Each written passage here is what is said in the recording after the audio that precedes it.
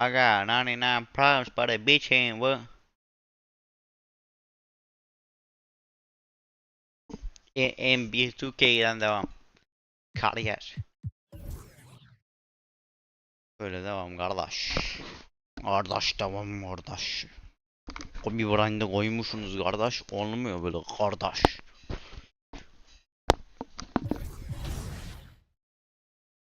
Kim Brooklyn Nets. Brooklyn Nets'e maçımız var en son. Paramız yok. Para lazım. Arkadaşlar bana 60.000 buradan. Şuradan da 87.000. Onun dışında bir sürü şey fırlamamız lazım arkadaşlar. Şimdi nasıl yapacağız biz bunu yani? Sokacağım ya. Vallahi billahi ya. Bunu bu bölmenin hepsini fullesek. 6400, 22.000, 27.000, 6.000. Kadar 72.000 paraya bu bölmenin tamamını fullüyoruz ama. Hepsini fullememiz çok mantıklı bence. Tamam dur. Sakin dur. Bize önce bir şu stamina'yı bir fullleyelim. 6450 para lazım. Tamam mı? Stamina fullleyeceğiz. Stamina fullledim oyunda çünkü boşamıyorum bunu. Speed fulllesek. Speed hayvan gibi para istiyor oğlum, bu ne? Strength az ister. Verticality 15 anladım bacını. Deli para istiyor arkadaşlar. Neyse. Önce bir stamina'yı fullleyelim. 164 yapacak zaten. Onun üstüne bir tane vertikal artarsak 65 olacağız. Onun dışında bir neighborhood'a gidelim. Neighborhood. Ya bir de neighborhood falan demişler böyle oğlum. Hayır yani böyle şey gibi bir şey yapmaya çalışıyor. Basketbol şimdi zenci işi. Neighborhood falan filan böyle. Neighborhood dediği yerde kocaman hayvanat gibi bir yat. Neighborhood'a bak. Yattayız ama. Promenade'e gidelim abi. Promenade.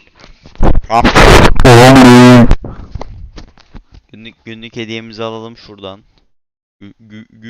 Günlük. Para ver oğlum. Ben 20 bu ne bu ne? Ne bu? Para ver para. Göt oyun. Göt oyun ya. Telefonu aç bakayım. Ronnie 2K ne abi? Git ya, Ronnie 2K'ye intihar et ya. Yapacağım ya. Adam Iverson şey söylüyor. Bizde Hardaway var. Yat lan aşağı. Adam kaç? 96 mı? 90. Ben öbür karakterle de 85 karakterle bu kadar bunun kadar daha oynasaydım ben de 90 olurdum, 85. Ama aslında öyle olsaydı Rebirth yapardık, daha iyi olur. Rebirth'te çok şey değiştirebiliyoruz mu acaba? Dur bir saniye. Beyaz forma giyeceksek, canım beyaz forma giymek istiyor. Önce bir ayakkabı değiştireceğim. Jordan 3'ler nasıl gözüküyor? Beyaz formada böyle.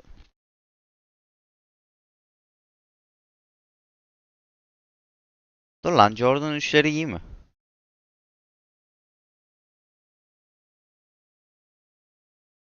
Ver Jordan 3'leri ver.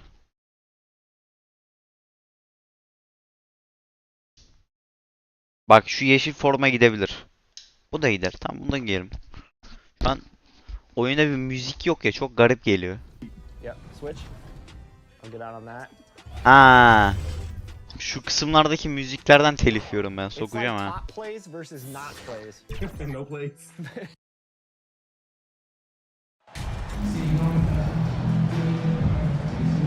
Ayakkabıların rengi nasıl hocam? Yeşilli mi? Güzel güzel. Uf, ayakkabılara bak, yakıyor şu an Jordan 3'ler. you think it takes for a team to gel? Well, it depends on the amount of turnover. If you're talking about adding one or two different guys, that's something, versus adding 5 or 6. After training camp and preseason, teammates have a better chance to kind of figure things out, and they should be on the same page by now. And checking out the opening lineup for Memphis. Inside, it's the pair of Jackson Jr. and Adams. Then it's Desmond Bain. Then there's Ja Morant. And it's G in at the shooting guard position. Pass to Jackson. And that'll be Memphis' ball as it goes out of bounds. Güzel güzel güzel. Grizzlies able to keep possession. Offensive rebound.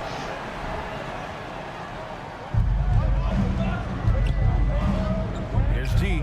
He's covered by Dinwiddie. Ama 6 to şut shoot. çeksene. Here's G. Oha. İşin nasıl öyle çıkar ya? Pass to Claxton.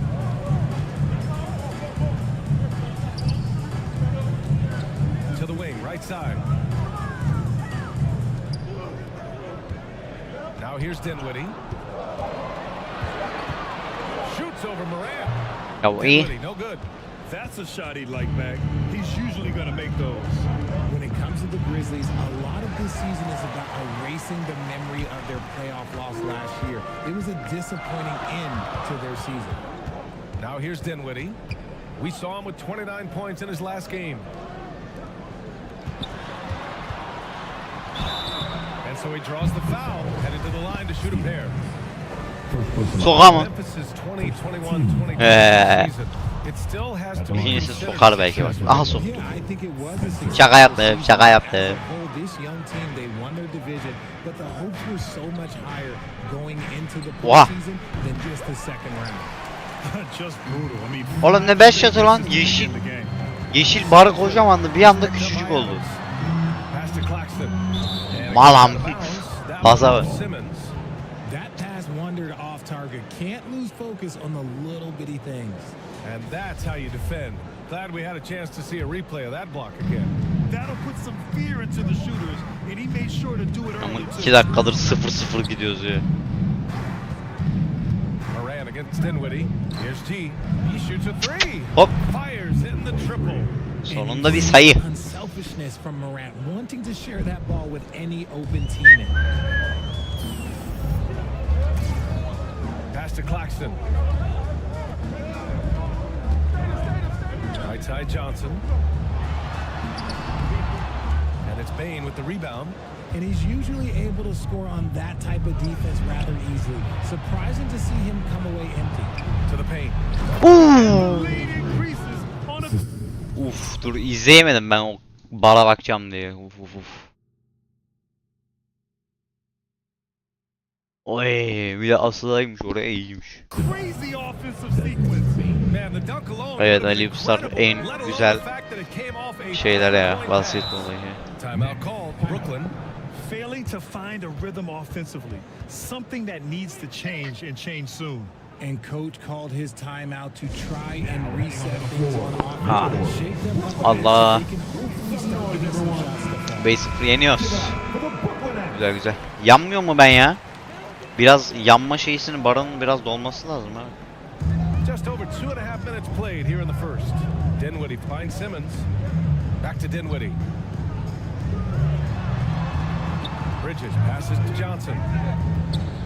Bridges outside. Shot clock at 5.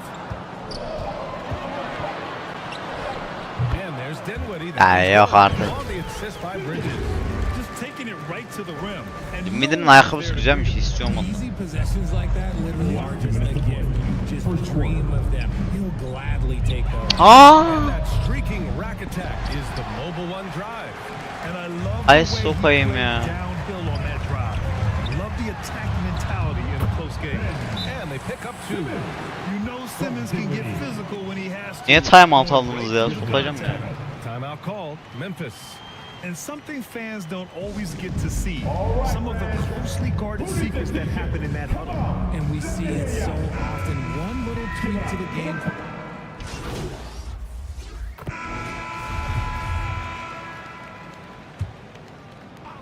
And it's the Grizzlies with the ball. 7-point game, biggest lead so far. Last game matched up with the Thunder. Tough loss there. And their body language was unimpressive.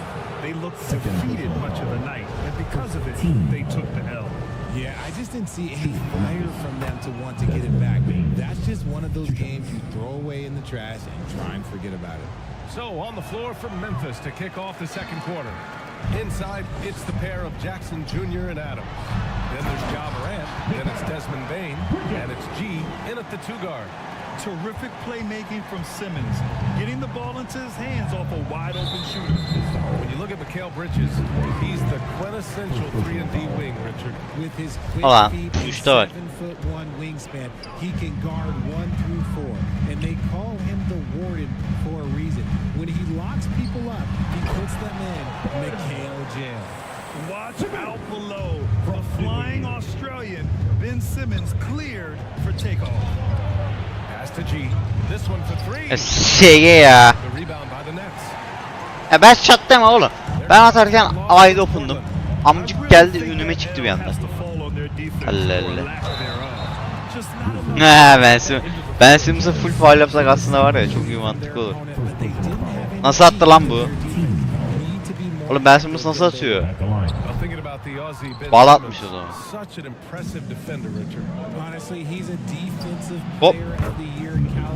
Güzel. Mainly due to his ability to guard any position. This is the type of versatility that isn't seen very often. It's Bridges on the wing. Oh, Adams with the block. Ben de Adams'ın bloğuna blok koydum. Adams embraces his role on this team as their defensive anchor.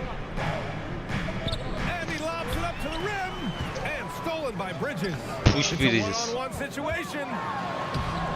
That shot off. Now Memphis takes it the other way. And after this one, they're at home against Sacramento. And that's the first of just 2 home games for them. Pass to G. Oha hakem oha ya bu ne ya ne yapıyor ya adam beni dövüyor ya. Çok ayıp hakem.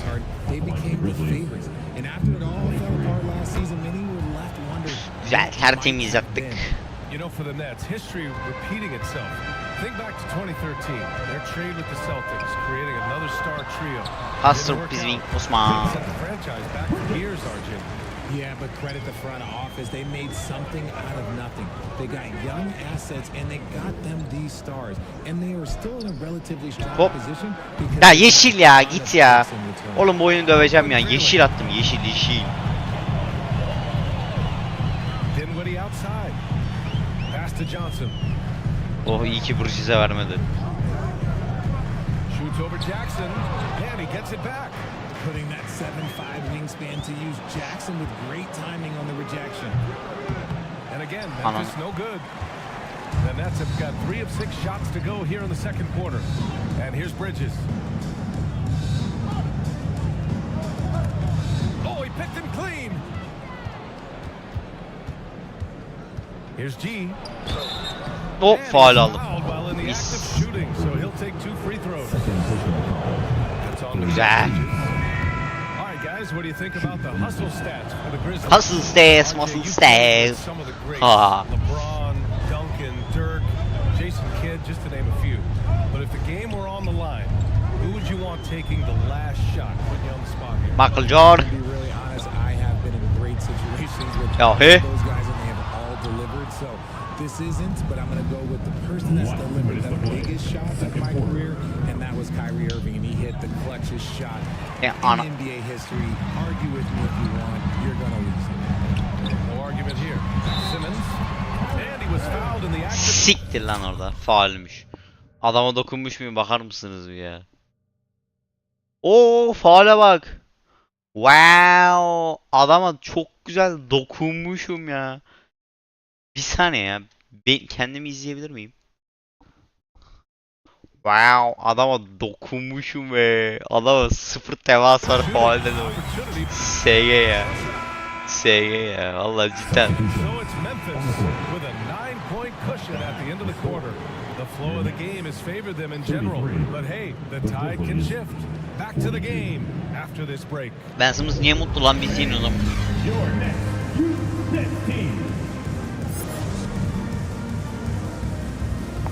Ah. Fans, please give a big round of applause. Well, for those just tuning in, thanks for being with us. Second half of this game still to play. Tyus Jones really making a difference here.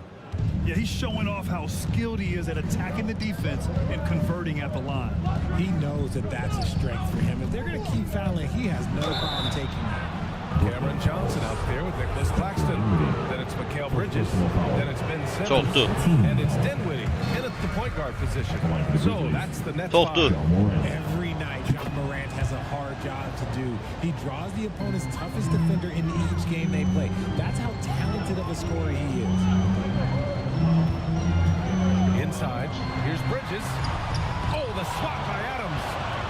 I'll tell you what, they've rebounded the ball Of. tremendously well. Sok onu, işte bu. Mis gibi asiste bak. Lan oğlum benim asisti gönderirim, göstersene lan. Mobile One Drive o kadar şey oldu. Adı neydi lan?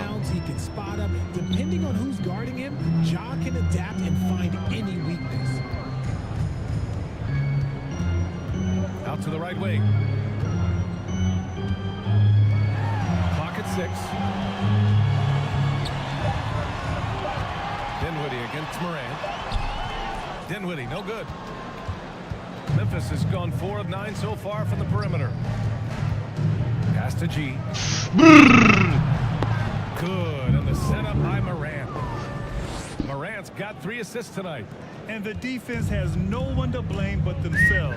Bugün maçın oyuncusu olur muyuz lan? 14 sayımız var. Put your best players in a position to succeed. Here's Bridges. Oh, and he got fouled on his way up. Oha! Head to the line. Adam bir de takla atacak gerekirse. Think about this. In an era of load management, Mikal Bridges Başkan is a rated- Amerikan Truck'a girdi. O sırada sayıyorduk az da onu bakarken. Bilmiyorum, Amerikan Truck geçebiliriz belki. Başkanla. You know, BA, it's a terrific story. Now, she actually made the Gel NBA bakayım. before Hop, Mikal tertemiz. joined the 76ers organization Bombokla. in 2015, 3 years before Mikal was drafted. A difficult situation for Brooklyn. B olduk. Pass to Claxton. Ha, geçen şut arttırıyor, onu fark ettim, evet. Topaldin gibi atarsan yeşillikte bir artış oluyor. Yeşillik. Bre. Knocked loose. Oh, Yanayım artık oğlum, bu ne? The team first mindset of Jackson willing to Şu brrrr bakabilir miyiz bir? Brrrr. Of. Brrrr geliyor, dur. Oy. get the ball to his open guys. Oğlum yanmama ramak kaldı. Ciddi olamazsın. to the right side. Steal falan bir pas versem yanacağım. Claxton down low. Oha. By Jackson. And the front office for Brooklyn has said they Ya bizim need takımda some adamları players çıkarmalı. who want to be there and are available. Well, BA, the message is pretty clear. At the Kyrie Irving mismatch, Ya yapma. Camoran çıktı mı? Yok, güzel. the Nets want all Okay. hands on deck this go around. Hola Romy. Making a change here. Thomas is Ne oluyor lan? Oglim nuglir.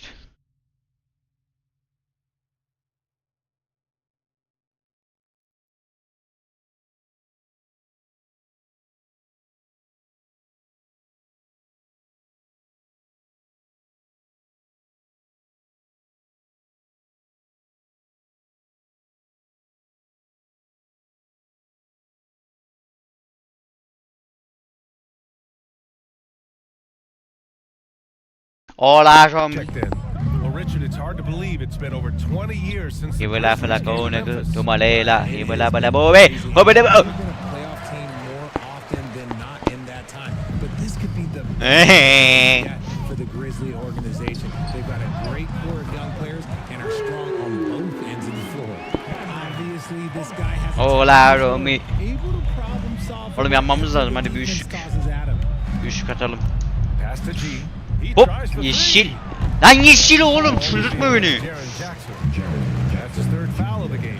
And the fans love seeing incredible moments on defense like that block. Sokarım böyle oyna. Obviously, he had the shot well. Bir de çıkardı beni ya. Yanacaktım oğlum ben ya. Ben yanacaktım böyle. Yapacaktım. Neyse yanarız, belki yanarız ya. Aha, screen'den B'ye oldum direkt. Hastır. Bak bunu da ben kaçırdım. Bundan sonra yok. Öbüründe yeşil atıyorum. Mal oyun. Aha, Seth Curry. Stephen Curry'nin kardeşi. Moran against Dinwiddie. Oh, he gets it to fall, and that makes it just a single-digit deficit. Got his man all tangled up. I mean, serious crossover. And we just had to see that mobile one drive one more time. Great stuff. Yeah, taking the onus Pastor. on himself to Pas make isteydim, something bileydim happen. pas isterdim. Got it into the teeth of the defense and made them pay. Güzel. Clarkson içeride durmasına, ben içeride savunamam ama. Ananı bacını. Neye takıldım ben onu anlamadım ya. Gir sok onu. Oh, there's Morant with the slam. Allah şuna bak. Some hops, Morant. This man loves Asist to omunda, attack the rim mis whenever asist he omunda gets mı the aldım ben? chance. And when I mean any chance, I mean any chance. Jacks up a Hasar. three. Gets the three Nasıl ball to soktu go. lan? As a player, a rough first half, look, it can wake you up. Can Moran. Sometimes it leads to much Şuraya pik koyuyorum, geç tüm improvement adamları in the second peşine tak, sonra benden bir üçlük sokayım. Pass to G from deep Hop. three-point range. Hip nigga. And the setup by Morant. Morant's got 5 assists tonight. This is just fun. Abi hala yanamıyorum ya, çıldıracağım ya. Back and forth. This is today's NBA. Hey, we see this kind of exchange more often than not. Outside Curry. Back to Claxton. Shot clock at 6. And he lobs it up top. Hasar pizmin Osman. Defensive break'ten diyor. Ben nasıl savunuyorum lan hayvan gibi herif. Simmons just dropping a dime. Morant, the pass to Brooks. Here's G. He's covered by Curry. Down low. Oh, it's stolen. Hasar pizmin Osman. In transition here they Adam onu nasıl çaldı ben onu anlamadım yalnız. Pasa bir bakabilir miyiz? Oo. Oğlum. Oğlum Steven Adams'ın eli kanıyor. Faul var hakem. Oh, and there's the whistle on the shot. So 2 free throws for him coming up. Second personal foul. It's going to be on Dylan Brooks. Team foul. With a tantalizing combination of size and skill, Combination. has to be a headache to Beni guard. çıkarırsa çok kötü olur. Cağı da yanıyor. Ben de yanacağım az sonra. Bekle koç. He's checked in for Memphis. I'll tell you what, they've been aggressive and they've been physical. Oğlum. Ananı sikeyim ya. Tövbe tövbe. Söverim ama ha. To the middle. Deflects the pass. Tam yanacağız. Bounds. Tam yanacağız. Pas verek diyor. Right idea. Tuş herif çalıyor. The swipe.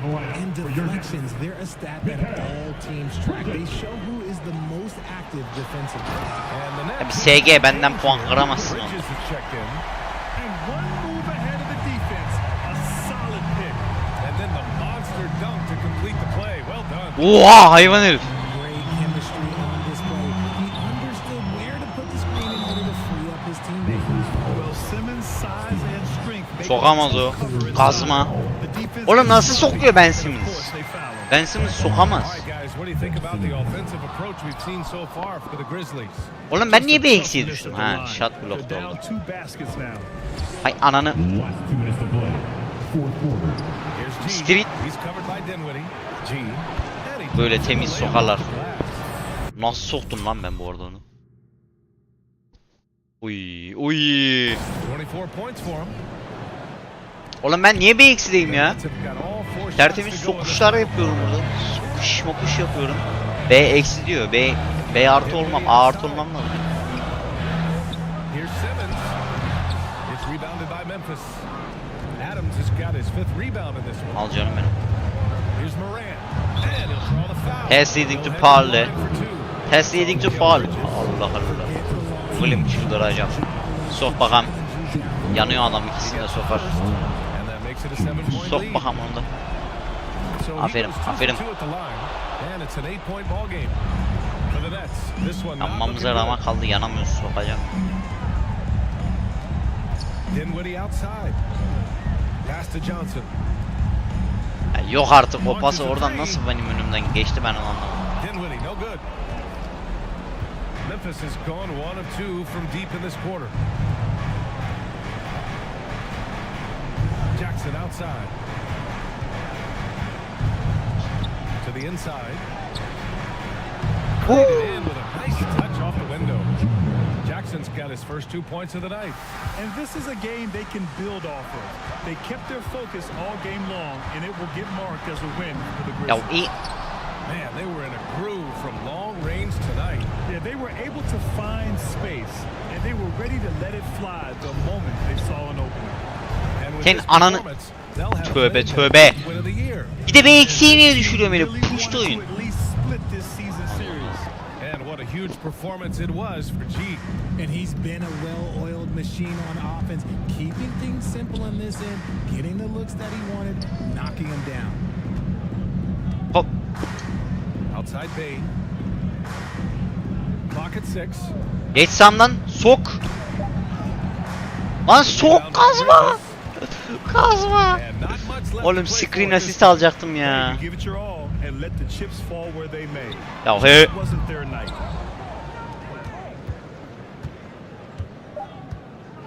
Şut.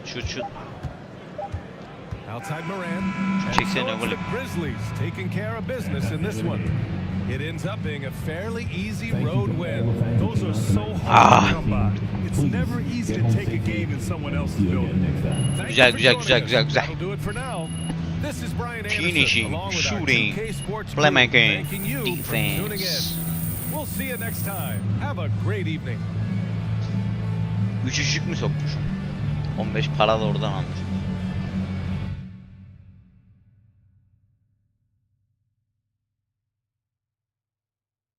Yo, nice work at the press conference, man. think so? Yeah, you handled Press it good. conference olmadı Look, ki. Uncle Bobby's the key. Of all the people we've singled out, he holds Geç lan. Konuşuyor. We thrill to see as you are going to 35 that you hold will happen. We are happy to take advantage of the opportunity like to provide you by giving more control over in our experience. From now you pick the songs play we do here and customize the corners of ourselves. Be.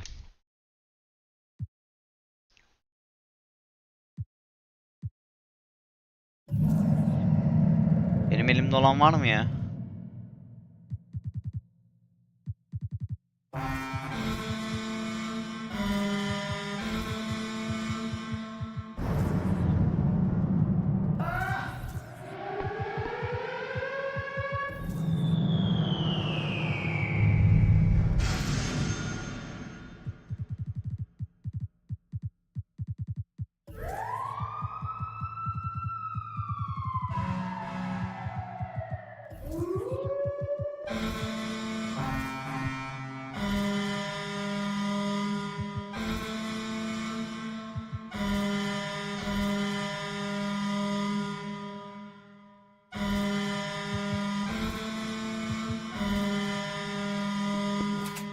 Ben smash bastığımda bunu istiyorum. Üçlük umurumda değil, steal umurumda değil. Alüp'ta da bu çalsın.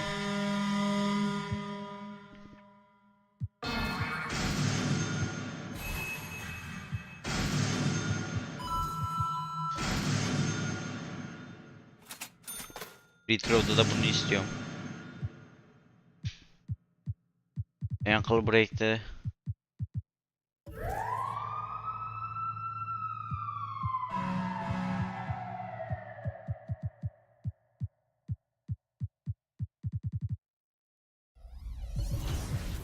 Her neyse 900 para, şunu arttır.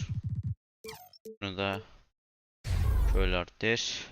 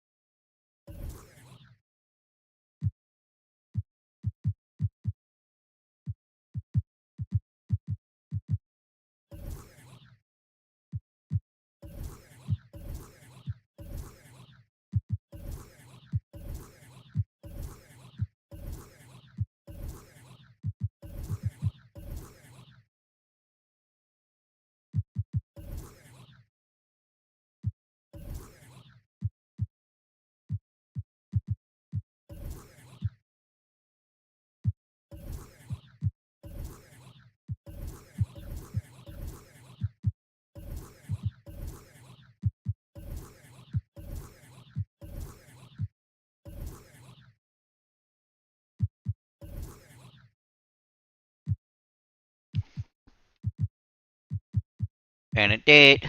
Badu. Did.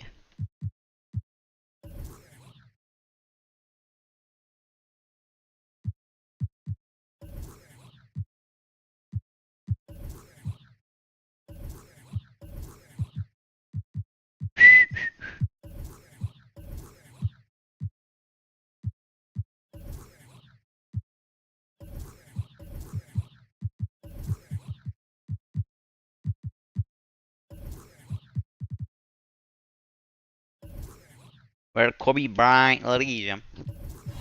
Bu ayakkabılar sahanın her yerinden belli oluyor çünkü. Şu formayı giyeceğim. Bu forma çok güzel.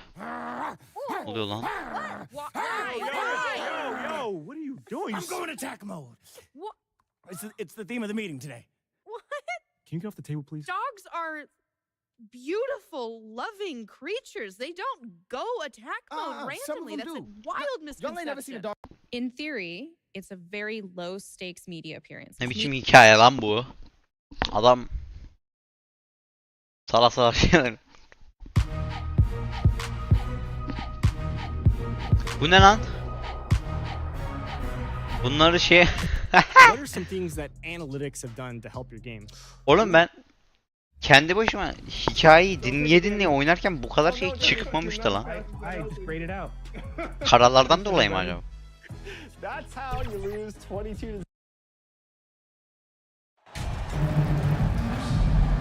Bunlar niye bu formayı giymişim? Başka beyaz formunuz mu kalmadı oğlum? Bu ne lan? Royals diyor. Bu ne oğlum? Olabilecek en mal formayı giymişler. Bunların rengi morlu falan bir şey yani. Let me tell you, Belki Kevin, sahayla the uyum sağlasın program diye. is startling. Things are happening so fast. It can take years for the game to slow down. Now Sacramento starting Oha. They've got Terrence Davis, De'Aaron Fox out there with Malik Monk. Then it's Sabonis and it's Lyles Ananı. at the foresight. Monk's shots good. Kobe Bryant'lar şanssızlık mı getiriyor ne anlamadım ki. Especially inside. He's such a crafty guard who you want to see pulling the trigger from inside. Morant passes to G. Good. G-Unit. From Morant. Number 23. Here's Fox. He's one of the better scorers in the league, averaging almost 25 points a game. Back to Davis.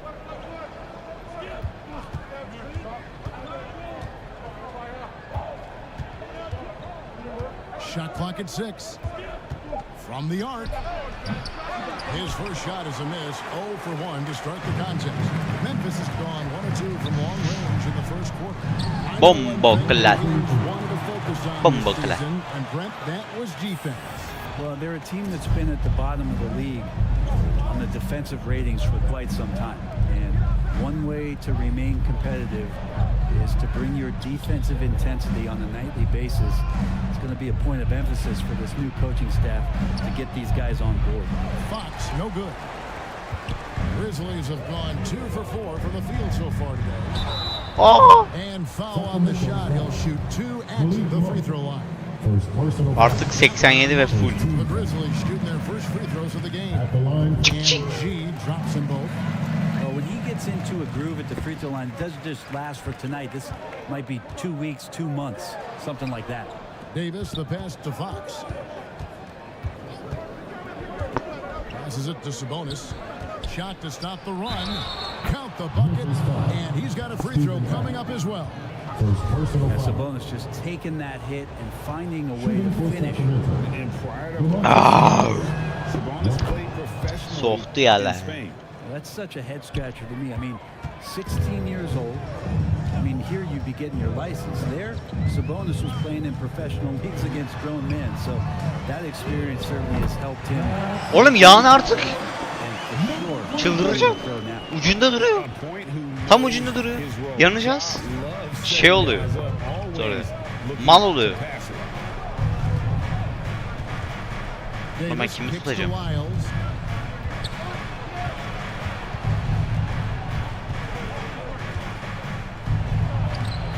If you're just tuning in, we played about 2.5 minutes here in the first. Some solid defense there from Jackson. And a wide open look for Payne. Oh, good with the triple. So it's Davis. He'll bring the ball up for the Sacramento Kings. It's a 5-point game. The 10-footer. A putback. Great positioning on the putback. Yeah, Sabonis just cleaning the board, taking care of business. That's just too easy if you're the defense. Sabonis, Mabonis. Morant kicks to G. Wow. Yandım. Yandım. Kül oldum. Ne timeout verin lan? Push oyun. Kim verdi? Kings mi verdi? Bu ne oğlum? Memphis'in 13 sayısının 13'ünde ben sokuyoruz demek yani. Boy.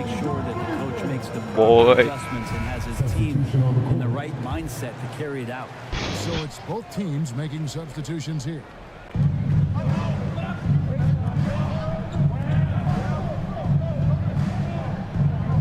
Murray against Brooks. Ananı. Sabit dur lan, pushed. İyi. You almost have to assume he's going to knock those down when he is that open. G passes to Aldama. Off to a good start as he hits his first. Ne asist var mı? Asist. Some stellar shooting to jump out to this league.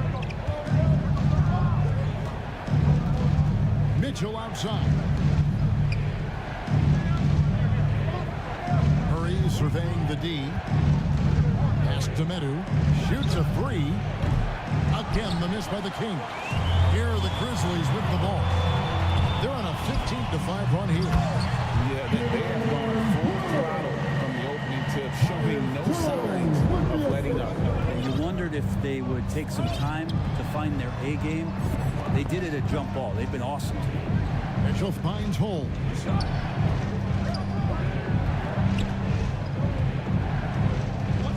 Now the pass to Herter. Lock at 6. It's tipped. Here's Holmes. Uses the glass to finish the lane. Hay ananı bacını o zaman. Finishing through contact inside. Focus not shaken. And that was the Mobile One drive. Well worth a second. Bum bukla.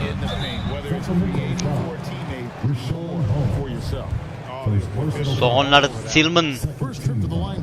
Javier Tillman. Bu ne lan? Niye ismin Javier oğlum? Lan Meksikalı mısın? Zenci misin? Anlamadım ben. Adamın ismi Javier. Oğlum öndeyiz zaten 10 sayı.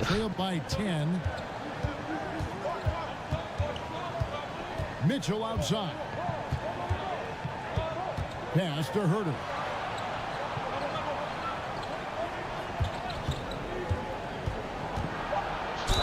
And two free throws coming up, unable to get that one to go with all the contact.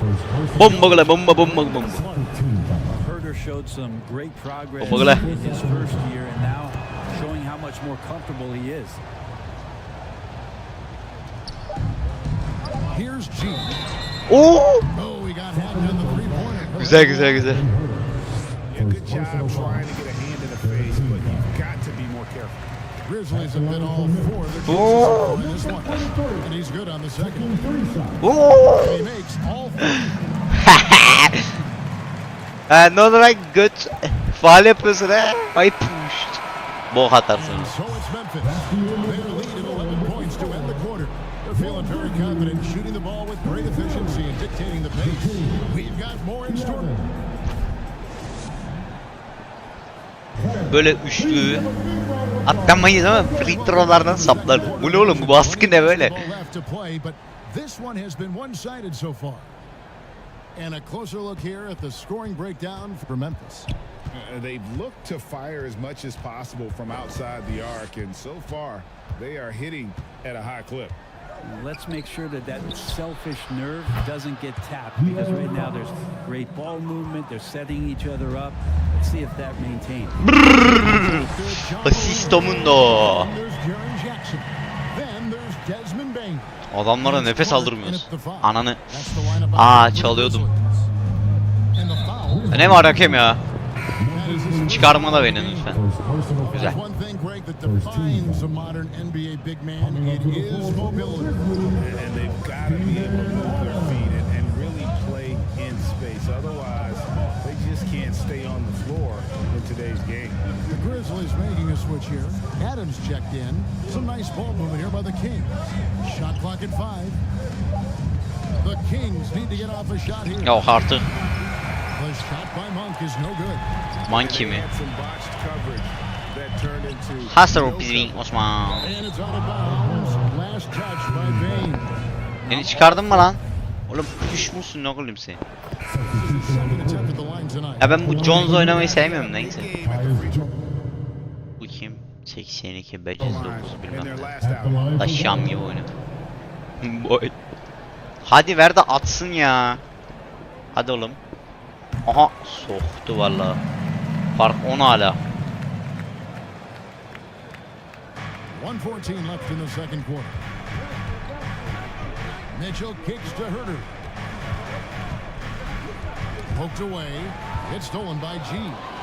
And with an update from the sideline, let's check in with David Aldridge. Thank you, Kevin. Yapma be. Domantas Sabonis is one of the best passing big men in the league. He said Ooh. sharing the ball is contagious. Güzel bitirdi. Everyone feels confident and knows they'll get touches, which makes the game fun. That can build chemistry on a young team. Kevin? And David, we know how important that Hop. is. Green light. Thank you for your report. Good on the Green light. 43 seconds left now here in the second. And so it's Mitchell who brings up the ball for Sacramento. They trail by 11. They've got the Hawks ahead of them in their next game, and it's in Atlanta. That matchup falls in the middle game of this 3-game trip. In the corner, Herter with it. 6 to shoot. Here's Lan o adam niye boş? that one is stuffed. Allah Allah. You got to keep the ball moving, and that time Herter's pass leads to an open look. Mitchell against Jones. Amcık.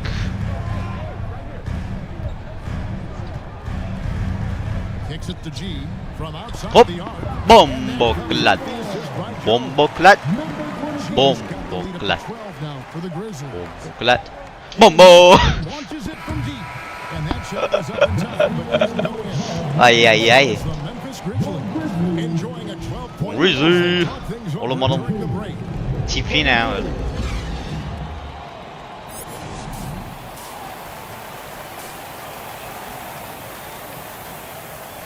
Do you know Bomboklat? Or Pussyclat? Rascalat? Things will tighten up here in the second. You look at G in this game, he's been everywhere. He's been And everywhere. the way he goes at defenders, he is bound to get to the line just like he did there in that first half. Yeah, almost inviting contact, that attack mentality on full display. On the court for Sacramento. What the? Trey Lyles out there with Sabonis. Separated some city. And it's Malik Monk.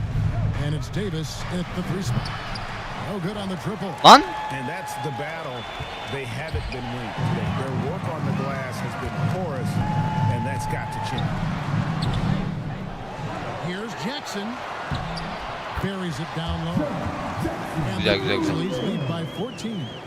And I like seeing Jackson use that length on the offensive glass. You don't have to be the most physical guy when you have a wingspan like that. Now, here's Monk. He's guarded closely. Fox. And the call on the shot sends him to the line.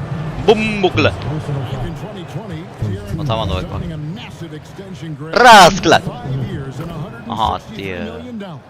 Yeah, and Kevin, every NBA hopeful wants that second contract. Credit to De'Aaron for working his tail off and earning every penny of that deal. On the wing, Bane. He's guarded by Davis. Here's G. Oh! And contact on the shot, so he'll be shooting free throw. It's going to go on Sabonis. Sabonis tipe bak Sabonis'in. The Grizzlies have gone 9 of 10 from the line, so making the most of their chances. 2 shots. 2 shots. Hop. That free throw good from G. Bomboklat. And no matter what, one of the big positives they can take Rastgele. from this game is how Rastgele. they perform Rastgele. at the line. Here's Fox. 10 points for him. Although they're down big right now, Greg, still plenty of time left in this one. At this point, they got to take it one possession. Hani smur. And the rejection by Jackson.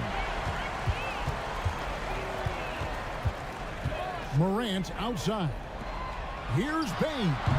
No good that time. Hasser. So the Kings will Kaç take sayı it fark the other attık way. lan? 15 sayı fark mı olmuş? Vay onusunu. Fox against Morant. Fox. Hadi. Rebound'u da aldım. Pasımı da verdim. Sok onu bunu. Asistom'un o. Az sonra yanıyoruz. Az sonra yanıyoruz. Where Morant is so dangerous. Asistin kralı. Alemin kralı. He knows how to exploit a defense. Ya oğlum. Sacramento. Kaymak nedir lan? Making a difference here. 24 sayı. Defense is thinking, or if they Kutluyorum, are, they kutluyorum. continue to let him shoot. That is bad defense. Let them come. Luke Kennard, he's checked in. Abi niye çıkarıyorsun? Ciddi olamazsın. So far, going 5 for 5. Ya abi Terrence Davis at the line for one. asist bug'a girdi ya. Uf sokacağım. B artı da böyle bug'a girdi mal gibi kaldı. Bok sokar. 30 sayı falan. Oha. And that one falls for Davis. There's 10 seconds left in the third quarter of the game. Jones, the pass to G. G-Unit. Lan. Three-pointer, no good. And at the end of the third quarter, a huge lead in this one may already have been decided. Sokacağım ya. Şu şey bug'a girdi. Running away with this one. The King. We're going to step aside for just a second, but join us right.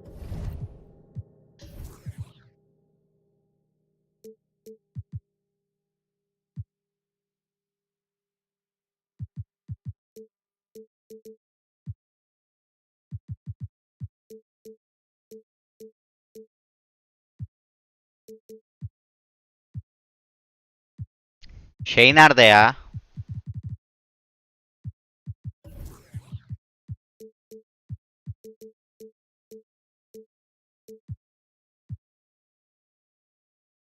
Right back here for the start of the fourth quarter.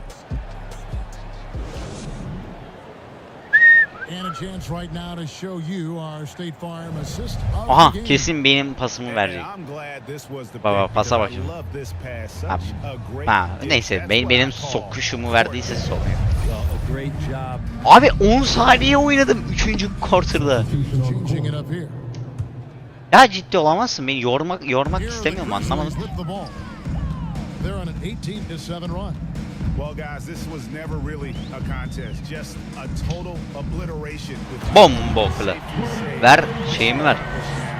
For the Grizzlies. Oha sayı farkına bakar mısınız? You know, there were some dominant moments in about every facet. Ben niye yanamadım oğlum o asiste? O asiste yanmış olmam. It's hard to think of what didn't go right for them. Game planning by the coaches, execution by the players, everything was just on target. And they took charge when it counted, and they'll be notching their 9th win overall. And they're able to even the score of this series at a game apiece still. Hastır. Niye ikiliye girdi ben onu anlamadım. And you know, looking back at all the contributions tonight, it was a really phenomenal all-around game for G. It looked like a couple times they might be Beni oynatmadı ama. not the case at the offensive Oynatsaydı end, he was just yani devastating. 30'u da geçerdi sayı farkım benim.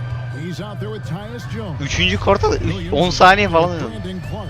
That's the lineup in the game. Hastır girmedi o. G, no good. Sokacağım yanacaktım. Yanamadım adam And is yüzünden. famous with Bu the senin ball for the Sacramento Kings. Allah'ım ya. 10 saniye ne ya? This is DeMont. Diyor yeter bu kadar. 24 sayı yeter sonra diyor. Olmaz daha fazla olmaz diyor. Sabonis against Clark. Sabonis kicks Hay the anan. Fox. And it's off from three-point range. Here's G. Hop yeşil. Lan yeşil yeşil. Plays with another Ananı. miss. And here is Fox. Bunu niye ben tutuyorum hayvan Outside, gibi herif. Davis. Back to Fox. So no problem for Memphis as they get the win. Ya A eksi falan aldım herhalde. You've ever seen, but we have to appreciate just what a clinical performance they put on. I know their fans Aynen. appreciated it, and we we saw at times just stretches of excellent defense, potency from an offensive standpoint as well. They were pretty much dominant. Bomboklat, Rosklat, Rosklat, Pussyclat, Pussyclat, This is Kevin Harlan saying thanks. So long and good night, everyone. Pussyclat, you know, Pussyclat like pussy. Ne şimdi?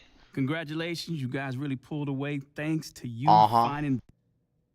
How does it feel? It feels like walking in the clouds. Feels like the materials. Man. Genelde birinci seçenek chemistry'ye düşürüyor, ikinci seçenek chemistry arttırıyor. O yüzden ikinci seçeneği seçiyorum. Bak ikinci seçenek arttırıyor. Geç lan bir. Ay sokacağım. Ne diyor? Safe to say you and Mr. Akpem are on the outs. We both want what's best for us. We're not on the outs, so no.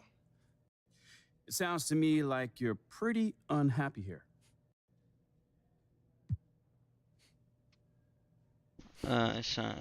Yo. Honestly, man, most of the time it's been great. I love my teammates. I love the coaches. I love the city that I play for. So I can't complain, man. It's all been amazing. Okay. What don't you love? I think I've said enough for today. I don't want to be a distraction around here. It's a little too late for that, man. I mean, maybe in your opinion, maybe, but I think I'm going to stop here today. So thank you guys for your time. Nate, until the next time. Any additional motivation in this one? You look like you reached an extra gear out there.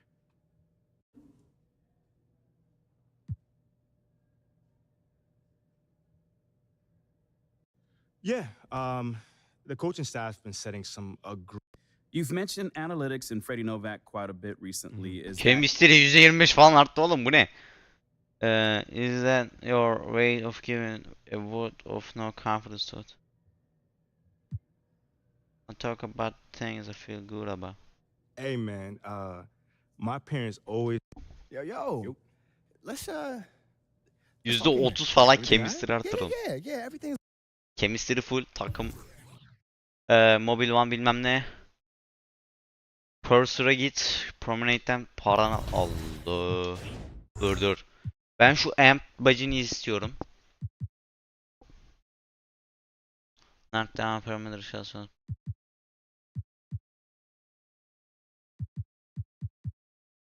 Is an additional shot bonus when constantly achieving excellent raises on jump shots.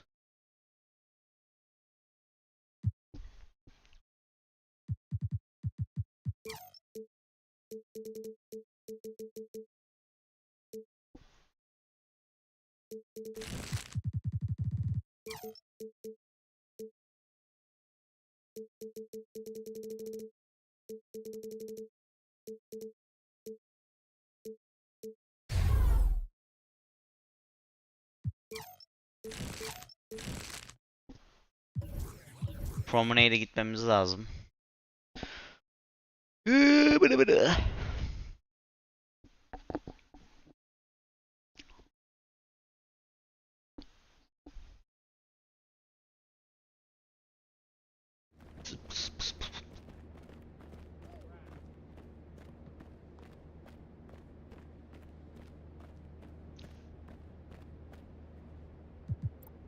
Promenade.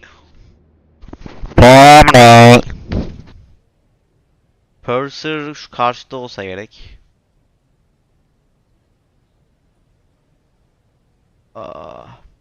Swags bilmem ne zıt pıt. Purser burada mı? Oğlum Purser nerede? Ajay Dada olabilir mi? Ben burası diye hatırlıyorum ama.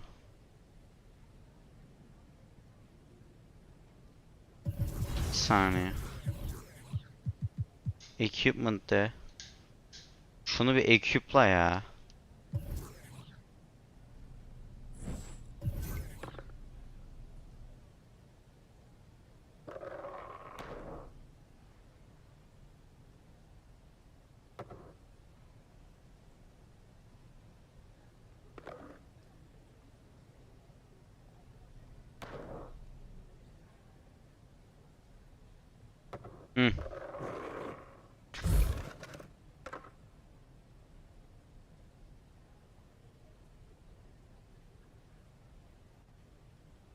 Şu an maç falan yok galiba, o yüzden daily pick'em oynayamıyoruz diye tahmin ediyorum.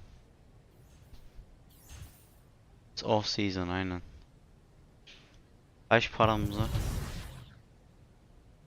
2400. Oo, hayvan gibi kazanmışız lan. Üçlüyü mü arttırsam? Stamina'ya mı bassam?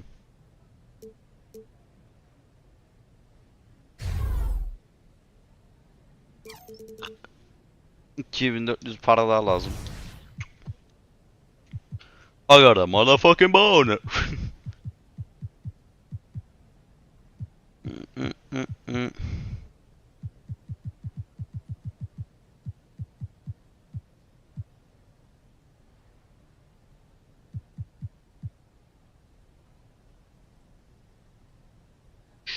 Şu formayı seçelim. Jordan forma.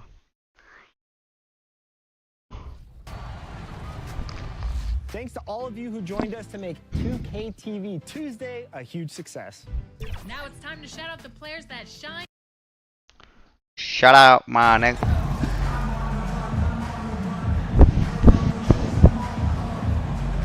And with every new NBA season, Grant, it's always fun to see which players have a breakout year. NBA, it seems like guys always have breakout years. Usually we see it with the younger players, but sometimes it's with guys who've been in the league and are now in new situations. Last year, we saw breakout seasons for Darius Garland, Jordan Poole, and Tyrese Maxey, just to name a few. All right, let's take a look at New Orleans. Faul almam lazım. Jones and Ingram run the wings. Zion and Valanciunas playing up front. And it's McCollum at the point guard position. Well, that is why we call CJ a combo guard. He can score with the best, but he also can facilitate. Pass to G. Al faulü And he got işte. the whistle on the way up. So he'll be headed to the line for a pair. First personal foul. And with the Memphis Ching. Grizzlies, they felt like an underdog for as long as they've been around. This seems to fuel each and every guy that plays here. BA, they want to prove the doubters wrong. There's something that has really brought this group together. Now here's Ingram, coming off a 12-point game.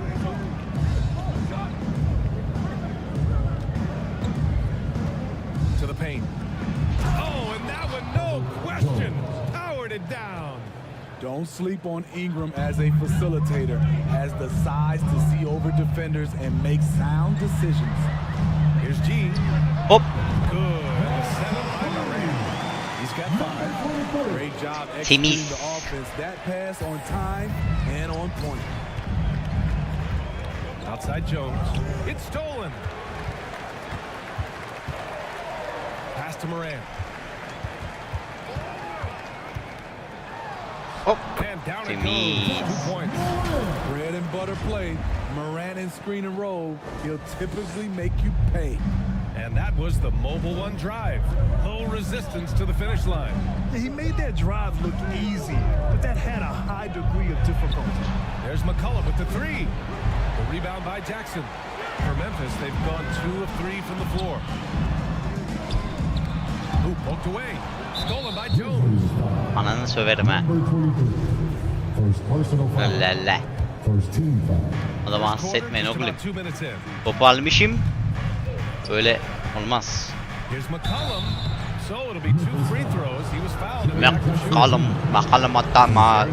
Bakalım atamaz. CJ McCollum getting more Nasıl on-ball attı lan, action. kendi sahasında atamadıydı. Move away from Portland, Grant. Bakalım hatta. Showed that's where he's best. Atıyor la. Great at breaking down Allah. defenders and setting up others. He looks very natural as the primary playmaker. Led the league in percentage from the line a few years ago. Hustle. CJ McCollum dialed in. CJ. Pass to Jones. Here's Ingram. Here's McCollum. What a tremendous game he played against San Antonio. Jones, the pass to Ingram. Yok artık. Here's Valanciunas. Oğlum Steven Adams. Valanciunas. Gotta love the big man Valanciunas fighting for that extra chance, and he was Rebound. rewarded for his effort. Rebound alman lazım Steven. Olmuyor böyle. Outside Morant. Pass to G. The 3 is Hop. up. Ne? That one.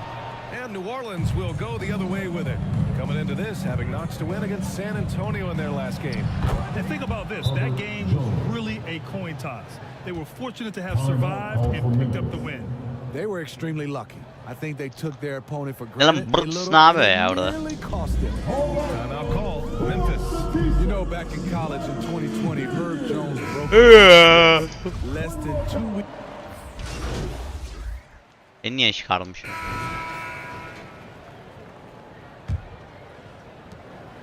New Ama Orleans in şeyimiz the lead. gitmiş. Gerçekmiş. Inside, it's the pair of Jackson Jr. and Adams. Then there's Ja Morant. Then it's Desmond Bain. And it's G in at the 2. That's the lineup out there for the Grizzlies. McCollum, the pass to Jones. Bırak da üşüyor atsın ya Valenciunas. 6 on the shot clock. Oh, and Jackson with the block. In just one college year, Temiz. Jaren Jackson averaged 3 blocks a game. He has that potential at this level. Here's G, defended by Jones. Pass to Jackson. Over Williamson. And that one hits the back Hastır iron. piving Osman. Herbert Jones. Ne oluyor oğlum? Customer playing with a huge Ay cast on that sokayım. wrist. You know, Pierre, how hard that is. He played with just one hand at the end of that 2020 season in school.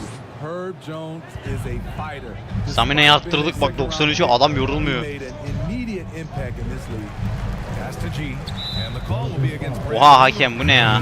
That's his first foul. The Grizzlies making a switch here. Brooks is checked in. Second quarter, and we're just over a minute in. Here's T. Against Sacramento, he was really on his game. 6 to shoot. Here's Adams. Valanciunas with a rebound. Hastır piving Osman. Valanciunas has got 6 rebounds here tonight. Throws it up high. Hastır. Williamson throws it down. Ne bir bunlar This show. is why Williamson's teammates love him. He makes them look good on these alley-oops. They've been having major problems offensively. Hop. Definitely in a bit of a dry spell. Siktir lan oradan. %100 yeşil attım bu arada. Wide open'dı. Nasıl oluyor slightly late ben onu anlamadım. Williamson throws it down.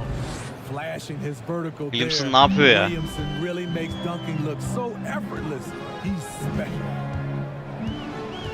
Pass to G. From deep. Yo artık. Rebounded Bok by gibi New asist Orleans. diyecek şimdi. Last Hop time puan they kırdı met bok was in gibi New asist diye. Orleans. And it was an awful game defensively. Zayn al iyi üstün lan Zayn. Matchups and the Aa. help was slow to Oğlum Steven Adams. This is a bad combination. Canım benim. If you're looking to get stopped, Combination. that's not the way. Just great positioning to get the rebound. Then get it Ribanları back. alman lazım. Timeout call, Memphis. And as the coaches draw up their strategies, the players staying hydrated with some Gatorade. That's key to keeping them at their best all the way up to the buzzer. It really is. And every one of those players knows it. They're all making sure to stay hydrated. It's impossible Hop, to faul play aldım, a çok game güzel. if you're not getting a number of drink. Especially towards the end of games when the physical toll of a long contest really starts to add up. All right, well, a look at how the hustle game has been going. Combination. What they've done is they've looked to push the pace and transition early, and it's paid dividends with their fast break points. And also their pressure defense is Hustle paying piving dividends Osman. tonight, turning them over and getting out in the open floor and running. There's McCullough with the 3. Ya o iyi. They get the rebound. Oğlum amcık Steven Adams. Al şu reboundları ya. He's on point. 3 for 4 Allah thus Allah. far. Center önemli bir mevki olduğunu öğrenmişsinizdir arkadaşlar. Rebound alamayınca böyle mal gibi kalıyoruz ortada. Adamlar tüm ofensifleri alıyor. Pass to G. Oh, Diyor, tries ay the three. sokacağım ya. And the rebound goes to the Pelicans. Valanciunas has got 9 rebounds now. The Pelicans were Üçlüye arttırmamız lazım. Stamina'yı fullleyelim. Üçlüyü arttırıyoruz. managing to successfully battle their way into the playoffs through a tough play-in tournament. Here's Williamson. No good. A bit long that time. Once he gets the ball there, you expect him to capitalize. That was a missed opportunity. Siktir git. Here's G. Defended by Oha! And there's contact and a whistle. Anasının So he's got 2 shots coming. yeni yaptılar. Bu ne oğlum? In that play-in, the Pelicans face some serious competition, Smitty. Yeah, they defeated the Spurs and the Clippers, which was no easy task, but the Pelicans were ready for the challenge and ended up securing a playoff berth. Hadi oğlum, fark 12'ye düştü. And just over 3.5 minutes played in the Hastır. second quarter. Switch yapmayı biliyorsunuz oğlum siz. Here's Valanciunas. No luck on Çok that güzel. one. And the Grizzlies going the other way now. They put up a nice win against Sacramento last time out. Bomboklat. Bir de faul alsaydı iyiydi ya. Nasıl faul olamadı? Faul var hakem. Baba faul var oğlum. Adam eli elinin içinden geçiyor. Faul vermiyor. Ben adama dokunmadığım zaman faul diyor. Onu gördünüz, gösterdim size. Bayağı bildiğin dokunmuyor.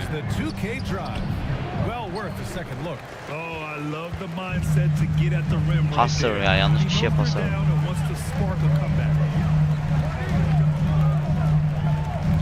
Here's G. McCollum defends. Here's Brooks. It's wide right. Hits off the rim. Brooks ne yapayım? Pelicans Brooks. shooting 55% for the game so far. Brooks. Pass to McCollum. McCollum bir bok yapamaz. Bak bakayım McCollum'a bak. McCollum bak oğlum. Ne dedim ben, McCollum bir bok yapamaz. Ne faul la, adam blokladı. Mal atar, bok atar, bok. Nasıl attı la? Ana nasıl attı la? First half now in the books. That's the end of the first half. With the score, your Grizzlies 30, the Pelicans 37. Let's turn up the noise. And we played through the first half. Plenty of basketball left in this one. Boy, it's been quite a game for Luke Kennard. The numbers say it all. He spent the first half playing efficient ball. And it's not like everything's been at the rim. There's been a number of jump shots along the way. Second half underway. Here's who Willie Green's got on the floor. McCollum and Jones, the tandem in the backcourt.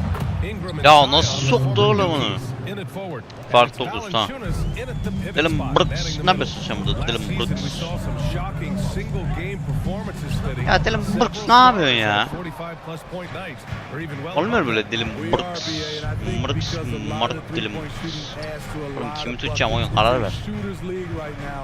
Prolific scores are rising to the top. Jones, the pass to Valanciunas. Ya he. And that was SG ya. to the rim and in. Allah'ım attığı şeye bakar mısın ya? Atamaz oğlum öyle bir şey. Michael Jordan mısın? Mid-range, he is very comfortable taking it. Here's Moran. Jones with some nice D. And they're up considerably because of their efforts on the glass. Here's McCollum. Oğlum al şu ribandı. And you can Steven Adams sokacağım kafana ya. chance at a three-point play. Bir bok rebound aldığın yok. Great things at the offensive Hayvan gibi end. herifden daha iyi oynaman lazım senin şu an. The Pelicans making a 14 switch sayı here. fark yedik senin yüzünden. Hayes checked in. Adamlar tüm offensive reboundları alıyor. Can they get it? Sikeceğim ben de bunu. Out of bounds. The Pelicans Amına will koyacağım. take it. But one thing you know you'll always get with Valanciunas, he's going to rebound. Offense, defense, no matter Ulan what, ya. he's attacking the glass. Outside Jones. Hay ananı Leave Esayim sensin Leave Esayim. Pass to Tam. Jones. Offline with a three. Allah'ım ya. For Memphis, they've gone 0 for 3 to start the second half. His size and reach. Valanciunas is a monster on the boards, Grant. That is true. I mean, impossible to move in the paint. He gets a wide base and just vacuums missed shots. And his great touch allows him to rack up second chance points as well. Pass to Hayes. Down low. Hastır. Rebound. Hey, you look at the numbers that MP has been putting up. It's hard to believe that fans still would have preferred Shep Owens in the draft. I know. Hastır ya. Everyone is entitled to their opinion, but MP has shown Ya bana düzgün Ali pas atar mısın? fans can't ignore the numbers he's putting up forever. Tillman's checked in for Adams. And here's Hayes. Jones ne kadar lan? Gayri bilmiyorum. Gayri. And he's going to the line for two. McCollum atamos. McCollum atamos. McCollum atamos. And BA, when you think of CJ McCollum, Evet, not tipe only bak is ya, he sırıtıyor. score, Bok mu da? intelligent and clever Yemedi ya. passer too. And McCollum drops them both. And Smitty McCollum has continued to add to his game over the years. And what I like about it, we've seen the playmaking improve because he's one of the best combo guards. we Oğlum have ona mı oynadım ben? An unpredictable Soğan player böyle oynar. who just torches the defense. And he's going for the oop here. And the Ananı. lob disrupted. Not to be. Pass to Ingram. Oh, stolen by Morant. G. McCollum defends. Now here's Brooks. Jackson down low. He's against Hayes. And another miss by Memphis. For New Orleans, they've got 3 of 6 shots to fall so far in the third. Here's Ingram. They get it again. And a foul called on the way up. So he'll take 2 from the Bamboglad. I don't mind that. I mean, they met him at Soktu ya. Ulan beni niye çıkarın? And a chance to catch up on some numbers here. The hustle stats for the Hasılması anasınınki kadar fark atmışlar. Bu ne oğlum? Beni bir dakikalığına çıkarıyor. Bir dakika nasıl bu kadar sayıyor? Sokarım böyle oyuna. You also can't ignore the good job Geçmesem they've bir done şeydir rebounding acaba. on the offensive end tonight. That hustle has been well rewarded with second chance points. Brooks and Jackson, the defensive forward pair. Then it's Steven Adams. Then there's Ja Morant. And it's Çeviriyoruz. two guard spot. Kaç 22 sayı fark attı. Hayvan herifler. Tamam bir sürü şut atmam lazım benim. Everything Yani. around him, Brooks sees the man break open and hits him. Shoots from the line. McCollum's shot is off. I know he's on a cold streak, but he can't let that get in his head. And his rhythm, it's been Güzel. the goal now might be to get him something. Ben isteyecektim Ali pası da. So he can just see the ball go Halletti tamam. through the net, and that helps. Outside Jones. Back to McCollum.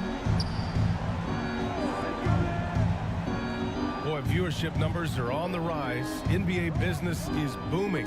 I guess it's a good time to own a piece, eh, Grant? Hey, BA, you said it best. The league is in great shape. We have great leadership, talent.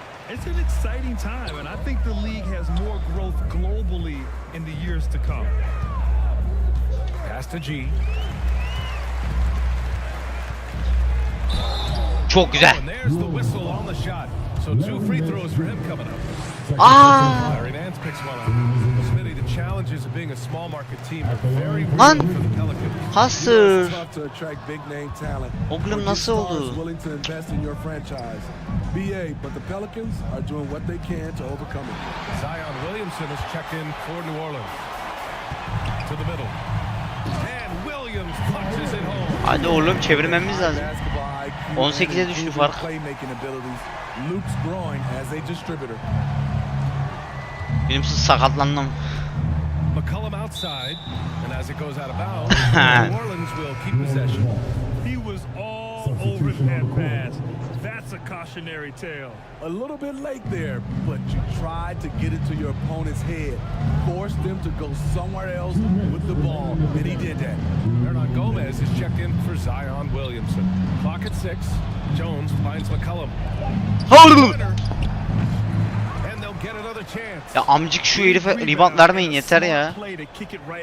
Hayvan gibi herif. Vermeyeceksiniz rebound. Bu kadar basit.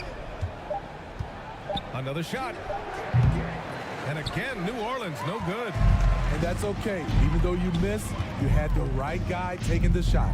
Morant, he can't hit that. Ananı sikerim It's New oğlum. Orleans taking it the other way. Earlier Ya in the sen game, de. they held a 25-point lead. It looks like it'll be a big win for them Aslanım. here. Time to just cruise to the end of the game and chalk up the victory for the Uf basa bak. They made the most of the extra rebounds tonight. Helped them out a lot. 2. Look at these teams. They're both great. Onlar 16 sayı fark hadi oğlum. Either one can have the advantage on the boards. And this was Zorlasalar kazanacağız da. for the year up to 11. Bak ben bu kızları görmüşüm. Şaka yapıyorum artık. Şaka yapıyorum. Abi çıkardı mı beni cidden? Ciddi olamazsın ya. Koç bizi yenilgiye sürüklüyor ama. Amcık koç. Saçmalık.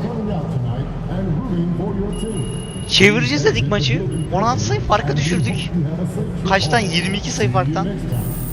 Bir dakikada. Push koç ya. Koç satılmış abi. Bu ne oğlum? Adam durduk yere çıkarıyor bizi. Geçen maçta da bayağı sayı atacaktık. Onun yüzünden atamadık ama. Kaç para kaldı? 1, 2, 3, 4. 4 tane 1600. Sokarım böyle şey. Biz neylerle oynadık? Şunlarla oynadık.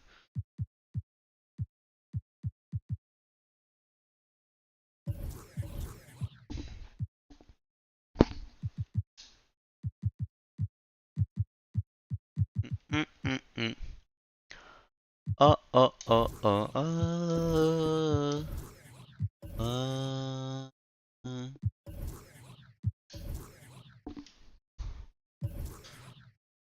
Ay sokayım yanlış tuş.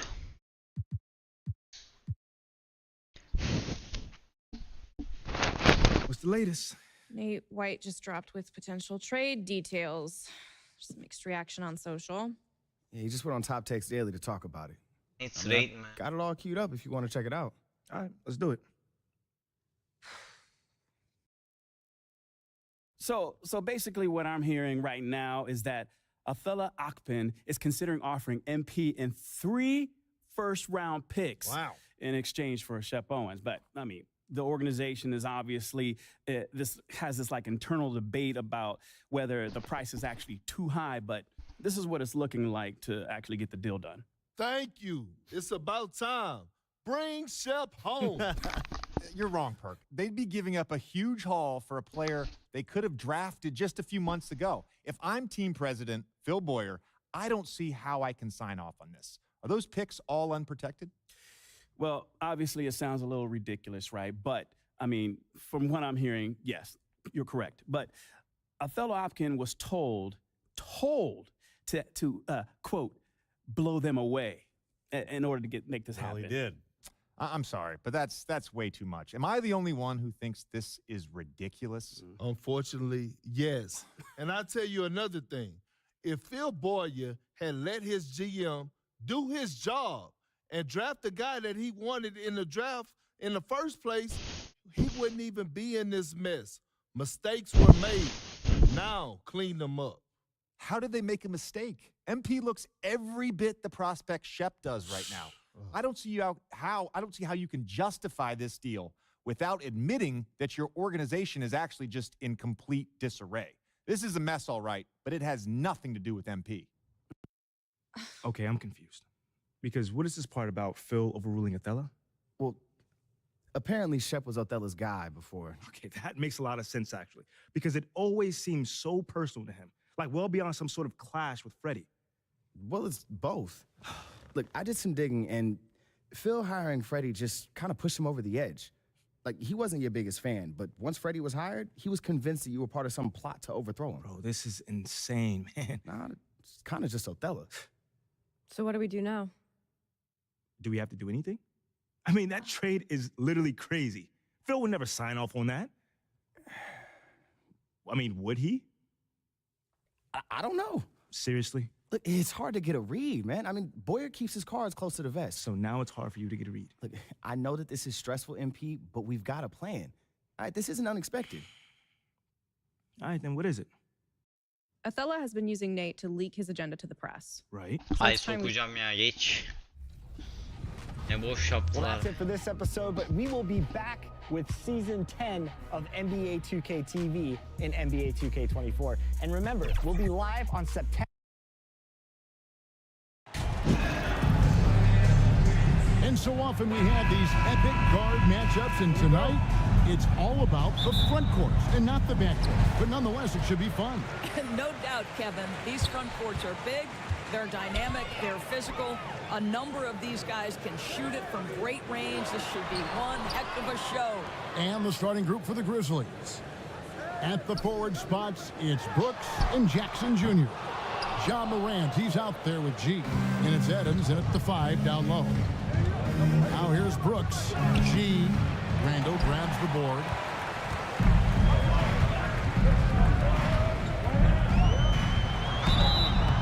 Two free throws coming up, and they call the shooting foul. Jackson Jr.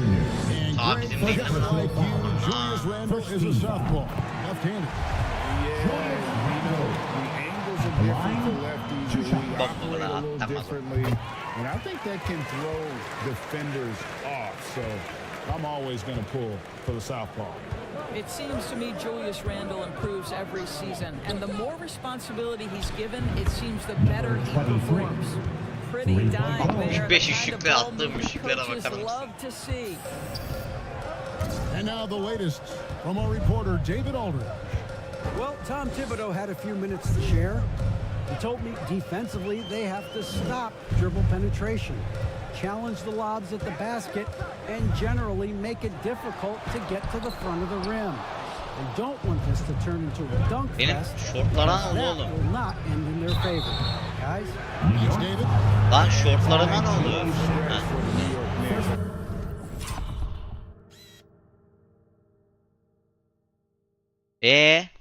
Zaten bozuktum. In the last 20 years. The Knicks are trying to get back to being competitive, GA, but it has been difficult. They haven't been able to attract top-level talent for quite some time, which is surprising when you consider this big market and the status this franchise has within the city. Ama NBA çöktü ama. Arkadaşlar NBA çökmüş. Bu ne oğlum, NBA2K ne olmuş? Lan ne oluyor ama?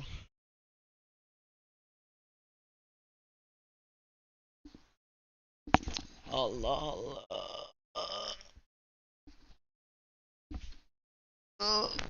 NBA2K zaten gece açık kalmışım. Uyku modunu almışım öyle. Mal olmuş sonra herhalde. Yine açılmak istemiyor. Açıla dursun.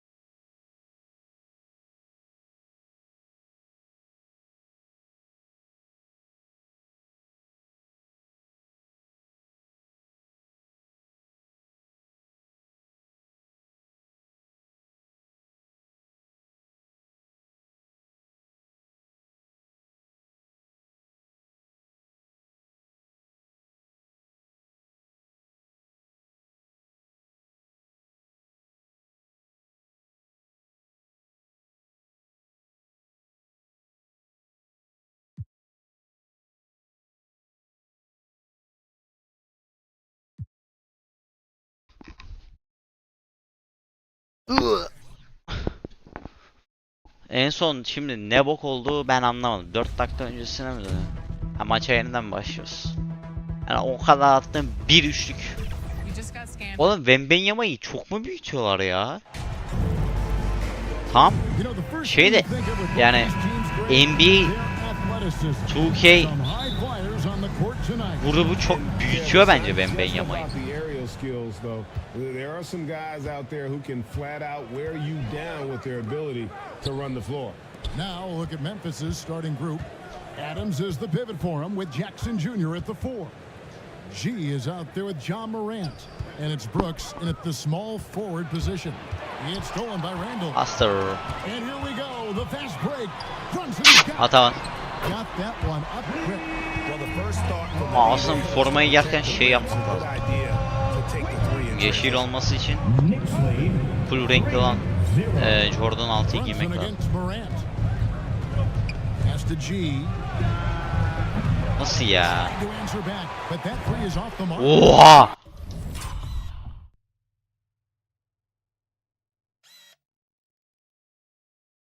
Bak girecek topu bomba kulatlar gibi attı.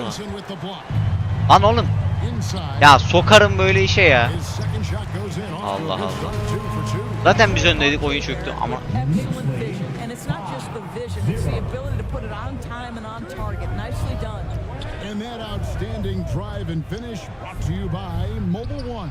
Yeşil attım amına koyayım. Yeşil yeşil. Yeşildi yeşil. Amcık oyun. Ya ne faulü lan?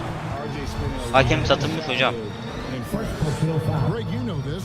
One of R.J. Barrett's dad's best friends, former MVP Steve Nash. Yeah, and Nash is R.J.'s godfather, no less. So Barrett's had a chance to kind of soak in the game his entire life, and you can see that in his intelligent play on the floor. Here's G.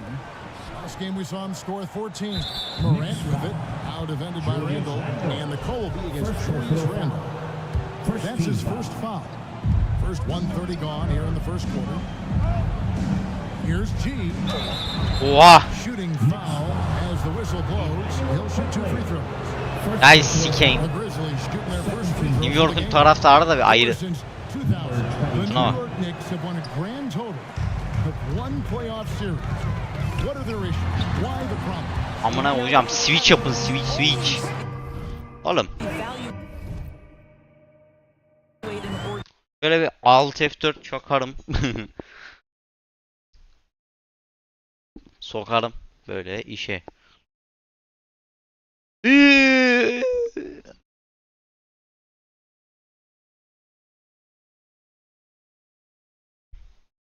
Ding ding ding ding ding ding.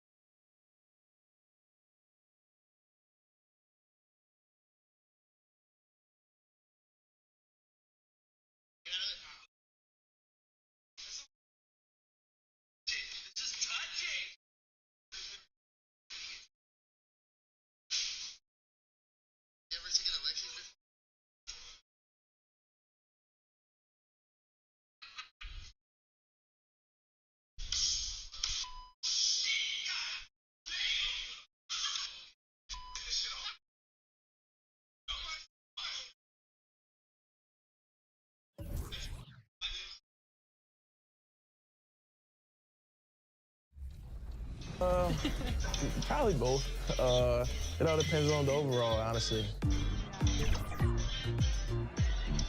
Which part of your game do you want to see most portrayed in NBA 2K? What the fuck, man? You know, almost every team has some kind of roster turnover in the offseason, so Aynı maça 3. kez başlayışımız. getting familiar with your new teammates. There's always a feeling out process this early in the schedule. It's about finding your team's identity, figuring out how all the pieces are going to fit. And the starting group for the Grizzlies. Adams is the pivot for him with Jackson Jr. at the 4. G is out there with John Morant. And it's Brooks in at the 3 slot. Knocked loose. And the call will be against R.J. Barrett. That's his first foul. Refs calling it close already as he picks up a quick early foul. Brooks with the bounce pass. Left side Jackson. Oluyorum. Adams trying to free himself up. Jackson Allah misses. Allah. New York with the ball. With a short break in the action gives us a chance now to send it over to David Aldridge. David Aldridge. Earlier, I spoke with Tom Thibodeau. He said they know the challenge going up against this team that can score so many points in a hurry. He said we cannot try to match these guys basket for basket and get away from our Oğlum, defense. benim adam niye rebound alamıyor? Ben gerçekte çok iyi rebound A alırım. little bit, then they really go off. We'll see if they can find that balance tonight and even this season series. Back to you, Kevin. DA, thanks for that update, guys. What can they do to prevent a barrage of points to start this game? I think one thing they have to do is stay connected to shoot. Obviously, though, easier said than Güzel done. soktu lan. Right, you don't want to give up easy looks, especially at the rim and from the three-point line. Brunson the pass to Barrett. Back to Brunson. And in the first, a little over a minute and a half in. Yok artık. Foul called on G. That is his first foul of the game. Yeah, clearly he hadn't established position there.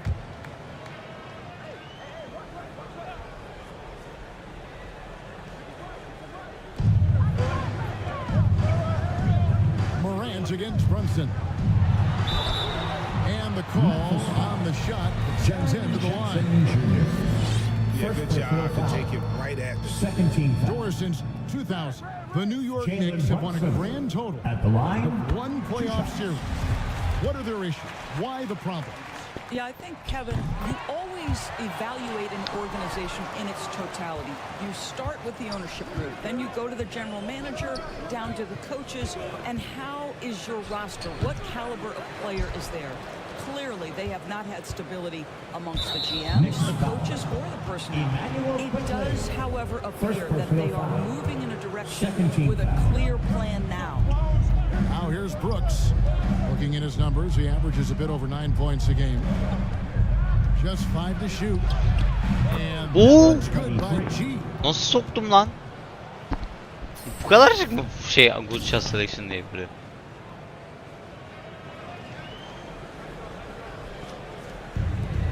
Oğlum ben kimi tutacağım? Oyun karar ver ya. Yok artık. Ha, siktir ya.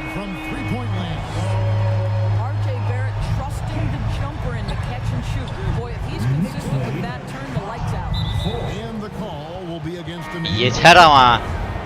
That'll be his second foul of the game. And the next one puts him in the bonus. Hard, he's checked in for quickly. Now here's Morant. They Hop. count on his contribution. Siktir git amına. Yeşil attım, yeşil, yeşil, yeşil. And Randall has got the ball here for New York. Barrett with the ball. They brought up around basketball. Barrett's dad played a bunch of places. Benim bu GT kat 2 mi giyiyor lan? Allah Allah, bir de beni çıkarıyor ya. Bu takımda tek sayı atan kişi benim oğlum. Beni niye çıkarıyorsun? Çıldıracağım ya. The Knicks with the lead. Morant with the steal. Randall and Robinson will be the inside pair. Güzel. Jalen Brunson out there with Emmanuel quickly. And it's Hart in at the 3. That's the 5 for New York right now. They double him with Bain. Ay sikeceğim ama takılıp duruyor adamlara.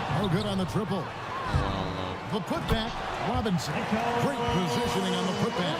Yeah, Mitchell Robinson, if you fail to get a body on him, he will go to the offensive glass and make you pay.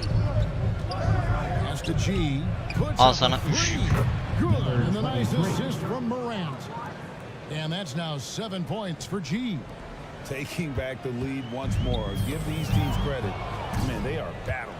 Neither team willing to give an inch, and neither able to seize the momentum. This has been a fascinating one to watch. The latest now from our sideline reporter. Speedimizi arttırmamız lazım. Adam çok yavaş koşuyor. Ya siktir git, defensive break'tenmiş. Topu tipliyorum. Adam nasıl olursa alıyor. Sonra bir de benden defensive break'ten de puan kırıyor. Sensin lan defensive. Allah Allah, kaç tane yapacaklar şu için falan. One key to his success, he says, just run the floor. Get the first man down the court, get the ball. Kevin, that sounds pretty simple to me. Oğlum nereye atıyor ya? Keep it simple and use that athleticism. David thanks. Dylan Brooks, he's checked in for the Grizzlies. Jackson misses. More good work on the glass there. When it's all said and done, I think rebounding might tell the story. Bisiklet nasıl sokuyorlar onu ya? Shot is good. Memphis trailing here. Morant outside. It's Brooks on the wing. Here's G. Yeşil. Drains the three-pointer. G's got 6 in the quarter. Yeah, there's 6 points on consecutive 3 balls. They're finding holes now in the D. There's the pass to Hart. Oğlum yeter ya, karar ver ya. Adamımı tutuyorum, git başka adam tut diyor bana ya, çıldıracağım. Oğlum sokturma şuna ya. Şimdi Adam adam gibi oyna. En son maç senin. Allah Allah. Oğlum gareziniz mi var bana? Here's G. 10 points for him. 4 on the clock and contact on the shot, so he'll be shooting free throws here. Oğlum bu ne böyle ya? Hop. Would get under your skin when you played in the NBA. Güzel. You know, guys tended to talk a little trash, and that could rattle you. That could bother you at times. Arkadaşlar 2 gündür, 3 gündür hava ne güzel, serindi. Camı açıyordum, esiyordu. Bugün gene hava yanıyor. Nasıl bir şey ya? Cambardan lan besilsin, cambardan. Bir ışık atsaydım ben yanacaktım. Tutuklayacaktım milleti. You've got to have a great timing on the alley-oop Nerede müşrik atayım? Jammer'ın. by Mitchell Robinson. Here's Morant. Jammer'ın ver de üçlük atayım ya. Ulan Jammer'ın. Showing off right there, guys. I mean, he is Jammer'ın. good with that crossover. And you love seeing that great mobile one drive a second time. And you gotta love the aggression that he had, taking it to the rim there. Sets the tone in a close game like this one. Robinson kicks to Hart. Here's Brunson. And Adams sends it back. Length and strength and intimidation. Steven Adams sends it back. Morant dishes to G. The shot, no good. So New York Bad shot değil de %2 coverladım. Bok atma oyun. come out on top last time they took on the Grizzlies. That one was played in Memphis. And they lost a close one last time they saw Bad shot sensin. Bad shot. that it was the foul trouble that really kept him. Allah Allah beni niye çıkarıyor ya? D-Rose Memphis'e trade'lendi oğlum. Niye karşı takımda hala? Ha? NBA. Niye güncellemiyorsunuz kadroları ha? Push the NBA.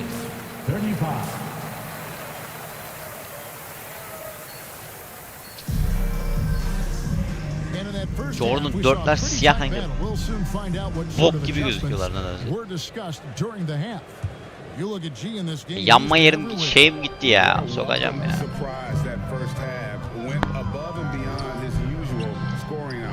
Derrick Rose abim yanmış beni savunmaya. Oha Derrick Rose. Hey haber Derrick Rose. Faul'a bakar. Mis gibi faul. Allahu Ekber. Güzel. And it's Adams in at the 5, roaming the paint. Manuel quickly, he's checked in for New York. You want to contest this guy's shot, but you absolutely don't want to send him to the line. He will make you pay. Passes it to Robinson. Yok artık. He, bir şey adam yok. Double team. And they're going to have a jump ball. It's tied up there. And right now, let's watch that terrific swat. And that is a huge block, given how close this game is. Dedim Brooks alır. Sonra da şurada Roosevelt mi? O alır oradan da. And so it's Memphis with it. And the Grizzlies leading by 3. Here's G. He's got 14. Morant passes to Jackson. He lobs it up. Hastır Pizvin Osman. Bar çıkmadı bile. Sokarım böyle şey. Quickly with it. He's picked up by Morant. Here's Randall. Tries again. Banked in off the glass. Randall's got 8 points. Well, you love to see Julius Randle attack the offensive glass, get to his second chance opportunities. That's really well done.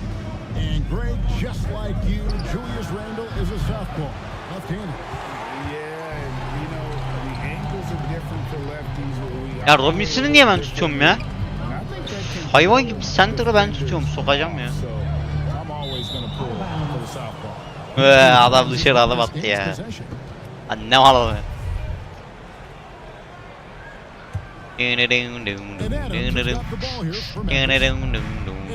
Dilim Brooks senin götün yemiyorum oğlum. Niye şey yapıyorum? Elman olsaydı iyi.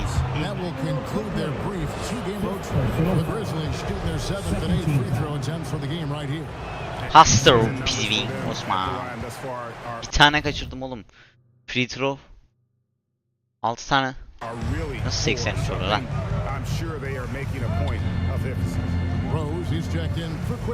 Zaten ekran önüne titrerken free throw atmak oğlum gözlerin acıyor.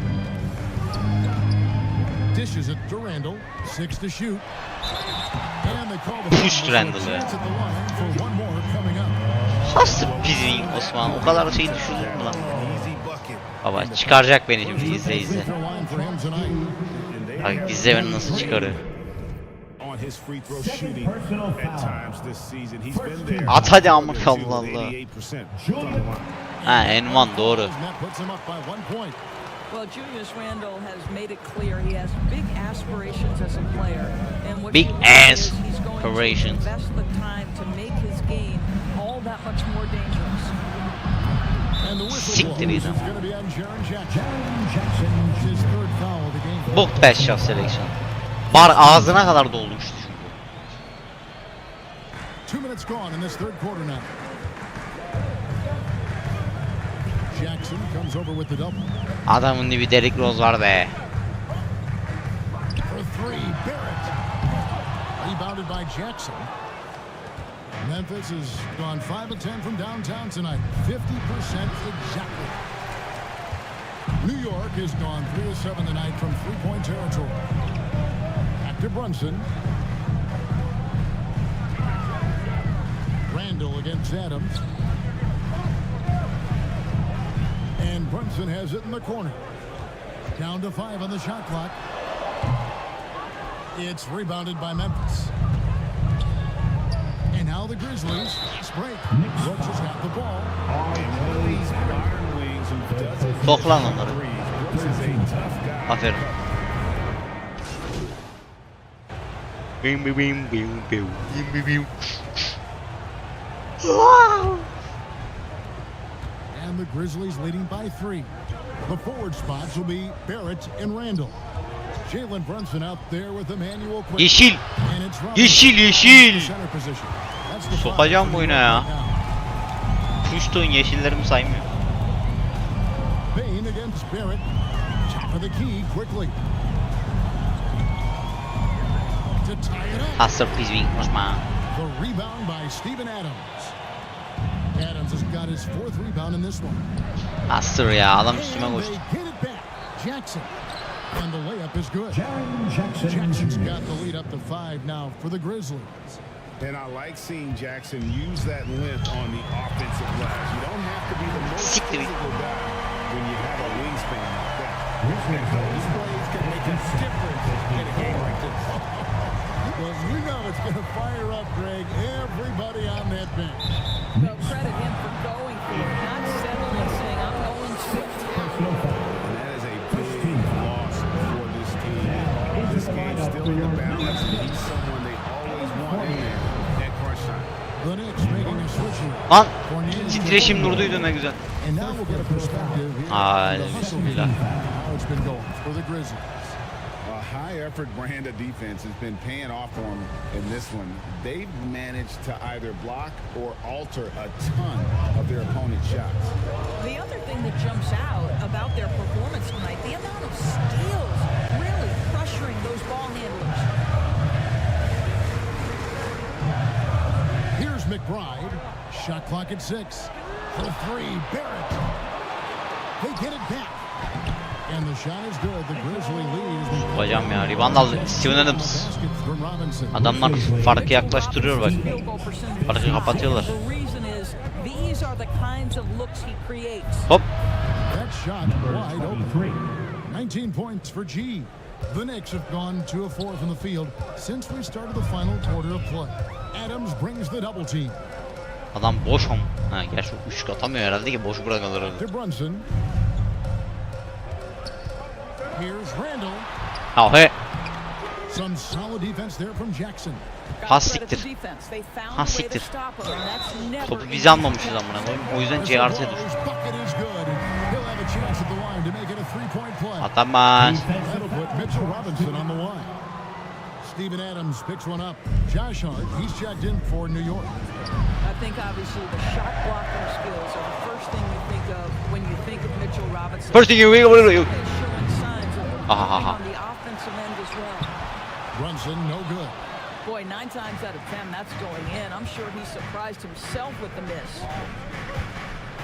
Here's G, and he could not get one to go. Out of contact, and he'll go to the line for 2. 13 foul. Ha siktir ya abi bu taraftarlar ne böyle? He's taking care of the hard part tonight, which is getting to the line, but he hasn't finished the job once he gets there. Brooks checked in for the Grizzlies. You know, they would have liked to have gotten them all, but he did make it a 2-possession game. Brunson finds Barrett.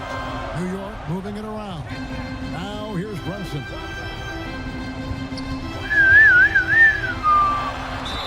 Ya hey ya ne faali ya. Atamaz atamaz. Kuşların kendi sahası atıyorlar. Hop atamaz. Ne timeout'u ya.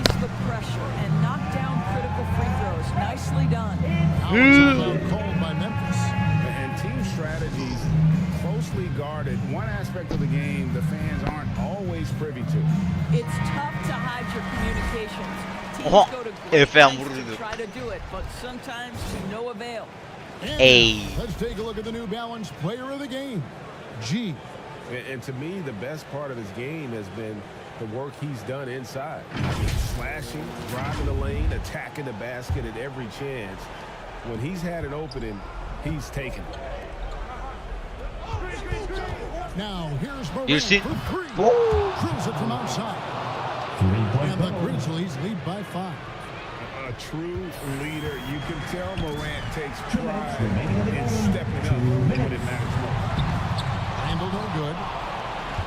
Memphis has gone 2 of 5 Oh, on shit. contact since the end of the third quarter.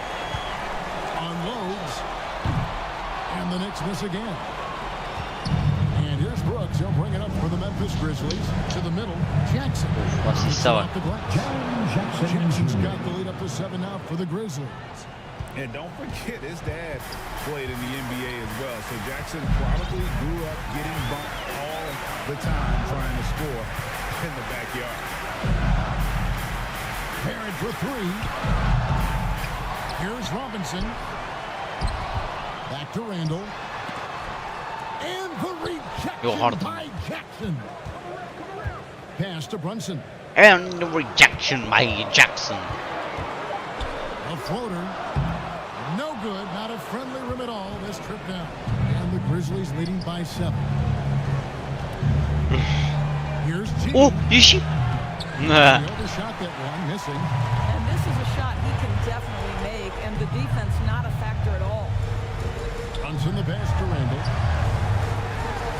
Yok artık. Oh, and that cuts the lead to just 5. Julius Randle under tremendous pressure with the big bucket. Morant with it. And it's Toppin picking up. Beni niye çıkarıyor? 40 saniye oynasam ne oluyor? Sees Memphis take this one. This İyi aldık en azından da. tremendous emotional boost for him. Aa, artmadı mı finish'i? Ay sokayım. Kaç para aldık? And that's going to do Güzel, it temiz. tonight, folks, for our broadcast. For Greg Anthony, Doris Burke, and David Aldridge, this is Kevin Harlan. Thanks.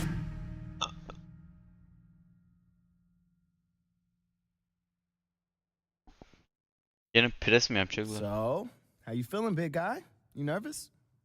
I wouldn't say nervous, but I don't do.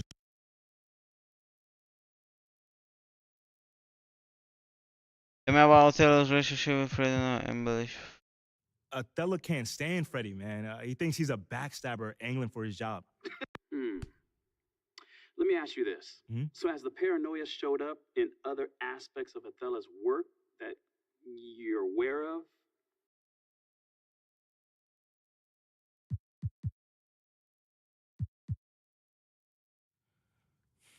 I mean, the biggest example is the trade proposal. This is some pretty explosive stuff, man.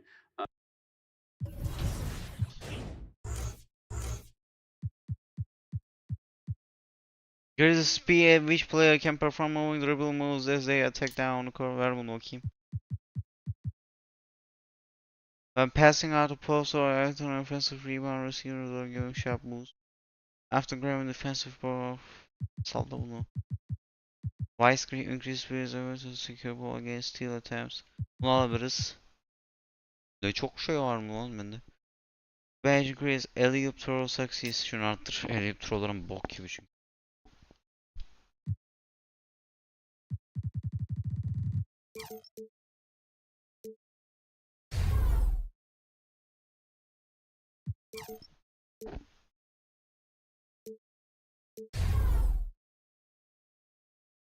Kaç para lazım? 800.000, tamam. Bir maç sonra onu hallediyoruz.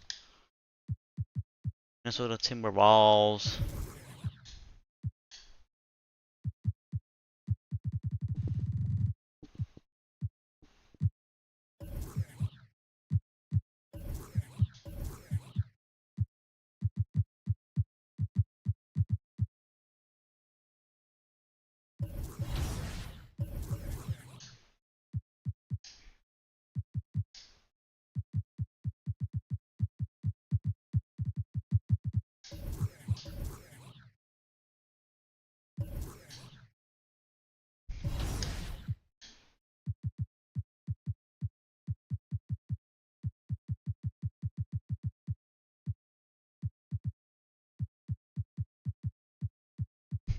Hangi formayı giyeyim ya?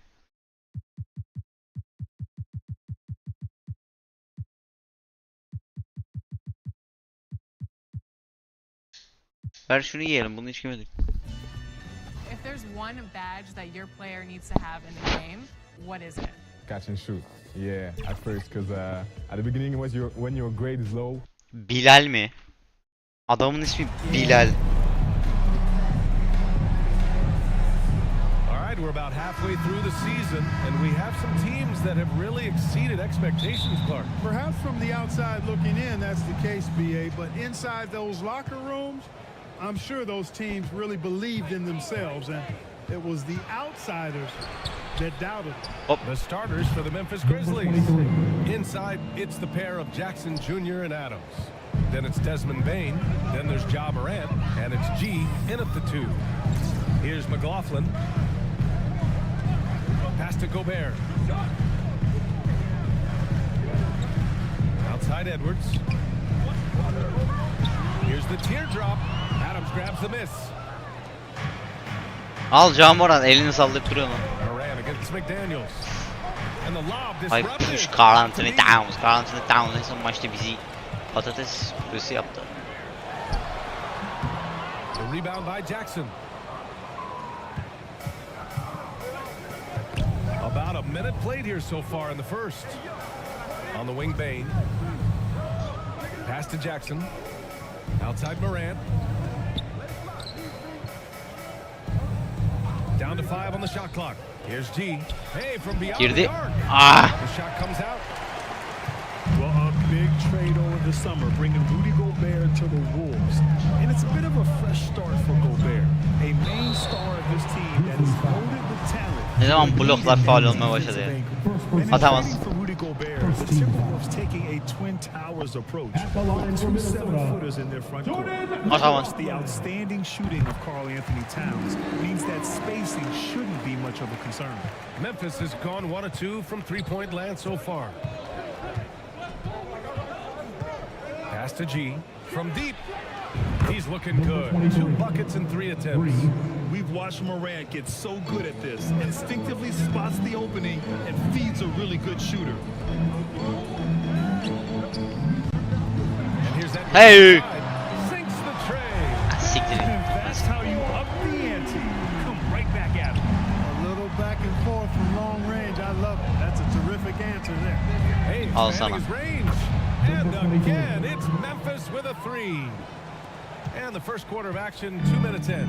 For Minnesota, they've gone 1 for 3 so far.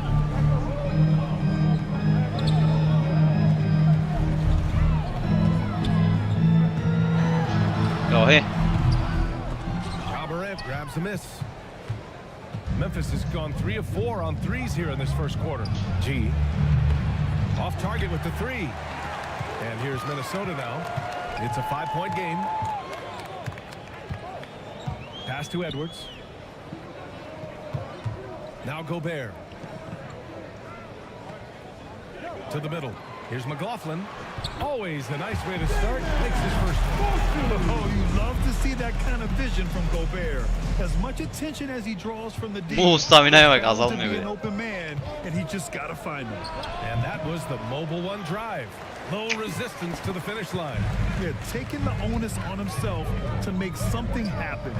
Got it into the teeth of the defense and made them pay. And he was camped in the lane there. He gets a 3-second call. Reed's checked in for Minnesota. Alexander Walker comes in for McLaughlin. For Memphis, they've gone 3 of 6 from the floor. Picked his pocket. 1:51 left in the first Ay quarter here. ananı sıkayım ya. Here's Alexander Walker.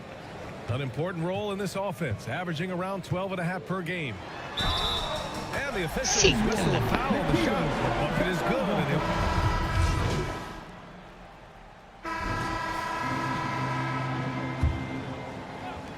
And Memphis has gone 4 of 8 from 3, a nice percentage. Filling in the wings, Edwards and McDaniels. Karl Anthony Towns is out there with Naz Reid.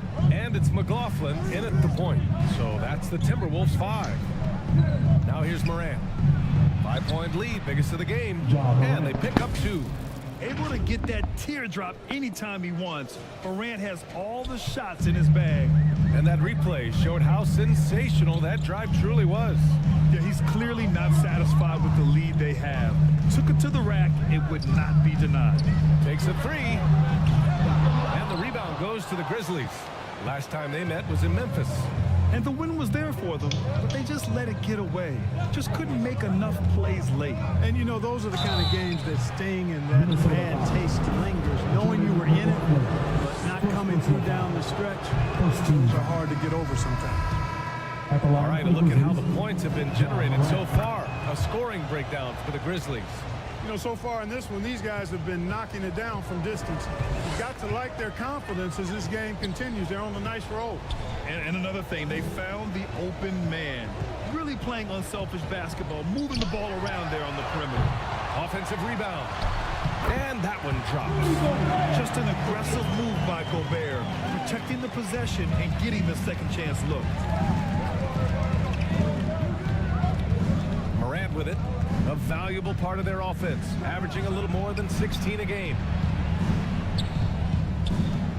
Here's G. And it's out of bounds. Last touch by Gobert.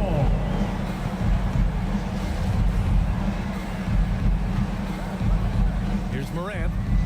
Shot clock at 5. Rebounded by the Timberwolves. Gobert's got 5 rebounds in the game. Outside Edwards. Here's Towns. Oh, and Jackson with the block. The attention to detail on defense. Jackson reads shooters well and knows when to go for blocks. So it'll be 2 free throws. He was fouled in the act of shooting. Boy, you get everything you want from a young star in Anthony Edwards. I mean, excellent all-out energy in every minute he's on the floor. Plays hard and with great intensity, and he's got a commitment to working hard in practice. That is a really good combination for one of your franchise players. Now here's Adams. Karl Anthony Towns comes up with a rebound. Second quarter of play with around 2 minutes gone so far. Lan oyunun Oh, the block just stops it cold and takes possession. Pass to Adams. Down low. And stolen by Gobert. Here's McDaniels. Buries it down low. McDaniels got his first bucket in this one. That's simply an outstanding play. Working the size mismatch right at the rim. Practice certainly has paid off. Gel bakayım ya. Yeah, improvement across the board. Hiç oynamayınca That just happened by accident or osmosis. You got to put the work in. In almost every category, his game is only getting stronger and better. The future extremely bright for this young man, especially if he can keep that arrow green and going forward. Alexander Walker, he's checked in for Edwards. Pass to McDaniels. Fade away. The shot misses. Now Memphis takes it the other way. Here's G. Here's Bain. He got a piece of it. They get it back. Adams. And again, Memphis no good. Değmesi pası. Bain aldığı gibi şut çekiyor. He also needs to convert that. McLaughlin, shot is good. You know, pretty much anybody can hit that shot when they're that wide open. I mean, terrible defense. Pass to G. He shoots a 3. Good. And the setup by Morant. Morant's got 4 assists in the game. His efficiency has been a big factor in helping them capture this lead. And Minnesota calls time here. Defeated by Washington in their last game. They'll try to put that one behind them. And I'll tell you what a surprising result. Losing to an underdog is one thing, but getting blown out is quite another. I know. I mean, I'm with you there. Just seemed as though they were sleepwalking. So it's Memphis. They have a nice 9-point cushion at the end of the quarter. Defense is 32. The Grizzlies 41.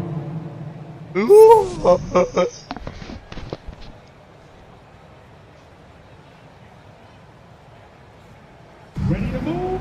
Here are your And if you're just joining in, one half is in the books, one half to go. And you know, Anthony Edwards has been really making it happen, guys. They've leaned on him to provide a lot of offense, and that's how he likes it. And you know what? They've come at him a few different ways defensively, and nothing has slowed him down. On the court for the Grizzlies. Inside, it's the pair of Jackson Jr. and Adams. Then there's Ja Morant. Then it's Desmond Bain. Hello. And it's G in at the shooting guard. And the stifle tower makes his presence on the offensive end. He's really developed an array of moves on the interior. Well, teams are always hunting mismatches. Grant, I'll put it to you here. You prefer a speed advantage or a size advantage over your defender? Well, BA, it's all about Green light. and going back to when I was young and actually had some speed. It was great to be able to have both, depending upon who you went against. If a smaller player guarded you, use your size to shoot right over them. And if a bigger defender was on you, then yes, use your speed to turn the corner and get to the rim. So it depended upon who was guarding you. On the wing, Bain. To the inside. Nice one-handed slam right there. Woo! Defensively, you can't afford to let him get to the rim that easily. Well, that might be why their deficit is what it is right now. You know, you look at it, the communication. So it is what it is. This shit what it is. He'll afford those types of breakdowns. It won't work. Bu ne ya? Baga mı girdi gene? Sokacağım. Well, Grant, it's obvious who's been in control of this game. Hay aman. You really have to appreciate their Hem And you got to be in awe of incredible defensive efforts like this. Such great talent, defensive awareness, too. When you have to face a defender that can reject you like this, it certainly can change your approach. Outside McDaniels.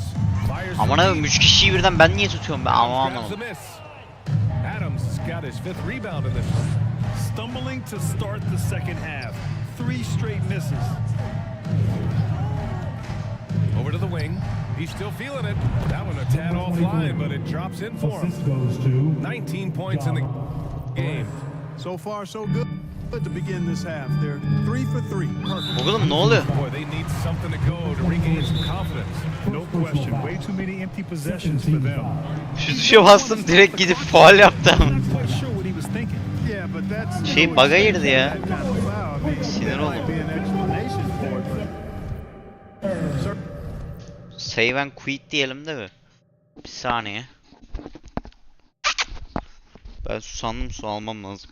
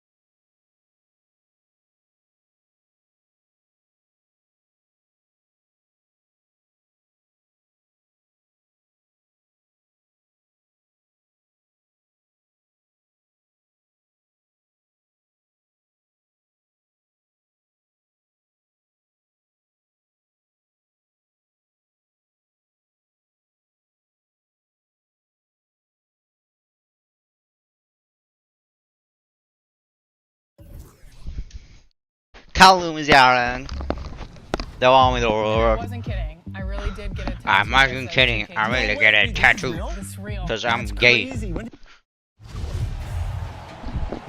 How can I be homophobic? My bitch is gay.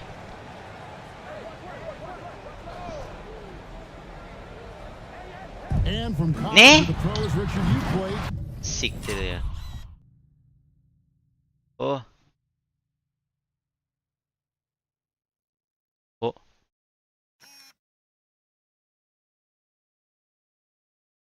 Ah be. For some legendary coaching. And speaking of coaching, is that something you've ever entertained doing? I never have, and I never will. Coaching, the amount of hours that you have to spend sounds exhausting. I love my job right now, and you know why I love my job? Because I get to work with you. Oh, listen, the feeling's mutual. Hiding in at the wing, it'll be Edwards and McDaniel. Two big men inside. Amcık pas versene. And it's McLaughlin in at point guard. So that's the Timberwolves 5. Yeah, but they're 3 of 4 to start the second half. It's time now to hear from our Hall of Fame reporter, David Aldridge. That's the latest, David. Thanks, Kevin. We've heard about player tracking on the court, but now shot tracking is helping players find their strokes. Attı ya. Not just makes misses, but and the left shots. These systems provide instant Attı ya. feedback to shooters and help them find the bottom of the net. Kevin, back to you. Sign me up. That is a fascinating story. David, thank you. Ya push musunuz oğlum? Pas versenize. Üçlük atak ya. Timberwolves trailed by 11. Over in the corner. Böyle ibne gibi, push gibi hareketler yapıyorlar. By Minnesota. And here's Morant. He'll bring it up for the Memphis Grizzlies. The biggest lead of the game, 15 points. And again, Memphis no good. Timberwolves have gone only 1 of 6. Oğlum vermiyorsunuz ki topu adam gibi. Allah Allah. Bad shot selection diyor. Pick koyuyorum. Şey yapacağız. Pick and roll herhalde o. Onun ismi. Pick and roll yapacağız. Yaptırmıyorlar ya. 156 left in the third. And there's the foul. It's on Steven Adams. Steven Adams lütfen sakin ol. 4 faul olmuş. 3. quarter çeyrek işte. 3. çeyrekteyiz. 4 faul yapmışsın. Hayvan herif. 2 faul hakkım var yani. Hatta 1 yani. İkincisinde mal olacaksın yani. Asılacaksın yani. Mal olacaksın. Aptal olacaksın. Dövecekler seni. No good there, and that would have cut it to single digits. They are losing because he is struggling so much. Faul hakem. Anthony Edwards ne? Bu adam niye böyle bakıyor? Anthony Edwards da bunlar Adidas giyiyor lan. Anthony Edwards niye Anthony Edwards'a benzemiyor?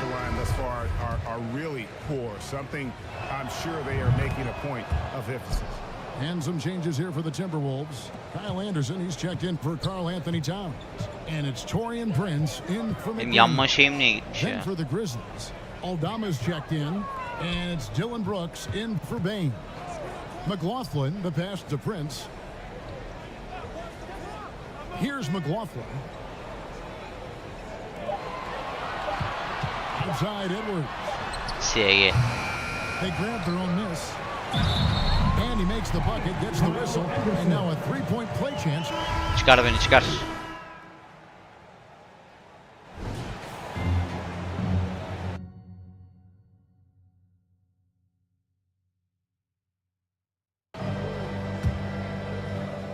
Timberwolves trailed by 9.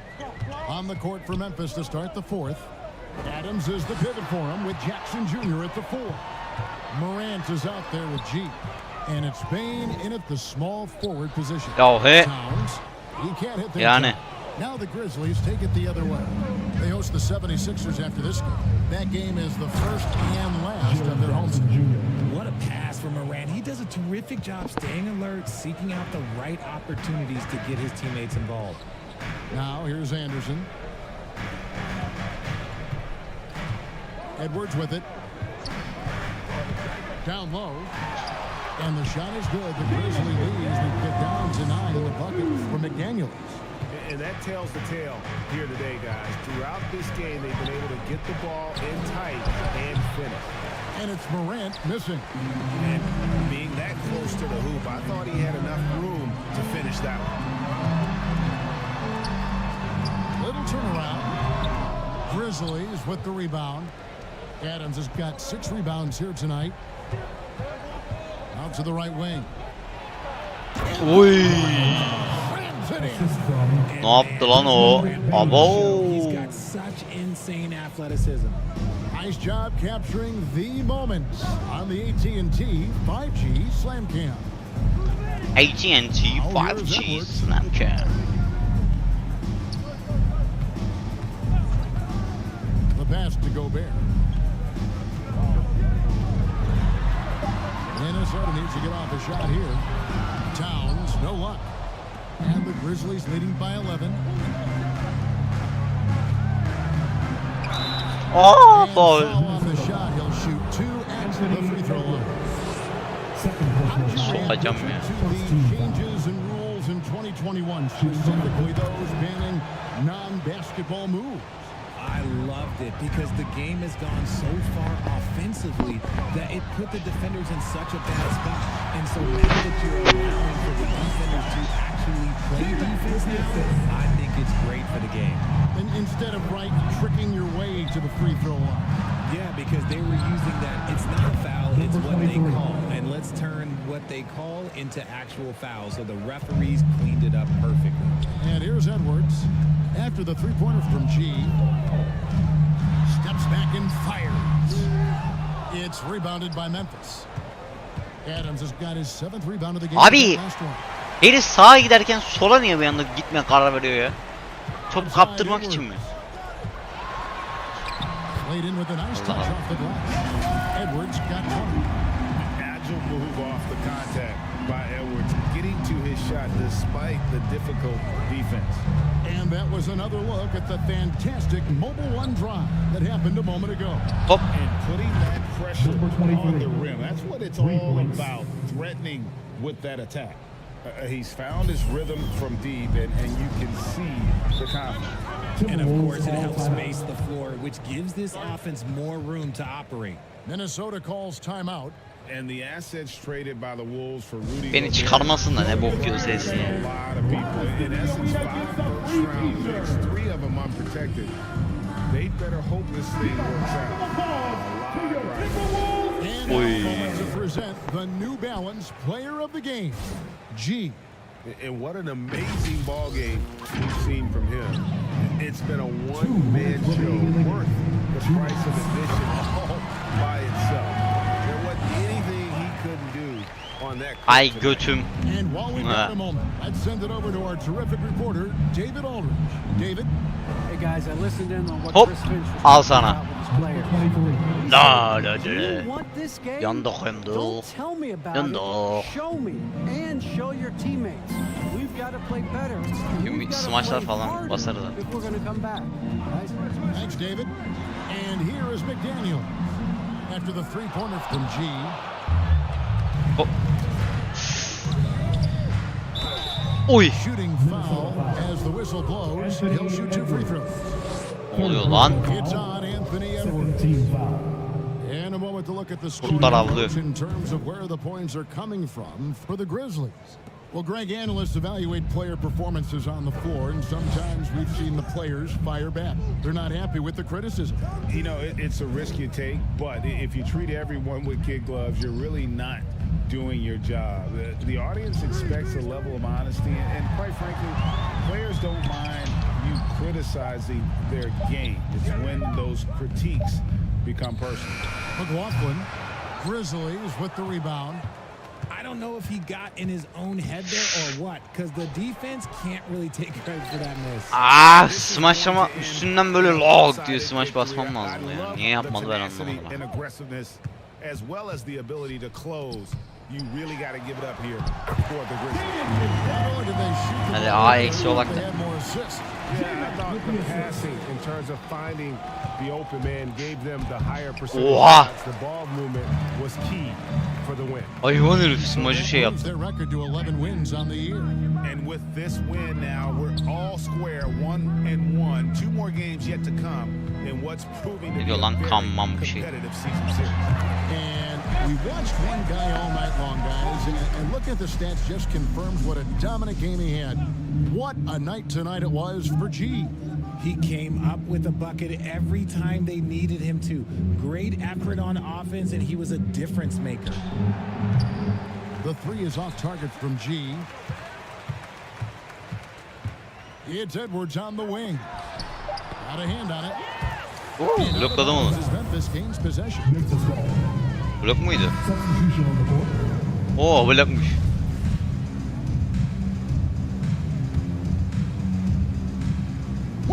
Girdi. Aman. 32 sayı.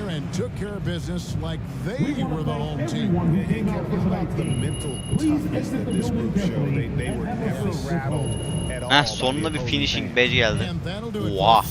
Shooting badge de geldi. Mis. 1033 de para. DoorDash.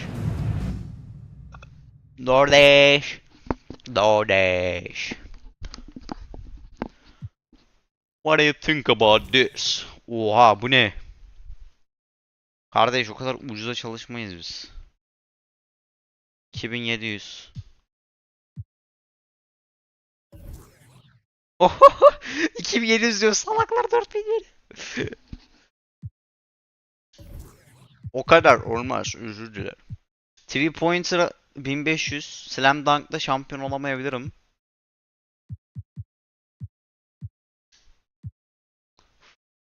Grade A or higher. Şöyle yapsak.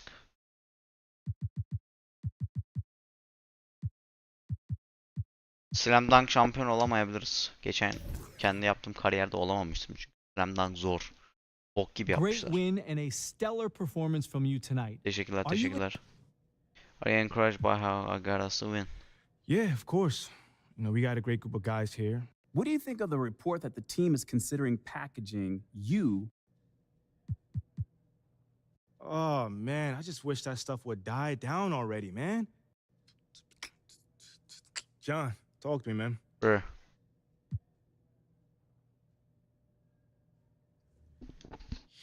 Not really. I mean, they know where my head's at. Mis.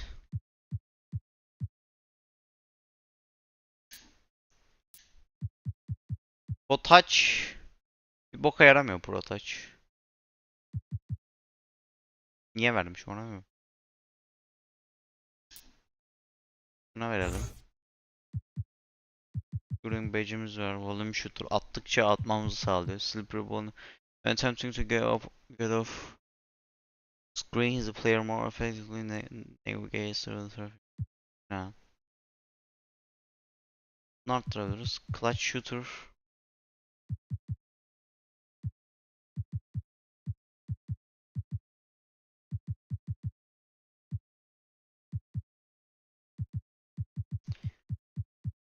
Bunu arttıralım bir de. Temiz. Progression. 1.87 paramız var. Şunu bir arttıralım. Stamina'yı fullledik. 99 stamina. Free throw'umuz full. 87 free throw.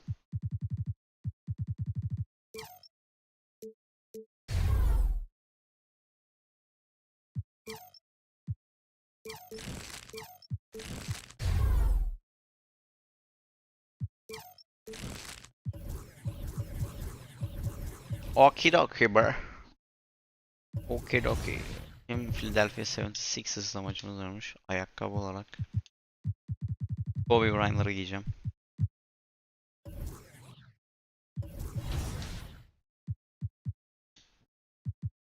Ve görünmez formamızı giyeceğim tabii. We're here at the 2K headquarters, and the dev team is working feverishly to get 2K24 out the door for all.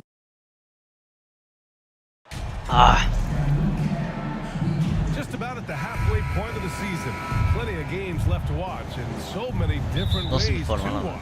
BA, how about this? I can watch any game in the league right now on my phone. That's just unreal. I just love what the NBA has done, making the game accessible anywhere.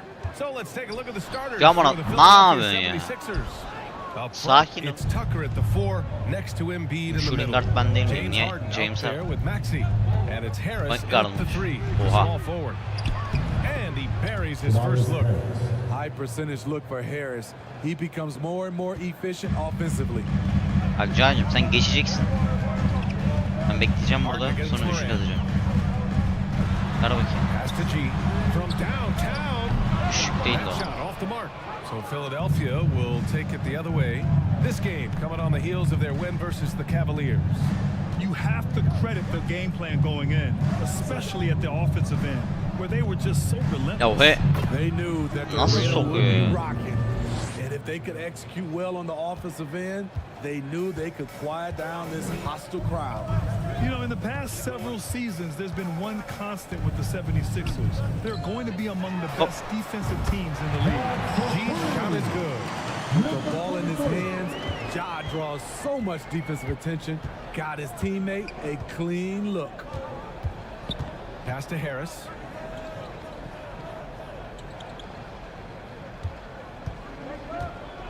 Back to Harden. 6 to shoot. Shoots over Morant. Grizzlies with the rebound. The Sixers' identity really does center around their defense. It's so true, BA, and they've done a great job playing to their strengths. That's the key for any contending team. Maximize your players' talents. Philly has done that as well as anybody. Hay sikeyim ya. Amına onu bunu. O kadar da puan da düşürmezsin be.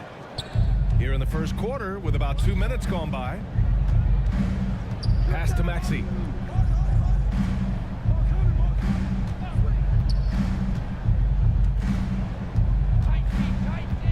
And here's Embiid. Adams covering. Outside Harden. 6 on the shot clock.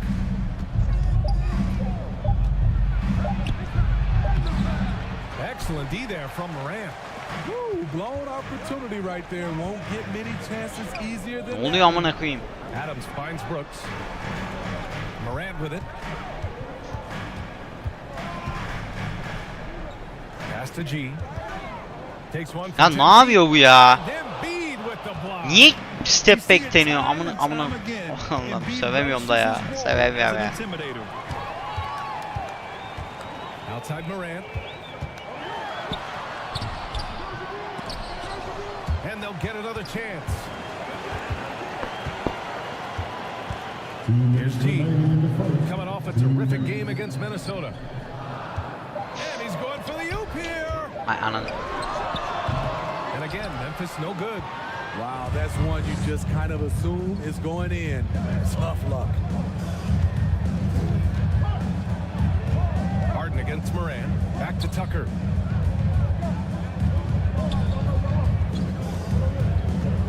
Outside Maxey.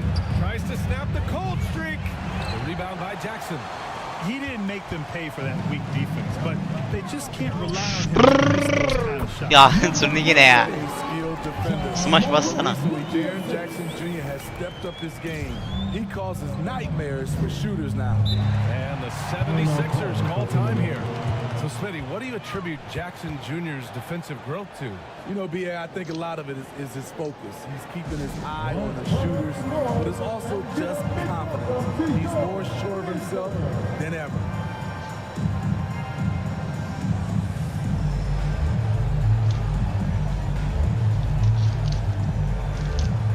Ya amcık şeyin paketini açmak niye bu kadar zor ya?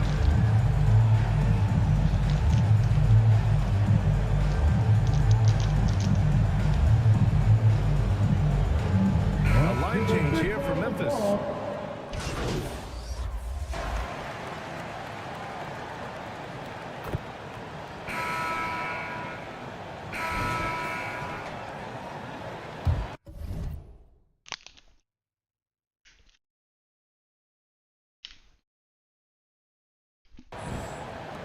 Memphis trailing here.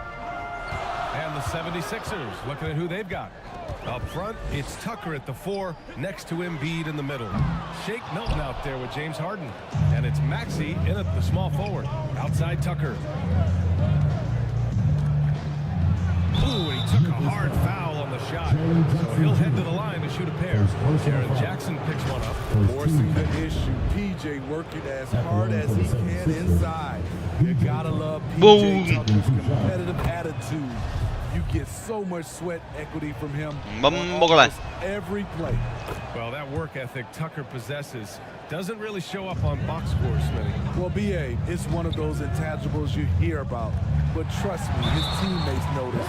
One of them once said Tucker is the ultimate teammate because of his effort level. Tyrese Maxey. His first personal foul. First team foul. At the line for Memphis, Ja Morant. Shooting one.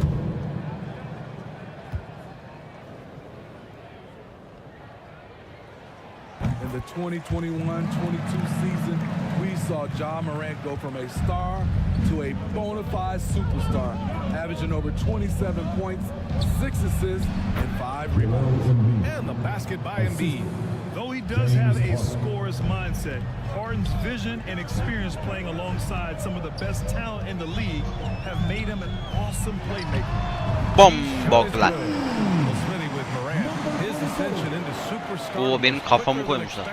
BA, before he tweaks his knee, he was in the top 5 for the MVP race, putting himself among the league's elite at the age of 22.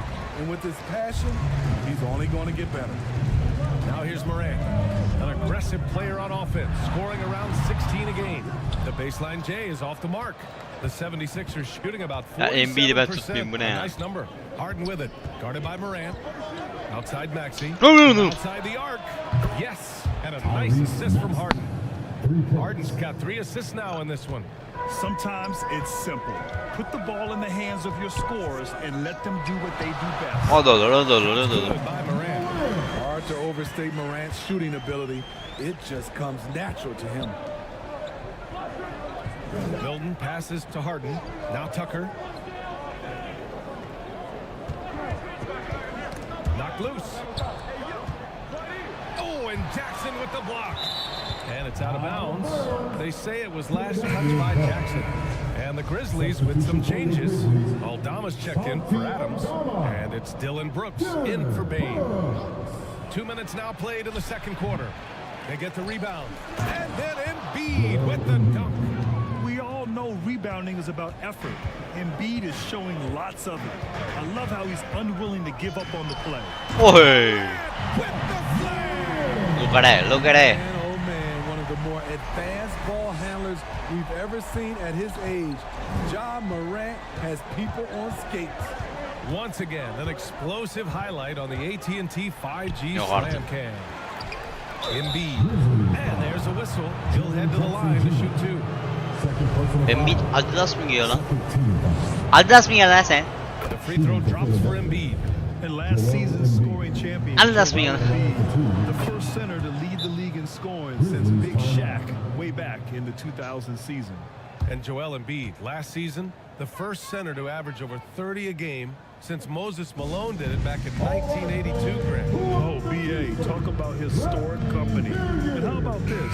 Also the first ever international player to lead the NBA in scoring, too. I mean, he won't be the last with the way things are. Morant against Harden. Oh, from deep. Oh. Memphis the rebound. The Sixers leading. Here in quarter 2, we played a little over 2.5 minutes now. And it's flushed down. A nice jam. Woo! Defensively, you can't afford to let him get to the rim that easily. Well, that might be why their deficit is what it is right now. It is what it is. Defense, giving up easy buckets like that.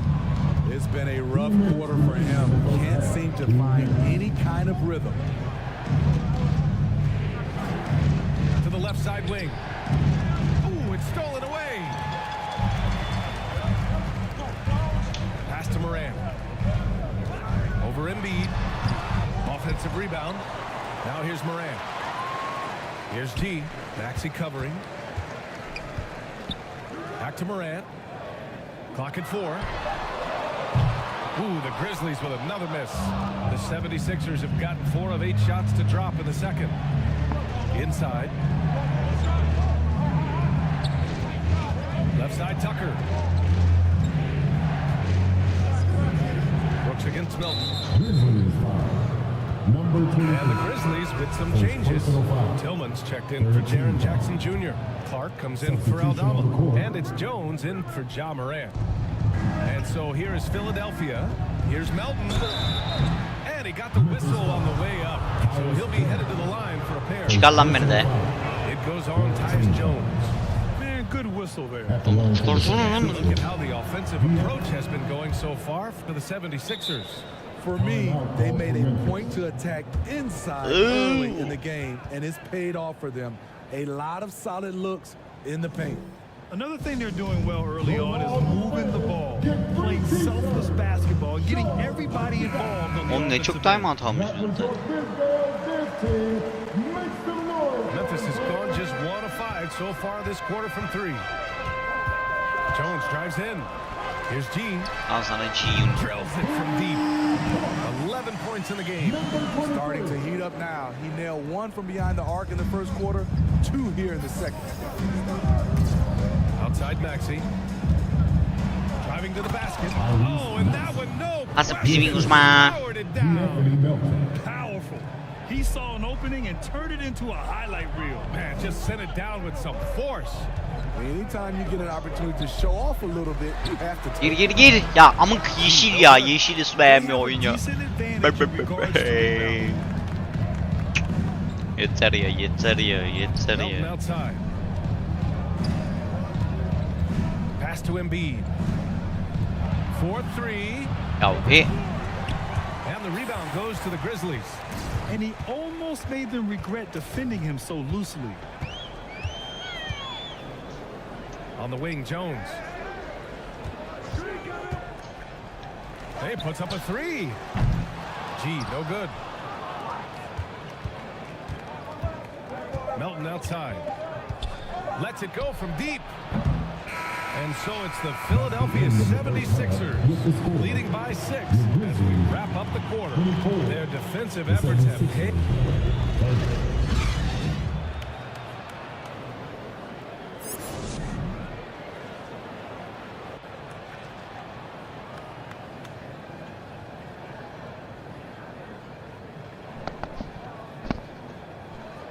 Ne yapıyorsun?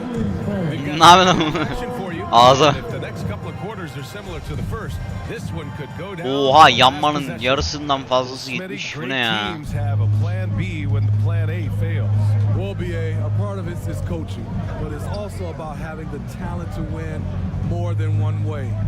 Also, it's about ad-libbing and being able to change on the fly. Inside, it's the pair of Jackson Jr. and Adams. Then there's Ja Morant. Then it's Dylan Brooks. And it's G in at the 2-guard spot. That's the 5 to begin the second half for Taylor Jenkins. A moment to hear from Allie LaForce. Ryan Sixers head coach Dr. nicknamed Doc back in college for wearing a t-shirt with Julius Erving on it. In the NBA, he said, quote, "The first game I started was against the Sixers. I went over and said, Dr. J, how are you?" And he said, "Doc, how are you?" I said, no, I'm Glenn." But he said, "No, you're Doc." And that made me feel like $1 million, guys. All right, thanks, Allie. And they keep on figuring out ways to force the rock inside and convert. And we just had to see that mobile 1 drive one more time. Great stuff. You're toasting the defense and getting in close. They'll take possessions like that one all day. Adams finds Morant. Here's G. 5 to shoot. 17-foot shot on the way. And it's Philadelphia with the Allah'ım rebound. içeri girmeye çalışıyorum. Step back yapıyor amına koyayım. Boy, he's getting it done. I'll tell you what, a lot can be said about the contract Harden took to stay in Philly. He took less than what he commanded to help the team. Siktir git. Allah Allah. Böyle bloğu koyalım. A very big gesture from Harden, showing just how much he wants to win in Philly. I mean, during his first playoffs, Dylan Brooks proved he was a big game player. Sok lan onları. In his playoff debut and Aferin. win over you. Substitution on the court.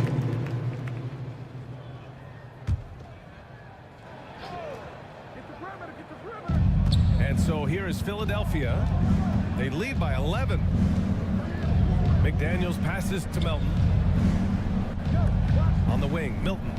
Outside McDaniels. Got it. McDaniels got 4 points now in the quarter. Aman yeniliyoruz ya. Ben niye bu mallarla oynuyorum gene ben? Reason why it takes extra energy to do it. You have to trust your defensive rotations, but it's worth it. Uyuyacağım. And he lobs it up to the rim and stolen by Harrell. Here's Melton. Not going to go that time. Great D that time from Bain. Outside Jones. Hay ananın bacını ya, tüm şeyim bitti.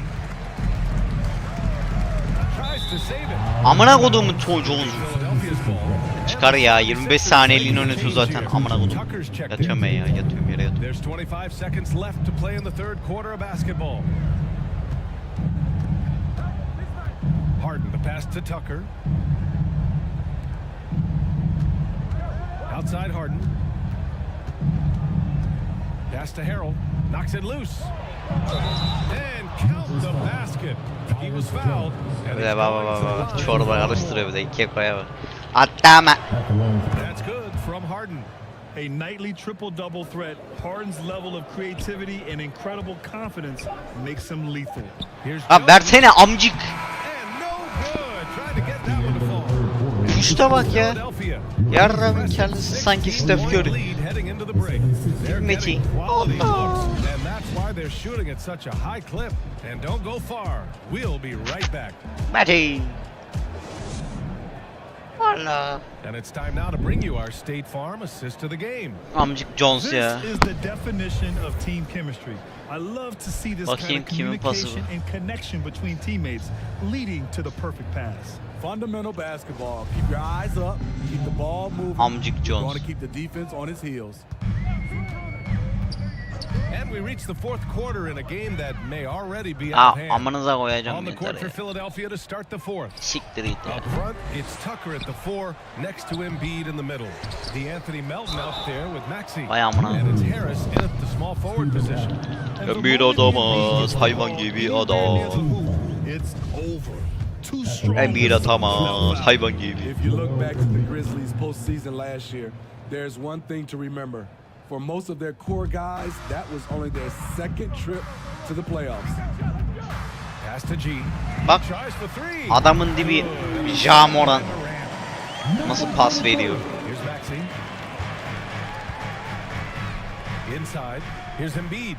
And he makes it on the layup. Steven. For that very young Embiid'i Grizzlies düzgün team, tutar I'm mısın? thinking that playoff experience last year was invaluable, Smitty. BA, no question. For every playoff game a young player gets under his belt, the more prepared he is for the next playoff run. Here's G. Maxey covering. Here's G. Oh, and he got fouled on his way up. He'll head to the line to shoot 2. The defense there doing whatever they can to protect the rim. And a closer look here at the scoring breakdown for the 76ers. I think they've looked to dump it down low as often as possible. And so far, they've been super successful using this attack. Well, another area they've been productive is off of turnovers, scoring many times after forcing the ball out of their opponent's hands. And Tucker gets it to go. Oğlum PJ Tucker yaşlanmadı mı ya? Emekli olan. 6 11 daha kaç yapar? 17. Vay anasını avradım. And they're +5 on the boards after that rebound. Oh, they get a hand on it. Here's Maxey. It's hauled in by Ja Morant. For Memphis, they've gotten just one shot to fall out of 3 attempts in the fourth. Jackson uses the glass on the layup. Güzel. Concentration by Jaren. A little contact on the shot. Faul hakem. Hakem faul yok bu hakem ya. Outside Maxey. Ananı bacını. From 10 feet away. Jump shot is good that time. Bir Allah'ın golü de şunu bloklayayım demiyor. Steven Adams anam. 4 13'ta 17 fark devam ediyor. 2 for 4 now. And there's a whistle. That goes on DeAnthony Melton. That's his first foul. Ja Morant'ın niye o kadar bıdığı var ha? And what a phenomenal replay of that impressive rejection. You know, You can't ask for any better defense than that. He responded so fast to the shooter, and it stifled him. Here's G. Pass to Jackson. Now here's Brooks. Pounded by Harris. Just 5 on the clock. G, no good. Hustler. He's checked in for Philadelphia. Ah. For Philadelphia, they've got 3 of 6 shots to go in this fourth quarter. Right wing.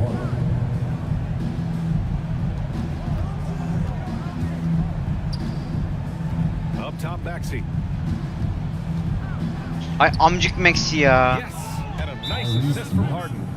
Çıkar beni oynatma ya, çıkar beni. Assist in the game. Great passing. Timeout call. Memphis. And the improvement of Tyrese Maxey's three-point shot from his first season to second year, just unprecedented. He improved by over 12% with a huge increase in attempts as well.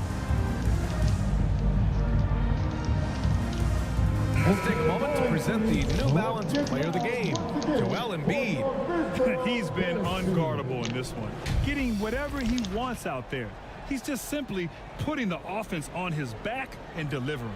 Boy, it's not hard to be blown away by his level of play. It's never easy winning on the road, but to do...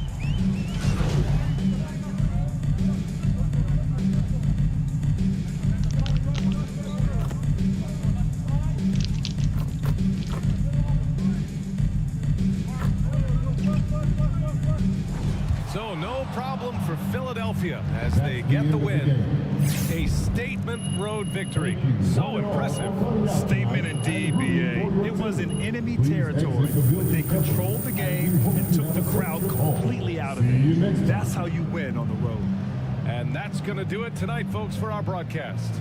For Grant Hill, Steve Smith, and Ali LaForce, this is Brian Anderson. Thanks for watching tonight.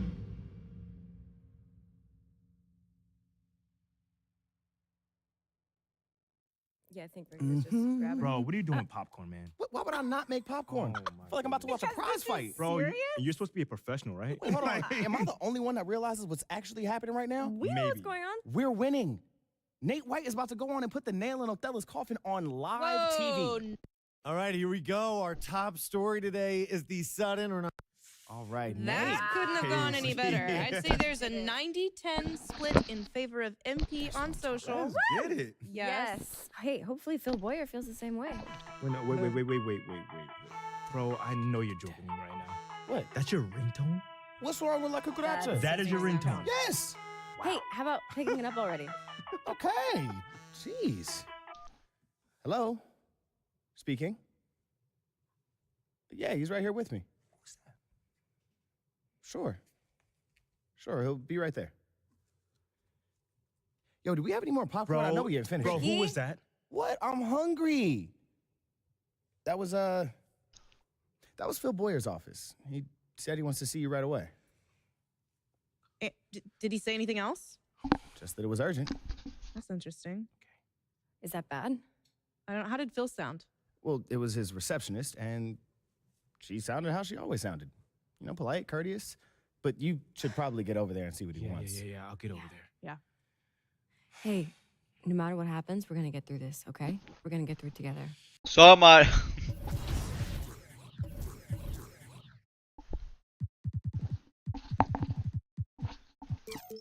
Speed kaça kadar? 80 speed vermişim karaktere.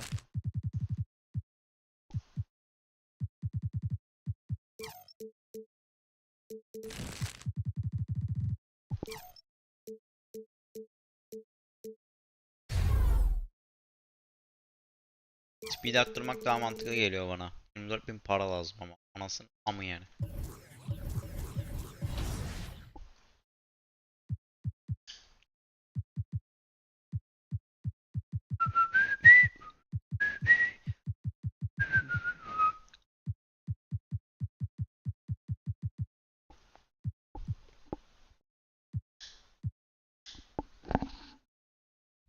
Back on the game early before launch.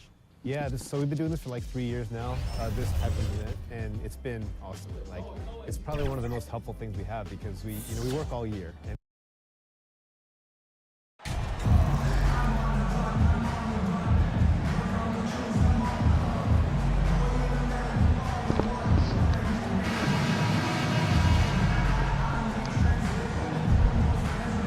just about a half season behind us, the rankings are clearer than ever, Greg.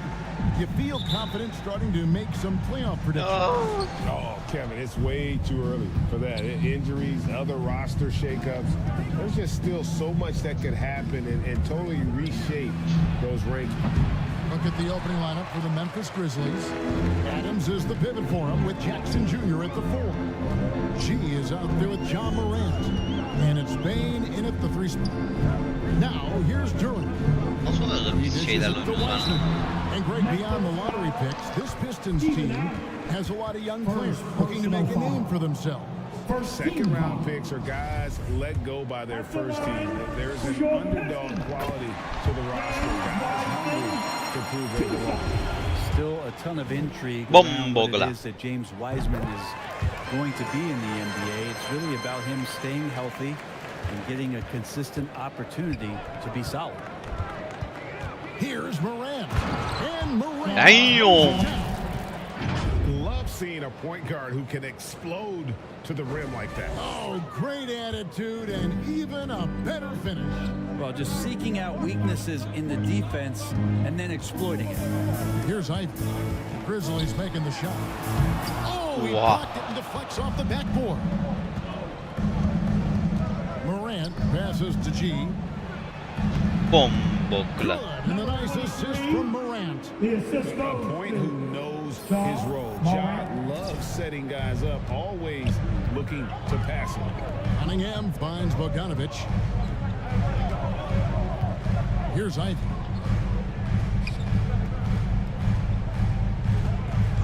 Fires top of the key. And he gets the friendly spin, and that one drops. That's just tremendous scoring instinct. So fun to watch him work in the half court. And now the latest from our reporter, David Aldridge. Thank you, Kevin. Well, I spoke with Detroit's head coach. He told me it's always a challenge when you face a team this opportunistic. He said those guys are going to look to take advantage of any weakness. We have to really communicate defensively tonight. Guys, back to you. All right, David, thank you for the report. One of the tougher things to accomplish, Greg, slowing down great shooting. Yeah, you have to cover the entire floor defensively. That's going to take a terrific commitment on their part. Well, there's been enough time for them to dig into a lot of video in this one, so they should be ready to go. Here's Bogdanovic. And the rejection by Jackson. Out left to the wing. Adams outside.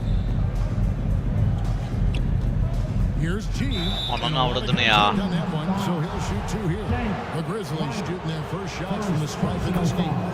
And the season numbers for them at the line thus far are really poor. Something I'm sure they are making a point of emphasis. And at the line, it's all about consistency with him. His routine, his stroke, it never wavers. During Desmond Bane's first season, Greg, he shot over 43% from three-point territory. And that was top 10 all time for a rookie. And Bane's three-point numbers went up in his second season.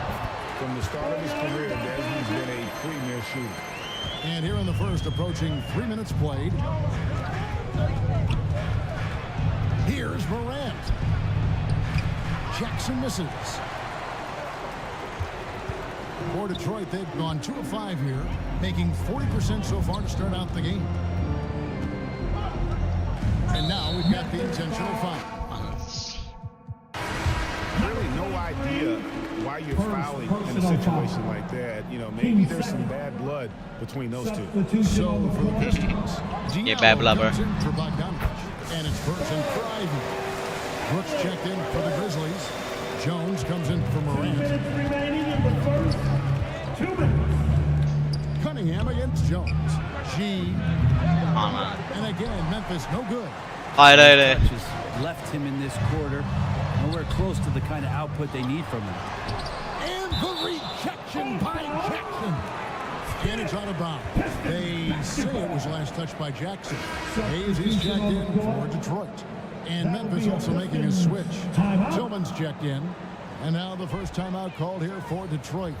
They want to keep it rolling here following the win against Dallas. Yeah, I think they prepared to face more defensive pressure, and that one didn't happen. open, and boy, they just roll. It took just a little bit of time, but once they figured out the D on that night, man, their offense was rolling.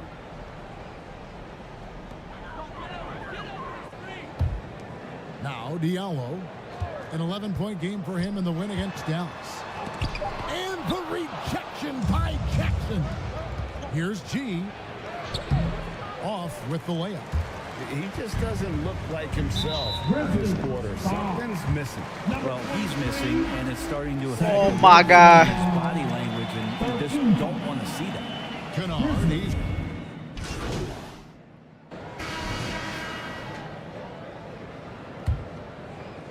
and here are the Grizzlies now. The backcourt guards are Cunningham and Ivy. Bogdanovich out there with Durham. And it's Diallo in at the 3. That's the group for Detroit right now. G, no good. The Pistons trailing. Inside, here's Bogdanovich. 2 free throws coming up, and they call the shooting foul.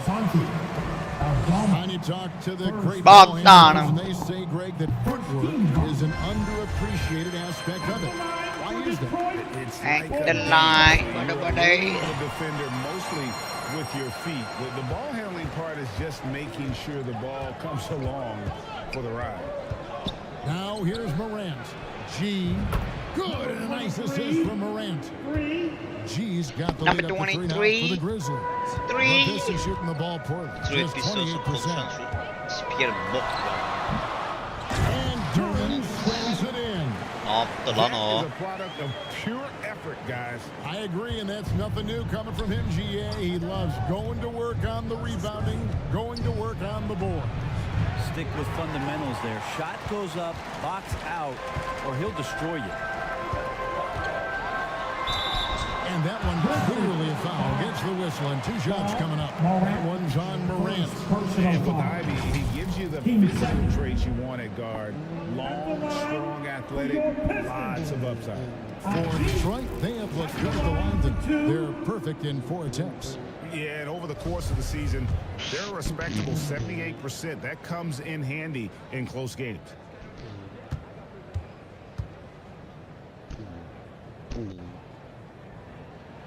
Ties it up, and this next one could give them the lead. And Ivy especially effective in the open floor. Outstanding burst and speed, plays with a high motor, and he's always in attack mode. What the fuck man? 3 saattir yayın yapıyoruz. 0 izleyici. And that drops, so they now lead by 1.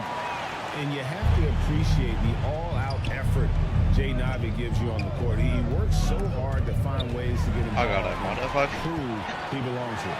And slam dunk by Ivy. Gotta take care of the ball. They'll punish you if you're that careless. That's right, and that's severe punishment right there. How about the sequence in its entirety? Momentum swing, and you love the effort here. And that speaks to Morant's fearlessness. Even amongst the trees, he is confident, looking to score with the ball. And fuck you, nigga. Well worth a second look. And that's what a coach loves to see in a close game. Just put your head down and make something happen. Now here's Morant. He's been playing a big part of their offensive scheme, averaging around 15.5 points a game. And the foul called on G. That's his third foul of the game. Clearly struggling here with the foul, still early. And just one more will put him over the limit. Pass to Diallo. 2 minutes now played in the second quarter. Pass to Duran. Cunningham with it. 6 on the shot clock. The Pistons need to get off a shot here. Adams gets a hand on it. Well, he can be intimidating. Steven Adams, such a big frame down there, and great timing on that block. Nice. Morant missing. The Pistons lead. Diallo gets to Cunningham. Trying to get open is Bogdanovich. That one's all good. Now he's 3 for 5 from the field. And defensively, they are on their heels every time the ball comes inside. We're just over 2.5 minutes into the second quarter. Guys are looking for a spark here. Yeah, a cold stretch Al sana spark. for sure. Hits it from 3-point range. Yeah, he couldn't connect on anything from outside in the first quarter, but now he's hit 2 threes in the second quarter. Yeter ama ha. Oh, just solid on the one-handed slam. Guys, when it's a tight ball game like this, he's the guy they want with the ball. So timeout call here. The first for Memphis.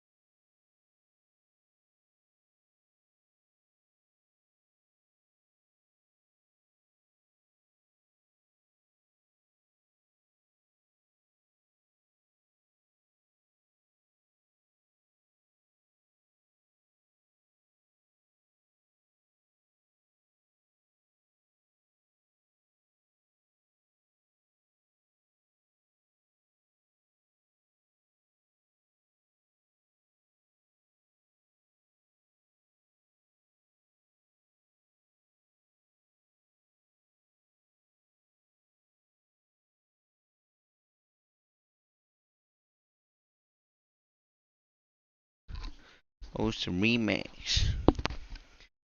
Now put your hand in motherfucking let me down.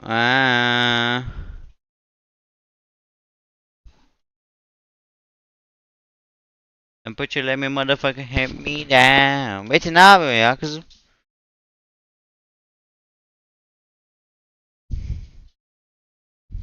And Brent, what about the play of Cunningham? 8 dakikalık bekletmeden özür dilerim arkadaşlar. Küçük 8 dakikalık bir bekletme yapmak zorundaydım, yoksa 8 dakikalık bir 8 dakika olacaktı. O yüzden bir 8 dakika yaptım. Boy.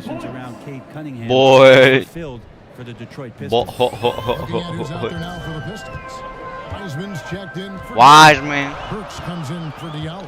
And Hayes subbed in for Cade Cunningham. And here's Hayes after the three-pointer. Amına koyayım, niye C artıya düştüm? Over Jackson.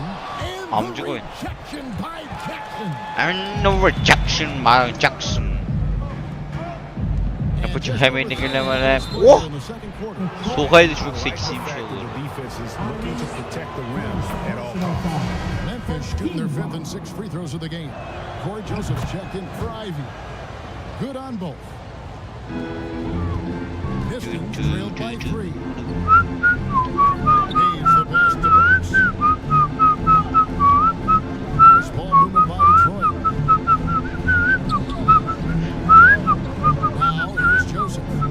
8 points his last outing. Knocked away.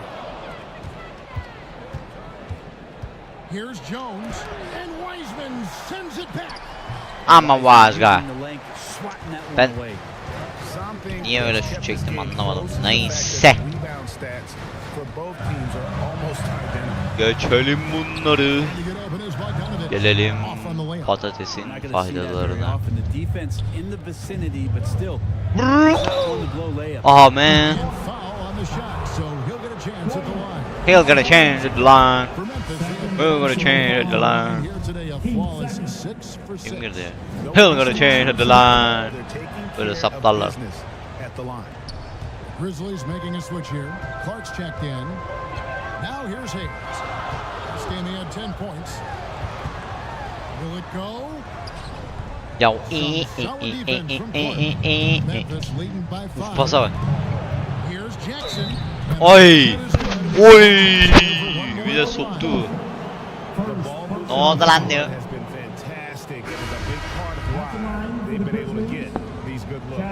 And the Pistons making a change here.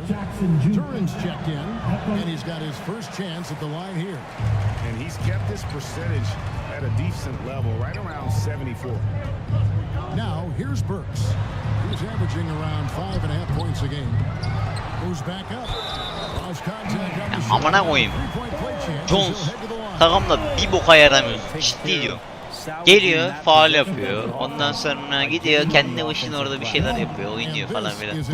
Sıçıyor, batırıyor yani, anlayacağınız. Hızlı başla hadi ya. Here's G. Burks covering. Here's G. Hop. Amına koyayım, yeşil attım ya. Yeter ya. Adamın alnı niye gözüküyor? Kafa bandı, şey bandım için. Ter bandı.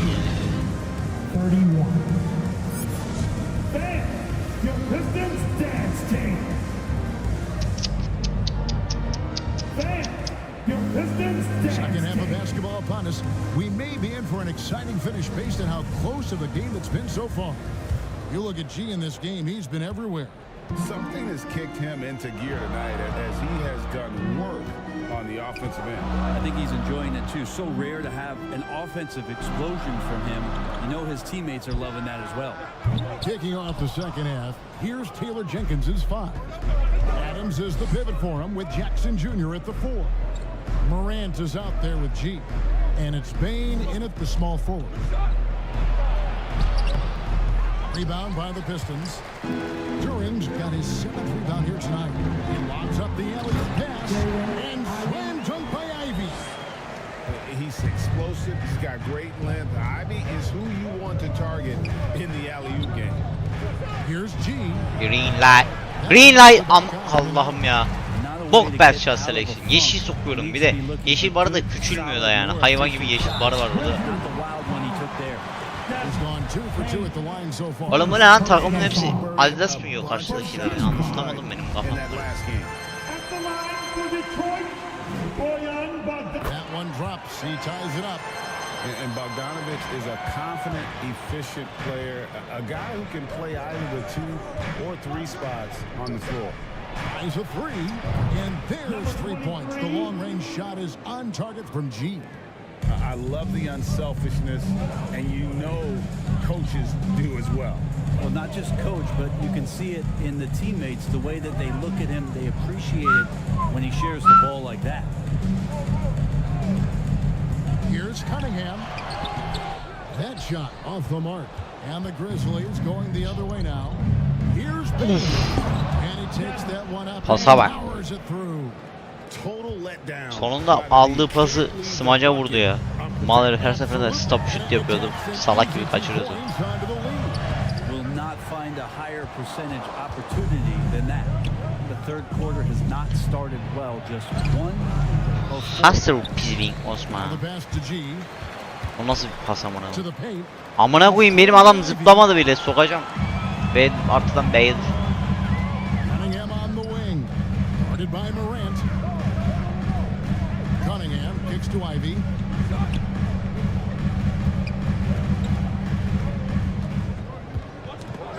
Passes it to Wiseman. Safety move. And the rejection by Oğlum alıp ya, gelsenize fast break yapacaktık ya. Allah, beni niye çıkarıyorsun? Çıldıracağım ya, beni boş yere çıkarıyor şimdi, yedeklerle sokacak ya, çıldıracağım. İlk 5'te başlıyorum, yedeklerle devam ediyorum, bu ne amına? Bu ne? Ya 8 saniye kalasak bala bırak. Sokarım böyle şey.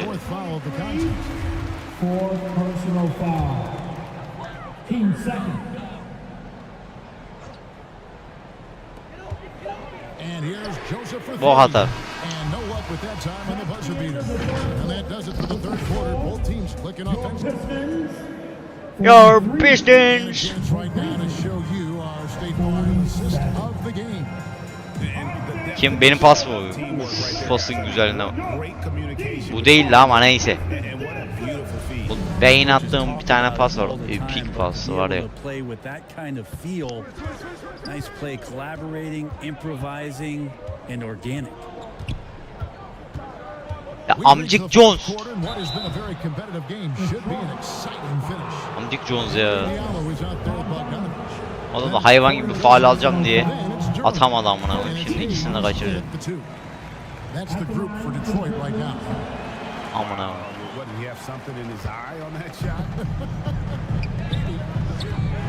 Ivy's checked in for the Pistons. Bogdanovich, that one no good. Some solid defense there from Jackson. Here's the lob to Adams. Out to Brooks.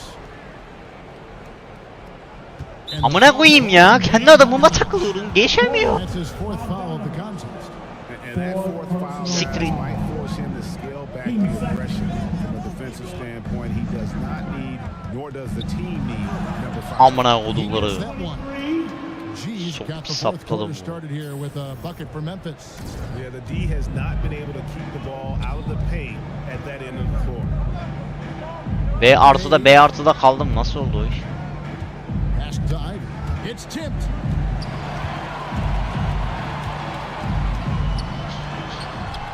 And it's good for Siktir lan. Allı göt. Down the stretch. He's not one to shrink in the moment. Take a look at him, locked in right now in this moment. Wants the ball in his hands and feels real comfortable. Amına koyayım, gelsene ya. Boşum burada ya. İki kişi seni savunuyor. Sen oradan atmaya çalıştığın şeye bak.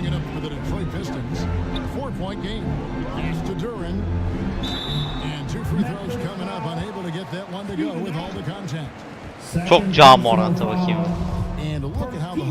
Çok cam orantı. Çok cam orantı. Hop, ca geldi ya. Hadi. The other part about tonight, you got to give credit to the coaches. They came in here with a great game plan, defensively locked in. They were ready for the sets. They jumped in passing lanes. They came away with steals. I mean, they anticipated just about everything. Ananı bacını. Here's Ivy.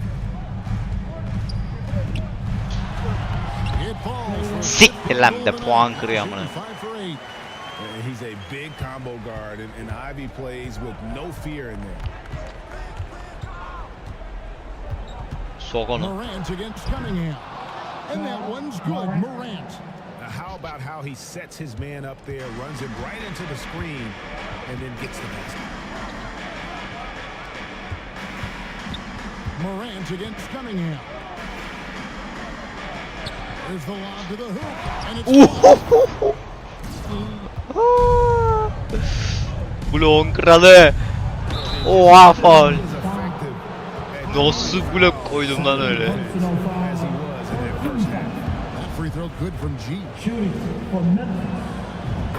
O blok neydi oğlum öyle? Blok gösterdiler belki ya. Hayvan gibi blok koydum çünkü. Ya amına mı? Şimdi beni çıkarırsa onu söyleyeceğim oyuna. All the effort out there on the floor, and these timeouts can be such a huge factor in getting a short rest. Blok görebilir miyiz ya? Efsane blok koydum. Bir koymuşum var ya, adam yapıştı yere. And guys, he's been about as close to perfection as you can be. The intensity he's played with has been amazing. Just no let up. And as fired up as he's been, he's never let his emotions get out of control. Let's check in with our Blok nerede blok? Ya blok göster ya, blok göster lütfen, blok göster.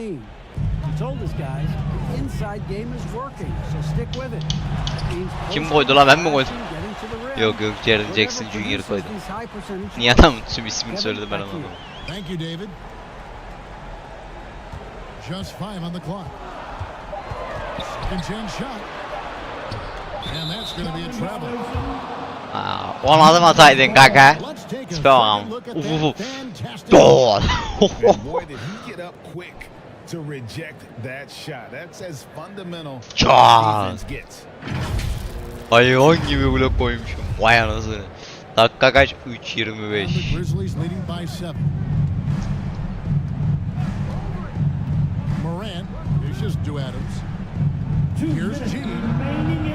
Oha girse valla garip olur.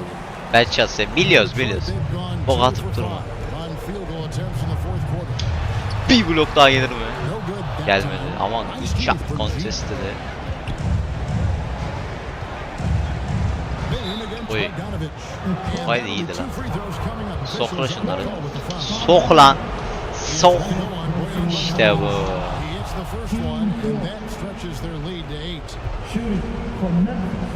Sok bakayım. Oy.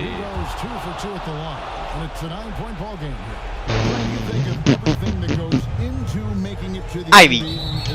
Master. Kareye bir basıyor amına. Reaching in diyor da saçmalık ha.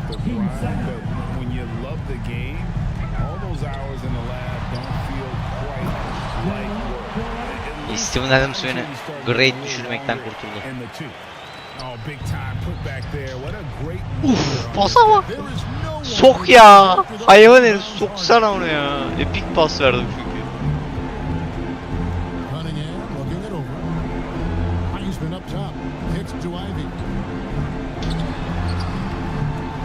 Grizzlies with the rebound. 1:11 left here in the fourth quarter. Outside, Bain. Oh, a nice play to disrupt the alley-oop. And not sure they've got enough time to save themselves. Looking unlikely right here. That time ticking away. For Memphis, they've gone 3 of 7 from the floor in the fourth. That's a 42% mark. Lan gir, lan nasıl girmiyor o da ya? First free throw is good, and that stretches their lead to 8. And so both Ekmeğimizi free throw'lardan yiyoruz. Make 10 free throws in micro NBA game.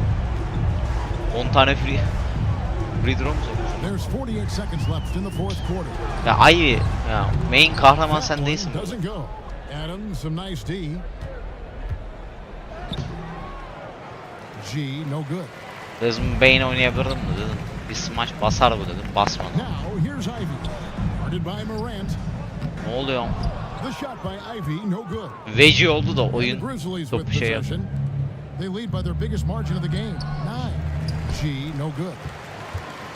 And it's Cunningham with the ball for the Hehehe atar bak. Gazma. Again, the miss by the Pistons. Here's G. Oha. And another miss by Memphis. Ya sokayım bet çatına ya. A three from Bogdanovic. No good. Ah be girme. So it's Memphis picking up the win. And in the win, a comfortable win in what was, I think, a pretty hostile. Ah. It really was. You know, it's never going to be easy on the road, but they didn't have Hop bir veci daha verdi güzel. And that about wraps it up. For Brent Barry, Greg Anthony, and David Alton, this is Kevin Harlan along with our 2K Sports crew, thanking you for tuning in. Mountain Dew'le anlaşma yapmışız. Anlaşma yapacağız. Açıldı. Mountain Dew Partnership. Gel bakayım. Let's talk about numbers. Bu ne oğlum? Mountain Dew ne yaptın oğlum? Kardeş bana 3000.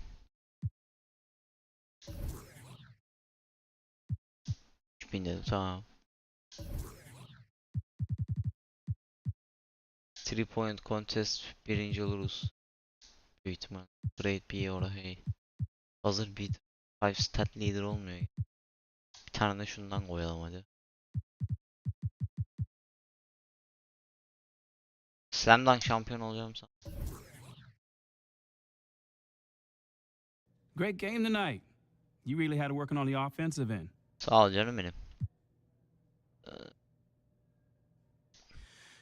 Oh man, you know, man, my shots are falling tonight. Man, I can't believe we did it, man. It's Look crazy. at that. It's crazy. It's kind of like Ne oluyor lan?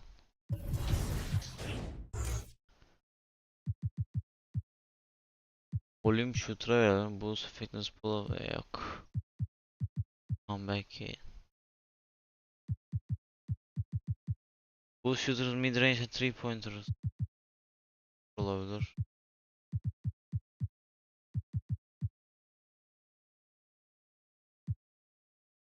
Ya.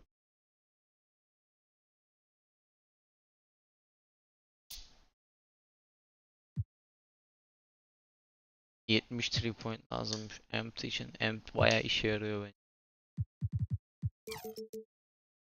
Anasının amı kadar da para istiyor bu da ya. 3000 para lazım.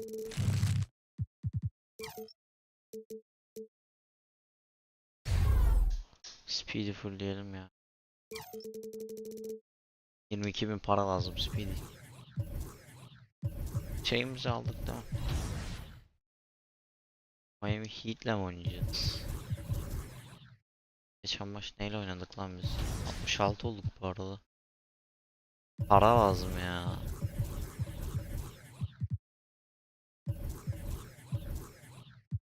Animasyon.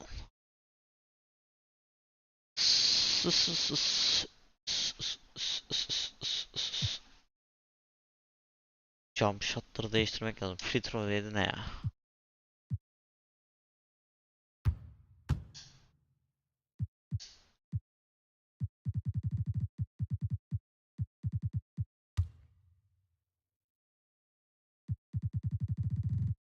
Derrick Rose var mı? Sen Kyrie Irving nasıl?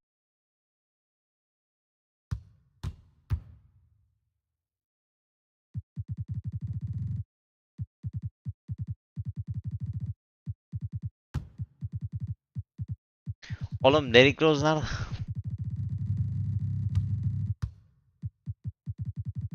WNBA'den free throw olarak eklemişler. Ne alakalı?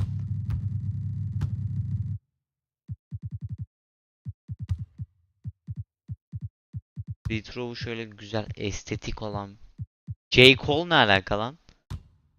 Ne? Rapçi değil mi oğlum? NBA'de oynayan şeyde kendi bir ligde oynuyor ama. Yok yok yok.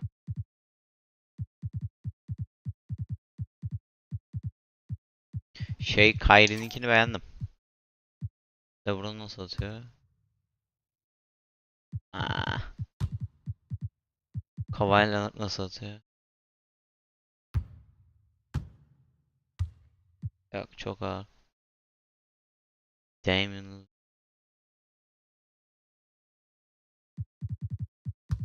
Oğlum Derrick Rose'u koymadıysanız ayıp etmişsinizdir. Heh.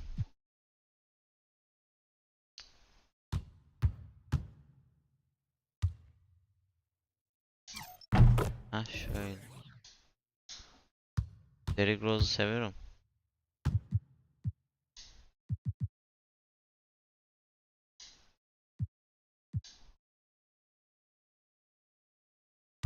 Aylinki de güzelmiş ama.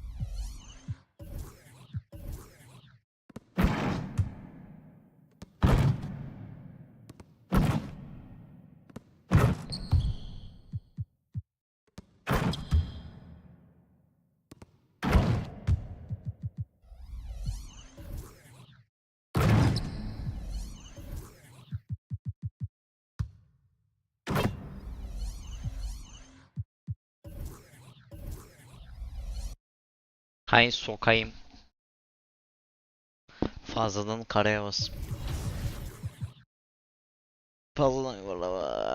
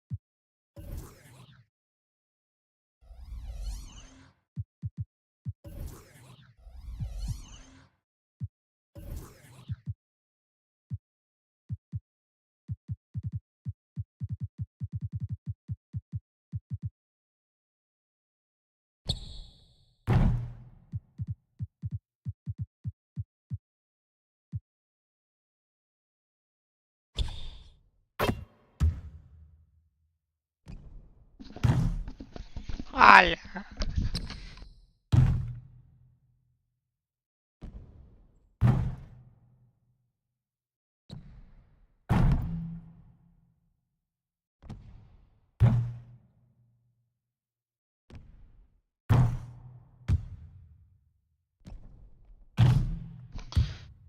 Bu small güzelmiş. Paramız yetmez. Ay sokacağım ya. Betiş.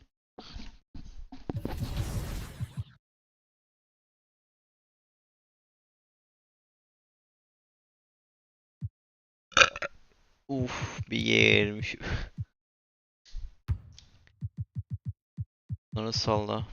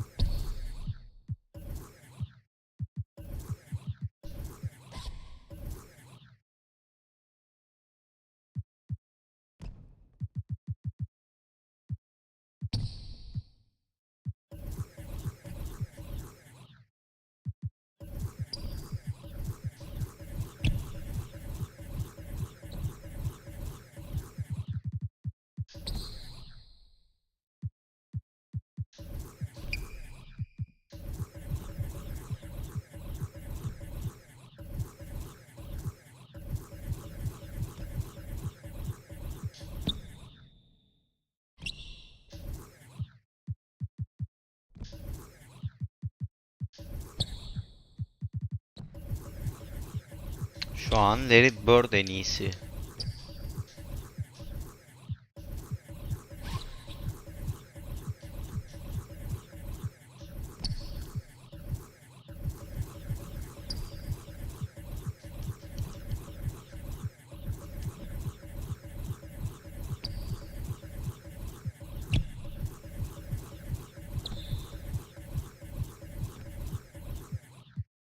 Salla yerleri burada al.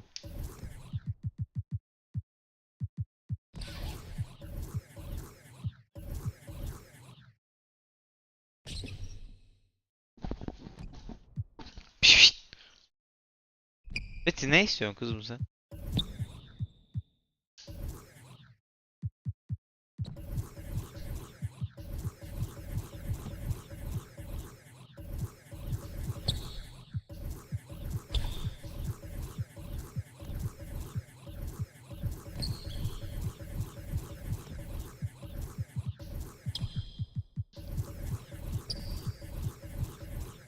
Let It Bird en iyisi.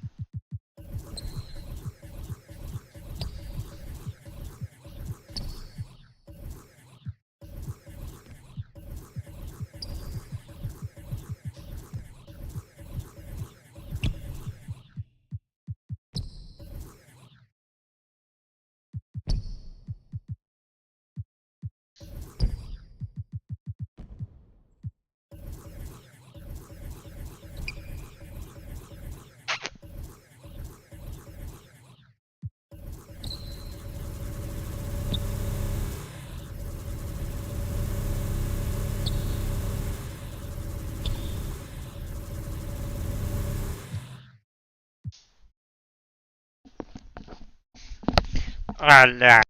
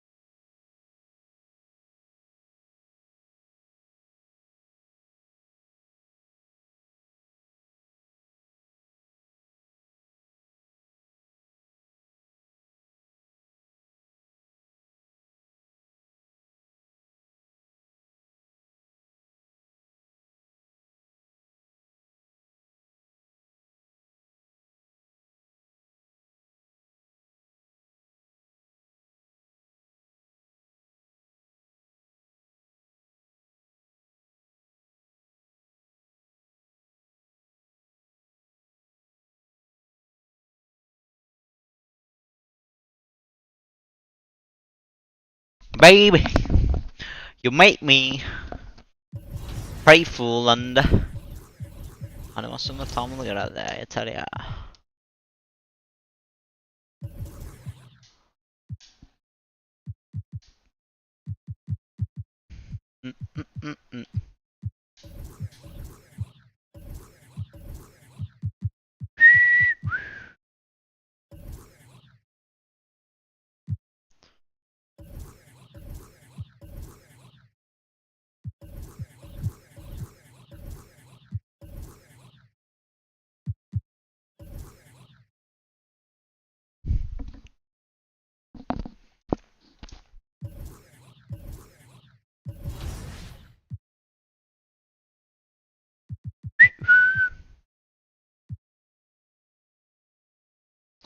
Bir saniye.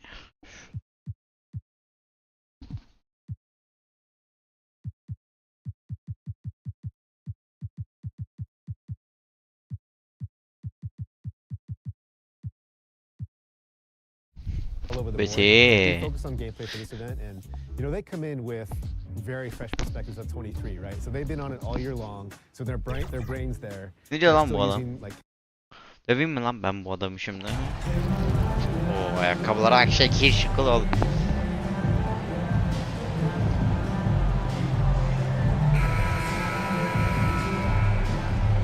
there's no doubt your athleticism was one of the key weapons you possessed. We're going to see plenty of that here tonight on display.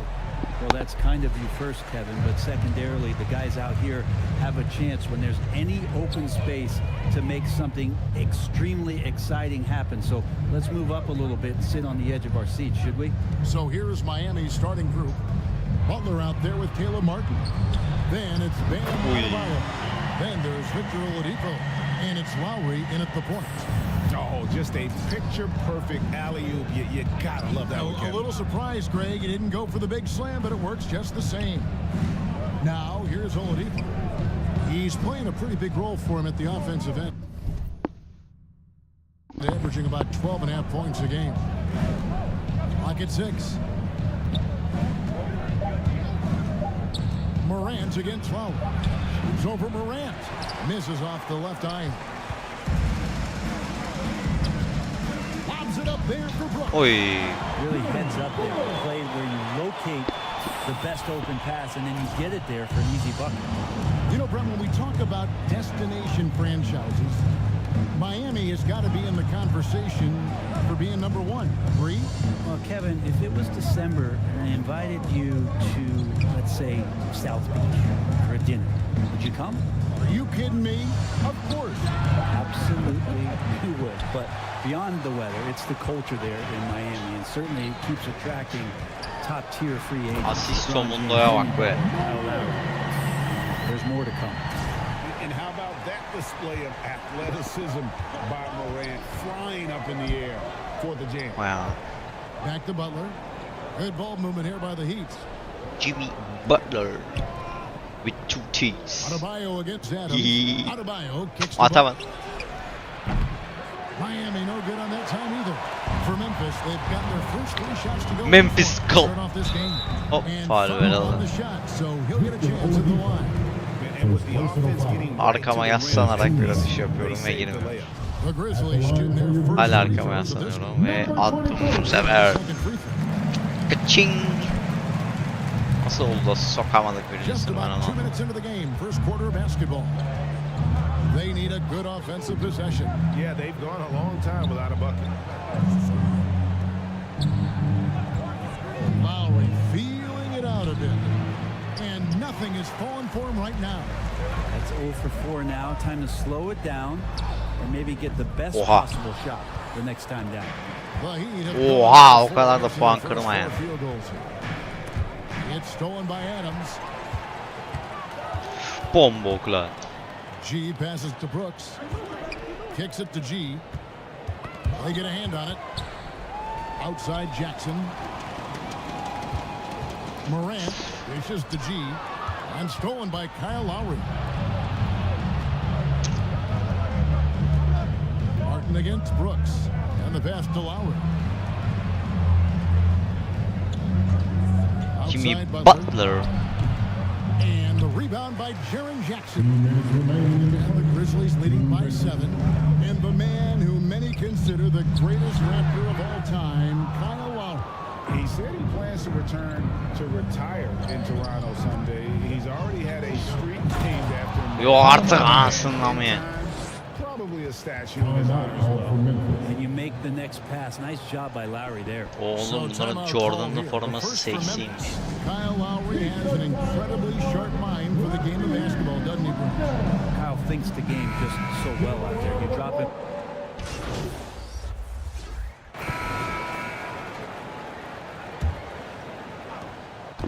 Memphis with the ball. 7-point game, the biggest lead in the game. Adams is the pivot for him with Jackson Jr. at the 4. John Morant, he's out there with G. And it's Bane in at the 3 spot. That's the group for Memphis to kick off the second quarter. And there's the call on Kyle Lowry. That's his first foul. Pass to G. Oha ya. Smaç basacak. Tuş değil. He'll shoot 2 free throws. Al bunu götüne sok. Grizzlies have shot 75% at the line tonight, going Al 3 for 4. bunu da götüne sok. G drops them both. And Greg, we have to talk about the shocking news today. How surprised are you to see yeeeaaahhh dismissed. I'm surprised it happened on the timeline it did, but you had to consider it a possibility after the social media debacle he had. You wonder if this would disrupt much. Oi! Gets it to fall. The bucket from Bain. Unwilling to let up even for a moment. That's his killer instinct, just fanning the flame. Yeah, he's the guy that you want to go to right now, trying to put this one away. Now here's Strus. Tamaz. He's gotten some minutes, but nothing on the board yet. Götümün kenarı yüzünden That one's şey good, and the Grizzly Graydon lead is düştü. cut back down again to single digits with those points from Hero. Gel bakayım bana. Hop abiniz atsın şöyle. Bom bom Adamın profesörü boş bir kağıt. Outside Lowry. Back to Hero. Passes it to Strus. Nice. To the inside. And the call on the shot that sends him to the line. Bum bum bum god. GG Katsugi. Free throw percentage %100 mü? Artık değil ama. Amcık. And the Grizzlies making a change here. Brooks checked in, and Miami with a change here too. Oladipo's checked in. And Oladipo pulls it down. That's a surprise. I mean, really out of character for him to miss when the defense is not right up on him. Outside Lowry. Aman Allah'ım kaç kişi buradan Rejection by Jackson. Oladipo misses. And so Morant will bring it up for Memphis. Throws it up high. Finishing it off. A point who knows. God damn. God damn. Look at it. Look at it. Look at it. What the fuck, man? Look at it.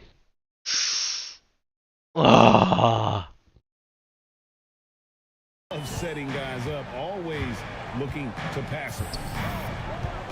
And Oladipo has it in the corner. Atamaz. The shot comes out. Adams, some nice D. Looking at Memphis. Nice they D. took the win in their last game against the Pistons in Detroit.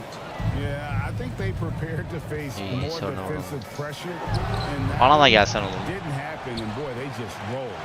It took just a little bit of time, but once they figured out the D on that night, man, they're off. Oğlum ona niye veriyorsun? Amına koyacağım.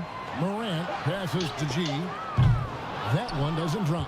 And Miami the other way now. Hata And at öldürdüm home ama. for the next game it'll be Detroit pulling in Siktir town. lan faul. Start a 3-game homestand with that game.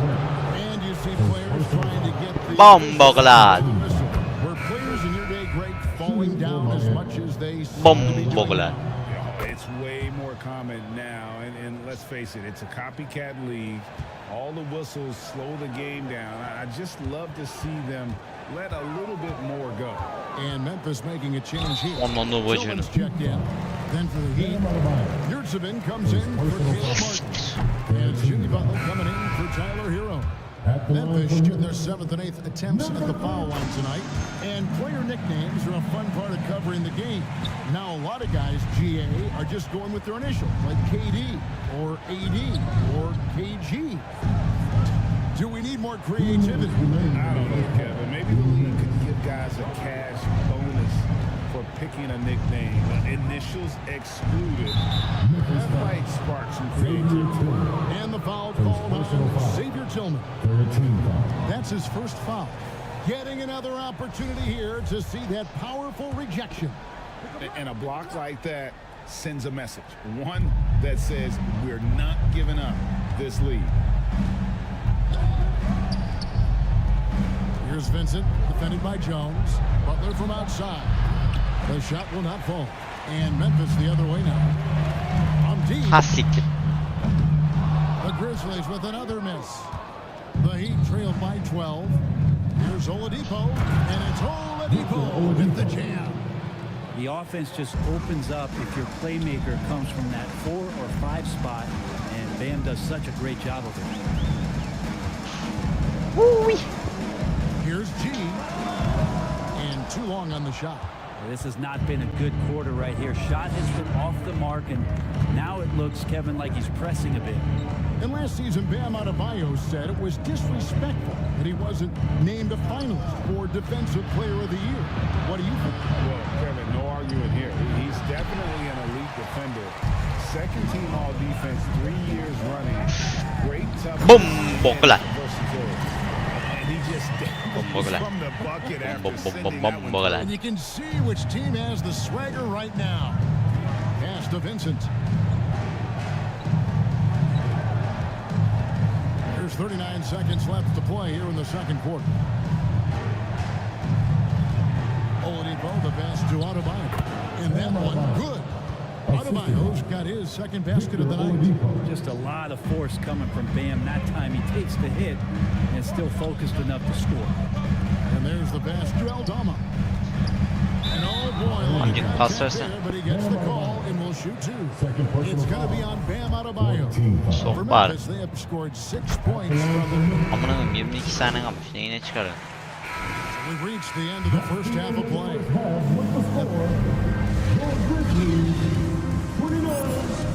The Heat, 17. Your Grizzlies, you dancing. Well, we've got a second half of basketball for you. We think it's going to be pretty good. A big comeback, though, is needed for this game to be competitive, and it probably has to happen quickly. You look at G in this game, he's been everywhere. Yeah, the passing he brings to the table on full display through the first 2 quarters. Doing a great job of just setting guys up and demonstrating just how important ball movement can be. On the floor for Miami. Martin is out there, Jimmy Butler. Then there's Oladipo. Then there's Lowry. And it's Adebayo in at the 5. Benim adam solak mı? Hep solla sokuyor. Şimdi gelir. And they're staring at a sizable deficit. And still within reach, though, that they don't have to rush this. Hooked away. It's stolen by Adams. Morant passes to G. Adams down low. Adebayo on him. Pass to G. Back to Morant. Some nice passing there by Memphis. And he's going up for the alley-oop. It's stolen by Oladipo. Oladipo derken Home Depot diyor sanıyorum ya. Cidden Home Depot diyor gibi. Bam Adebayo hayvan gibi herif ya. Bu sene finallerde çok iyi iş çıkardı da. Ne yazık ki Denver'da da onlar.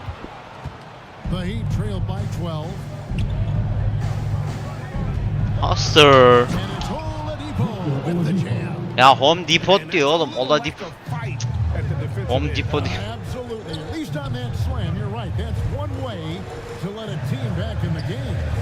You have to credit the aggressiveness offensively because that's when you make a play when you really need it. Niye Bam'i ben siktir git Bam'i niye ben çevirecekler ama. There, Bam Adebayo up there, vertical, good hands, and the big throwdown. Huster. Camon anlamıyorsun ya. 65'lik düştüğümde senden daha çok düşük atıyor. Güzel güzel güzel. Bam Adebayo ne giyiyor lan? Puma mı giyiyor? Yok. Doncic giyiyor. Jordan 36 galiba. As much as I want to compliment Bam and his abilities to do that, I have to give Girdi. some credence here to the coaching Yani staff. nasıl girmiyor amına koyayım? leaning into that ability Bok that 5 Bam şans has. They sensin 5 trusted şans he's going to sensin. make good decisions in the half court. That has opened up a lot of things for them offensively. Lowry passes to Adebayo. He kicks to Butler. Ay sikeyim ananı. Tövbe. There's a whistle. That goes on Dylan Brooks. Oğlum hadi farkı kapatmasınlar.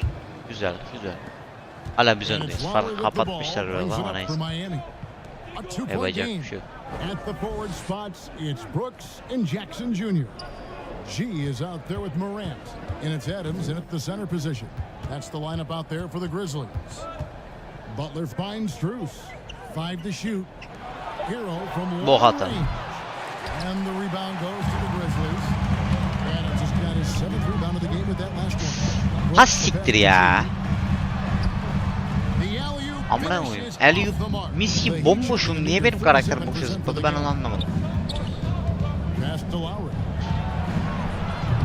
A miss that time would have put him up. The Grizzlies shooting 38% from the field. A pretty weak showing for them. Jackson against Lowry. Ya sikeceğim ama ha. Bitiremiyor Eliup'ları, çıldıracağım. Yat yere ya. And the Heat making a change here. Oladipo's checked in. Home Depot diyor. Allah'ım. To the paint. Here's Adebayo. That misses. Had a chance to tie it there.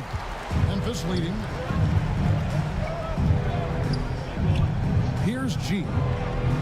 Out to Brooks. Pass to Morant. Adams dishes to G. And Oladipo pulls it down. Oladipo's got his 4th. Ay ananı bacını. You told me this was the kind of game he was going to have. I would not have expected them to be in front right now. Caleb Martin's checked in for Tyler Hero. Outside Lowry. The kick out to Oladipo. That falls Siktir lan. Amına koyayım nasıl soktu ya. Oladipo's got the lead up to 1 now for Hadi the oğlum. Heat. Şu gameplay yapıyor. Morant surveying the D. The pass to G. Amına koyayım. Nereden çıktın sen ya? It's good on the putback. And the Grizzlies lead by 1. And Steven Adams just a wrecking ball down there with his size and strength on the offensive glass. Pass to Oladipo. Amına koydum. Sikeceğim adamın arkasına takılıyor oyun. Oladipo's got 5 points now in the Amına quarter. koydum oyunu. What a performance on the offensive end. Demeden He's defensive making the rating defenders yarrağımı pay bıraktım right now mesela. for all of the mistakes they're making. Oh, what an impressive Gel oğlum bana gel ya. play brought to you by Amına Motor koyayım. One. Neyse o gol. It's all about the Düşük de ability to atabilirdik get 2 ya. feet in the paint, whether it's creating for a teammate or for yourself.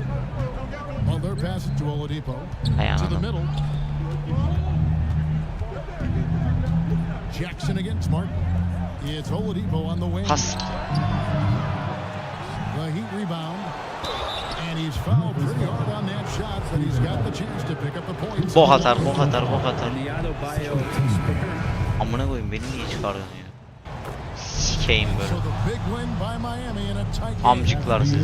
This win sets a tremendous emotional boost for Beni çıkarsa tabii yeniriz o zaman. And crazy finish to take a road game like this and simply deflate an entire building. Well, folks, that's going to do it for now. For Greg Anthony, Brett Barry, and David Aldridge, this is Kevin Harlan. Thanks for watching the NBA. Bugün günlerden cuma. Vay anasını. Any thoughts on the departure of Othello Akpem? Ay sikeceğim bu adam kim amına You know, koyayım. John, Let me ask you this. Do Adamı you feel tanımıyorum bile responsible for Othello's ve departure? her konuşmamızda bu adamla alakalı bir soru soruluyor. I mean, obviously, I hear what people say. How could you not? So you weren't hoping for his departure then? No. You know, Nate, I always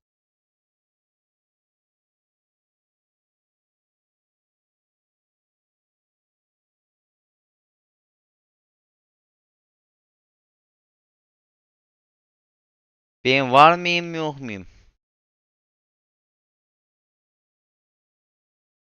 I got a motherfucking boner. I got a motherfucking boner. O freestyle biliyor musunuz?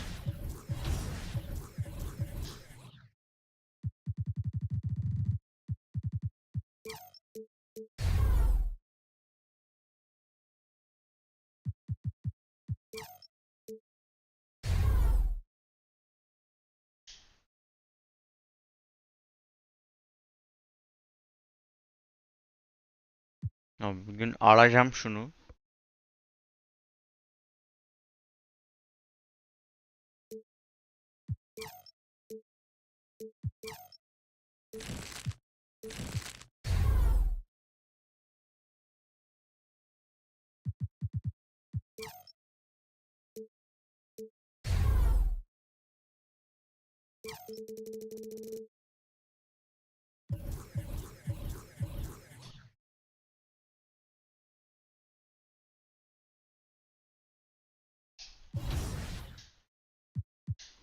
Team practice'e gidelim mi?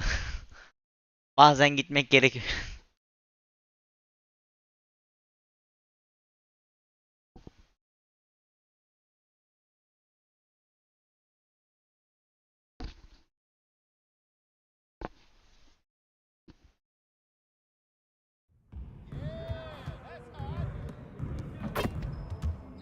Good game last night. Bok good game amca. Ver bakayım abi.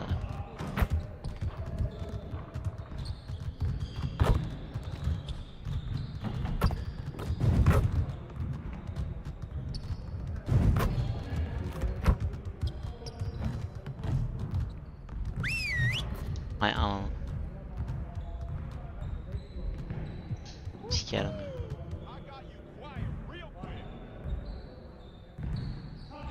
Ey ey ey ey ey.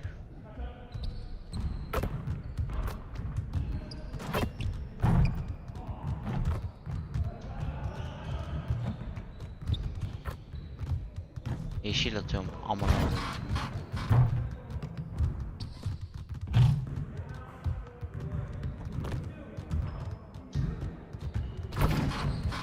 At aman Allah'ım.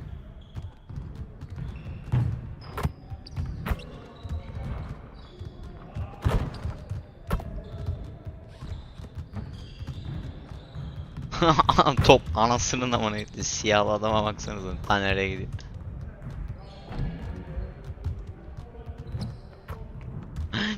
Çorat burada şey bekliyor.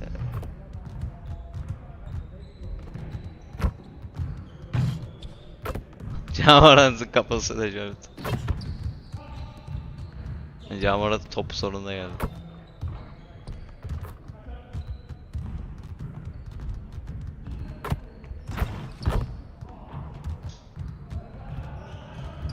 Time to get in some work.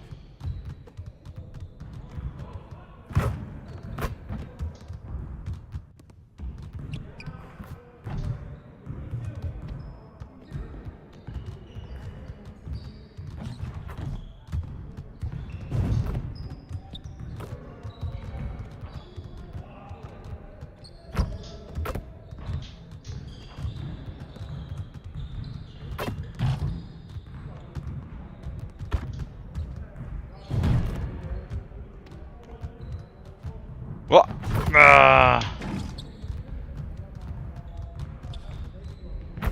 I got a motherfucking boner.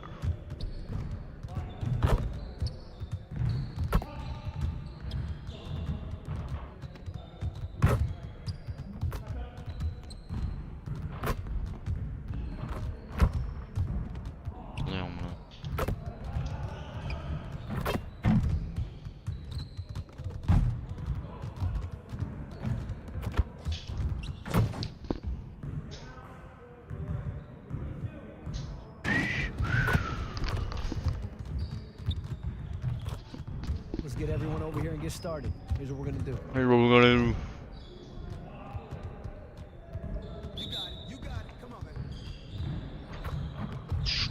God.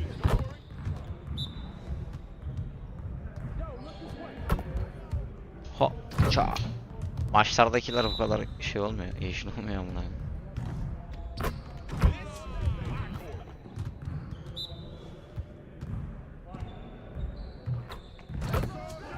Keep it going.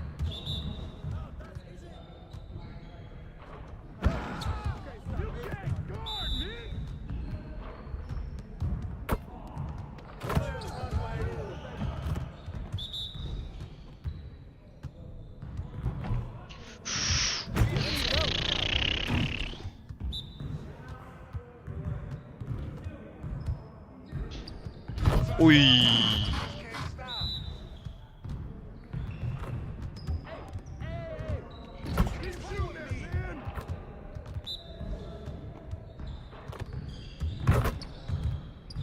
Aster.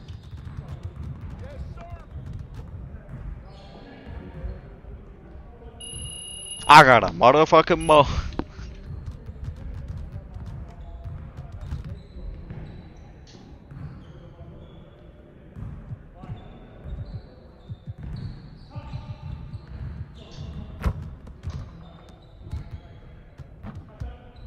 Let's get everyone over here and get started. Here's what we're gonna do.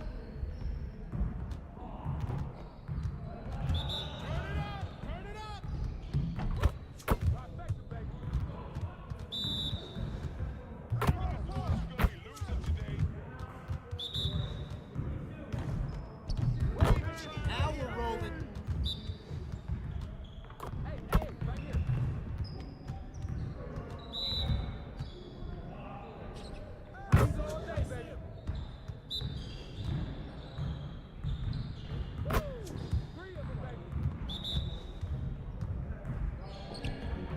Just like that.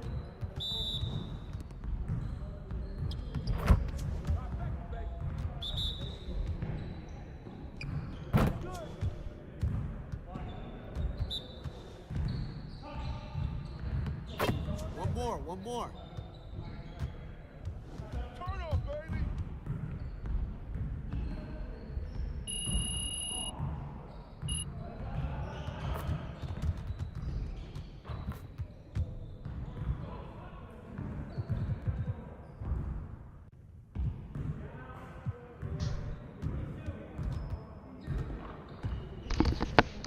Let's get to work. Here's what we're gonna do.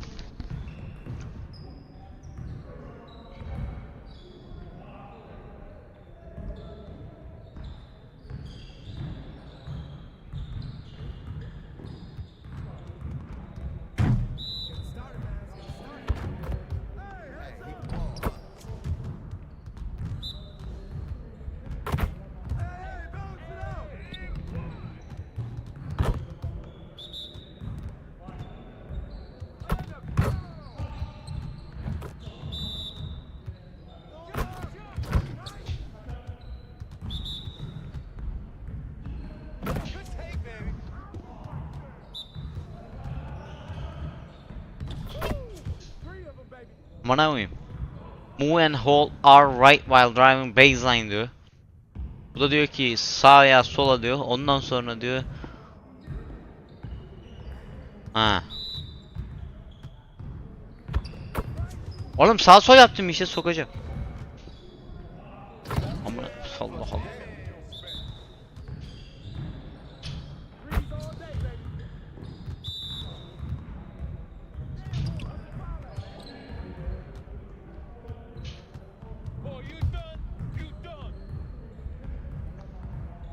I got a motherfucking.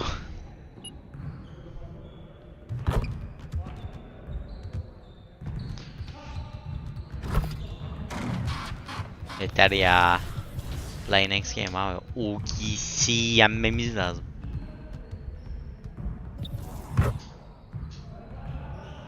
Bir saniye. Ver bakayım. Kobe'leri. Kobe.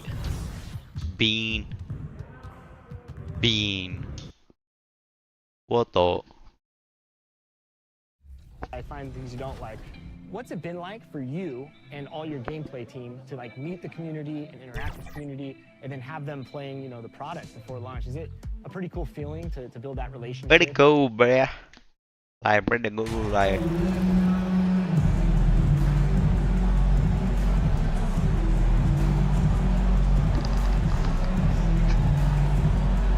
Kuşları yenmemiz lazım. En son maç yenildik. Boşu boşuna yenildik. The rivalry is real.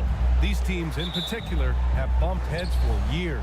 Well, rivalries are built when something is at stake, and when you look at the entire history of this matchup, the peaks and valleys for each club, there's a little bit of distaste, which always makes for interesting viewing. And the Oklahoma City starting five. They've got Holmgren. Shea Gilgeous-Alexander is out there with Josh Giddey. Then there's Lou Dort, and it's Williams in at the four. Here's Morant. After the basket by Oklahoma City. And he's going for the lob! Amına oğlum seni. Gel lan buraya. Seni döverim ha. Buraya. Giddey with it. And he's been a Oh, big hey. part of their offense, Nasıl averaging soktu more than lan? 18 points a game. Well, just finding the open man and making sure it's on time and on target. This is who Josh Giddey is. Now here's Morant. Here he goes. Oh, there's Morant with the slam. And just a great screen. And they got a high-powered finish out of it. And my question is, where was the help? Someone rotate over and challenge. Gilgeous-Alexander finds Williams.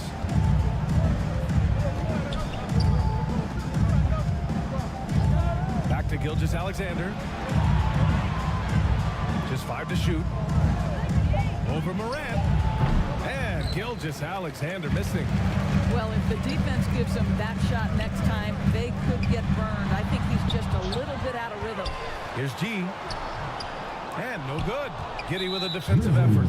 Siktir lan. Yatıyorum ben ya. Bu ne Thunder amına? have gone just 2 for 4 from the floor. The Thunder have really struggled the last couple of years. Yeah, remember back when they had Durant, Harden, and Westbrook? Oh, quite a lineup. Not that they need 3 superstars again, but they need some sort of boost. And what you like about Jalen Williams is how complete it is. He's doing a little bit of everything out there now. His skill set is a great thing to have. And Williams drops them both. The Grizzlies have gone 1 for 3 so far. Things just don't seem to be clicking for them offensively. Yeah, they really need to find a way to get back on track. Girmemesi saçma. Gilgeous-Alexander against Morant. Stolen by Giddy. Amcık Giddy ya. Up the court come the Thunder on the break. Dort for Atamaz. 3. The shot off that time. And here's Memphis. Trailing by 4. They're coming off a loss against Miami. Onların avradını ya. Orospu evladı. Bitiriyordum orada. They didn't have a backup plan, right? The threes aren't falling. What do you do next? He's perfect from the line this time. You can tell when he steps to the line the kind of confidence he has in himself. It's written all over his body language. Pass to Giddy.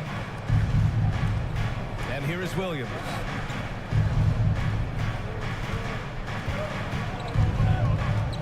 Clock at 6.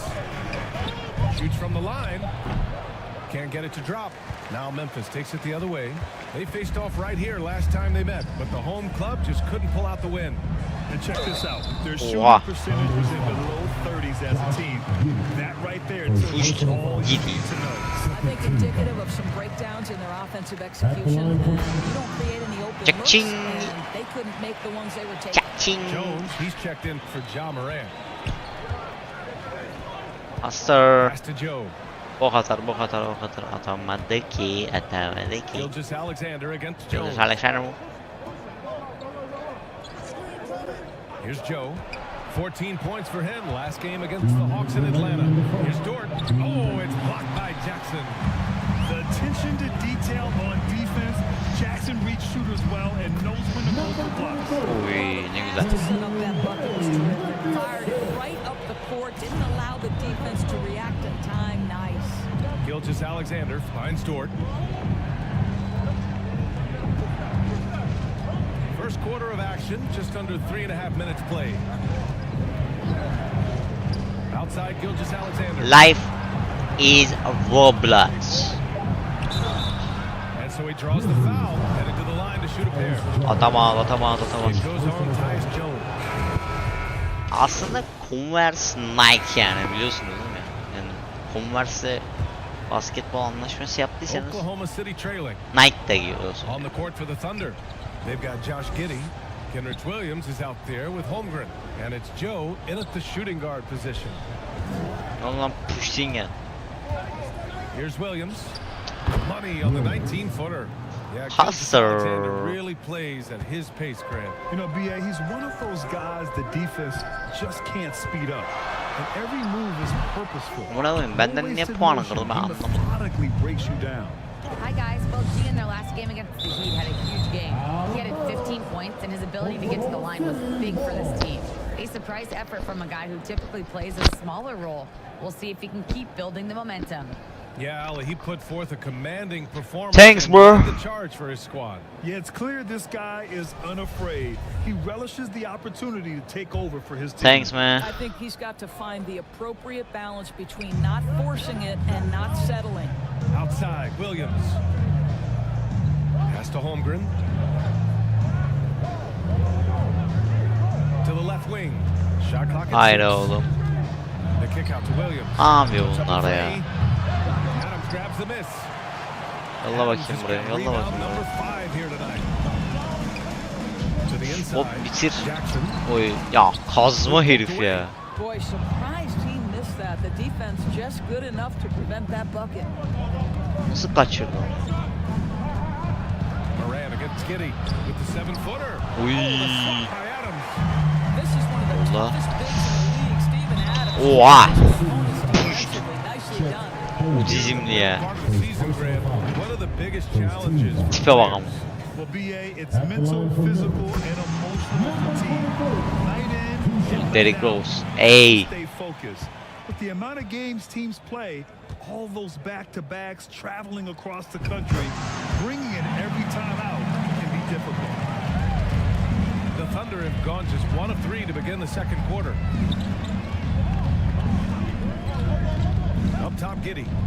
He had a 12-point outing in their last game against the Hawks in Atlanta. And guys, remember, remarkable passing the ball as well. He racked up a number of good assists. Sadece canlı yayında bir yorum var. This guy is a pick your poison kind of player. 4,5 saattir burada canlı yayın yapıyoruz. Cover all your bases with him. Bir kişi bir şey yazdı. To G. Oh, trying O his da yabancı. deep. Hits the three-pointer. 11 points. Hala izliyorum ondan da emin değilim. Put your head down and go to work. That's what they need to do. Boy, the tide is running one way and then shifts back in the other direction. I've lost count of how many lead changes we've had here tonight.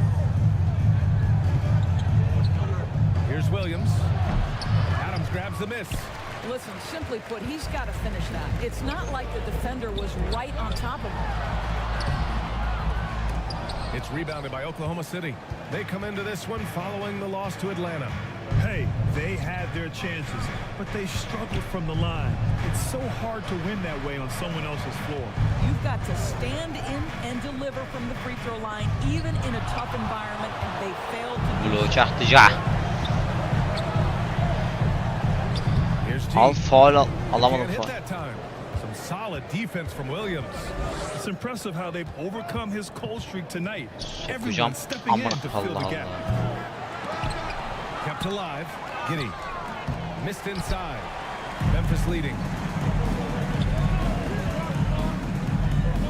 Now for those joining us now, we're in the second quarter. Amcık. 3 minutes gone by. And Williams getting his timing just right on the block. Defending with purpose. And some changes here for the Grizzlies. Clark is checked in for Jackson. Grizzlies. Brooks comes in for Desmond Bain. And it's Jones in for Ja Morant. Dort, he's checked in for Oklahoma City. Shea Gilgeous-Alexander comes in for Joe. Josh Giddey. Second personal foul. Second team foul. At the line. That free throw no good. Okashevsky's checked in for Oklahoma City. Robinson Earl comes in for Williams. And he sinks the second. Now a timeout call by Oklahoma City. That's a good timeout. They just can't hit anything. Sometimes it just feels like misses become contagious. He wants to settle his guys down right now.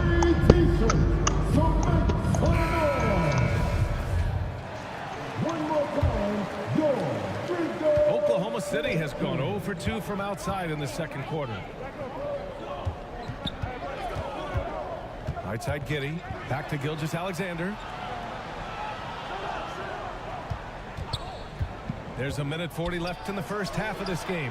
Here's Pokashevsky. Ya otizmli çipli amına. Tipine sıçtığımı maymunu nasıl soktu ya. First points in this one.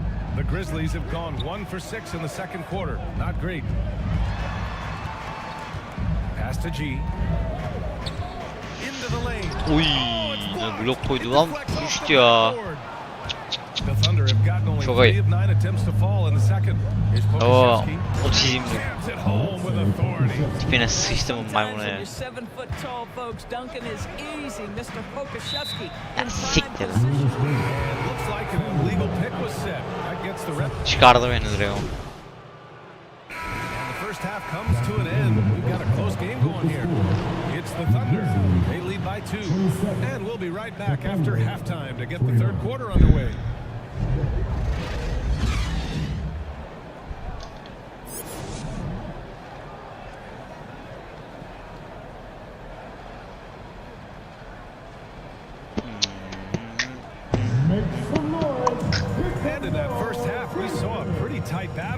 We'll soon find out what sort of adjustments were discussed during halftime.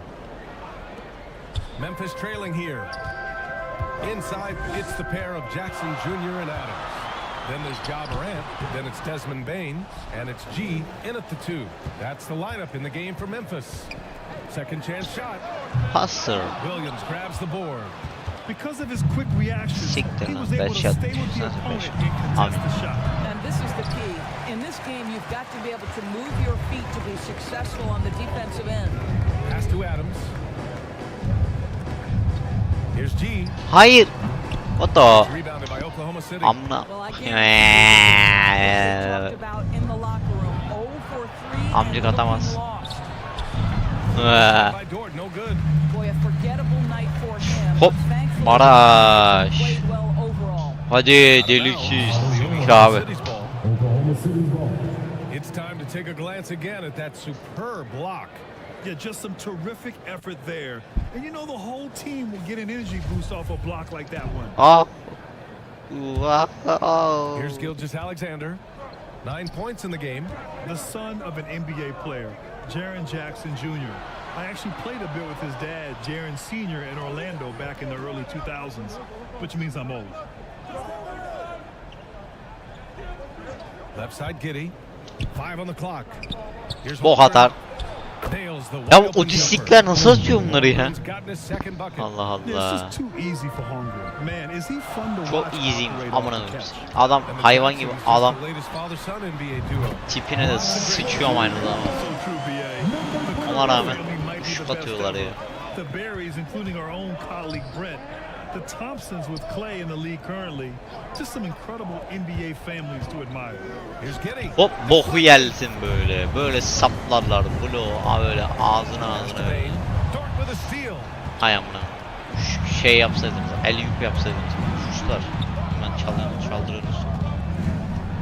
2 minutes gone in this third quarter now. Lays it up and banks it in. And the Thunder lead by 3.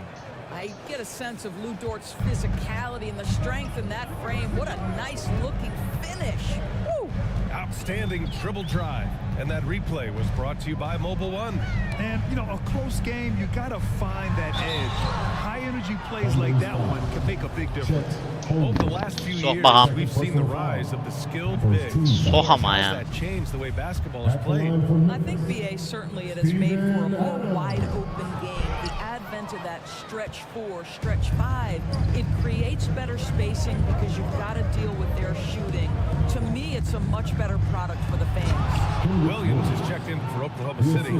Joe comes in for Giddey. Well, Shai Gilgeous-Alexander is unselfish and he's got excellent passing skills. Pretty play there. Pass to G. Out of bounds on the Oklahoma City's ball. Oklahoma City's ball.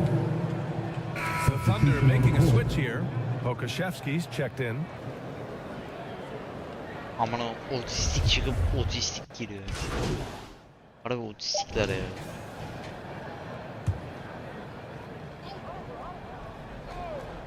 Bir saniye kalmış beni sokuyor ya amcık. Off the inbound pass. Otisiye bak. Oh, no good on the last second attempt there. Altı. And that does it for the third quarter. Both teams clicking offensively as we approach the fourth. It's the Thunder leading by 9. And don't go away. We'll be back. O da.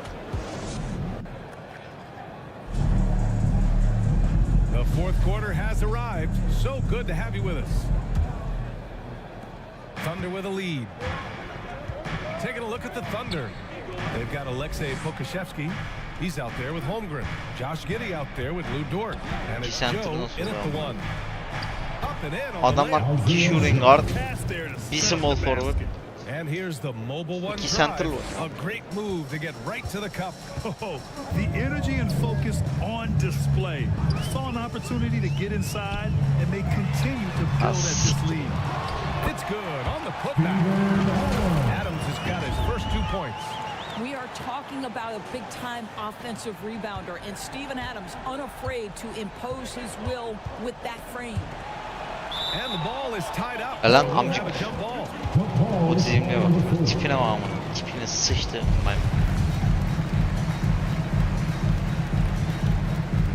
Vereceğiniz. Kamera açısına sıçayım. So it's the Thunder now. Dort against Bane. Pass to Holmgren. 6 on the shot clock. And it's Giddey missing. I'll tell you, despite his struggles at the offensive end, this team still finds themselves in control of the ball game. In the paint, Morant stays nimble, and that allows him to make any needed adjustment to his shot. Giddey passes to Dort. Here's Pokashevsky. Here's Joe. Dort outside.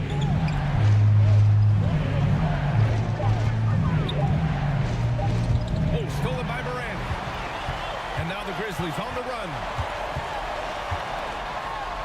It's tipped. And you can't forget about Holmgren's reach, especially when he's nearby on defense. Vay orası. Hey, the Amına struggle koyayım. is real. Offensive He hasn't found much rebound success with his alıyorum. offense today. Ona rağmen. Second shot opportunity. It's wide right. Hits off the rim. For Memphis, they've gone 2 of 5 from the field in this final quarter. Here's G. Pass to Clark. To the middle. Here's G. And he's going to the line for 2. The official saw contact while he was going up. I don't mind that. I mean, they met him at the rim and temporarily prevented the point. Jackson is Hadi oğlum checked 5 in for sayı fark Memphis. kaldı. Williams is checked in for Oklahoma City. Gilgeous-Alexander comes in for Joe. Amcık yedi. Outside Gilgeous-Alexander. Here's Holmgren. Pass to Dort. It's Giddey on the wing. 6 to shoot. Ay orası bir Oh, çocuğu. a clear foul there on the missed shot. So he'll get a pair at the line. I like whenever Holmgren uses his length to his advantage. Hayır. Great at forcing the D to foul him inside. Siktir. And he can't hit the second. Memphis trailing here. Here's G.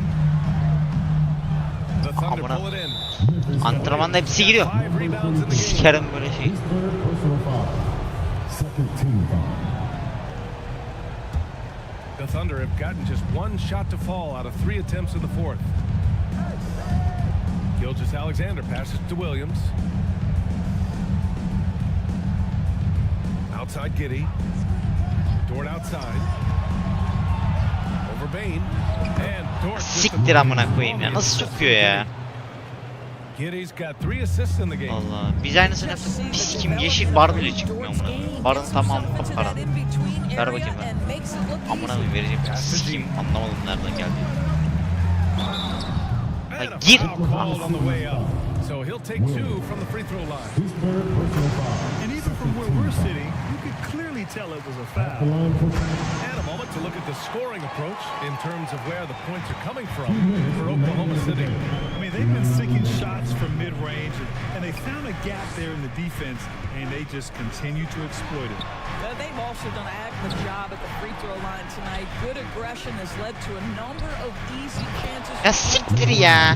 Dort's shot is Amına good. koyayım 8 sayı. Boy, what a find. This Lou Dort, undrafted out of college. 5 sayı yapacağım. İzle izle. Here's Morant. Oraya sok amına koyayım. Pass to G. Second chance effort. Ha siktir And ya. Holmgren with a rebound. Amına. Holmgren's got 4 rebounds now. Right side Giddey. 1:21 left to play in the fourth.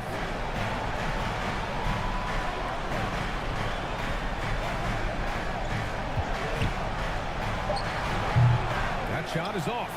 Now Memphis takes it the other way. And here they come. Here's Morant. Ananı sikeyim. Pass to G. Another shot. It's rebounded by Oklahoma Ananı. City. Orada. They've led by as many as 11. number 23. His fourth personal foul. Third team foul. 52 seconds left in the fourth quarter of this one.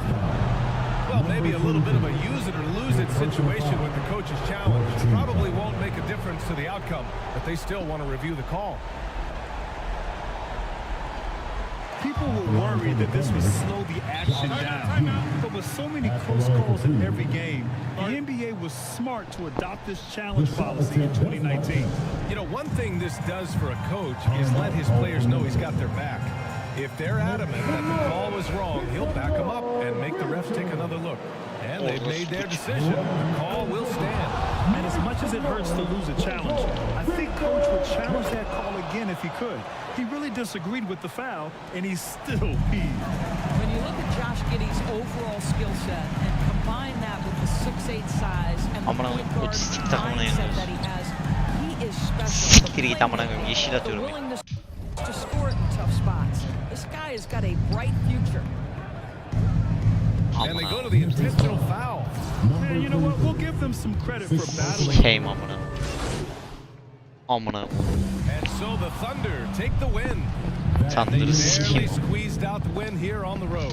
NBA, the visiting team is always under some added pressure, but they made it work in the win, whatever the margin may have been. And that'll do it, folks. For Grant Hill, Allie LaForce, and Doris Burke, and the rest of our 2K team, this is Brian Anderson signing off. We'll see you next time.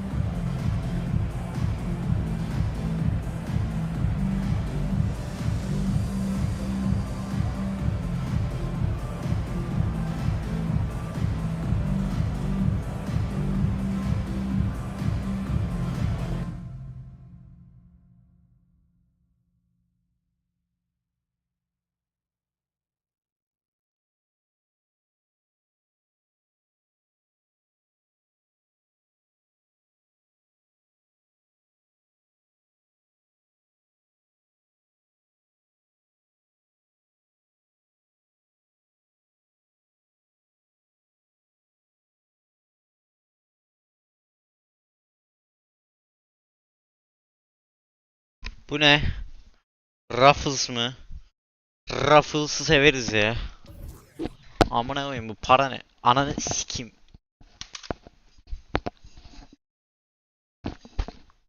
Amına koyayım ben o parayı istemiyorum. Sikerim öyle iş. Allah'ım ya.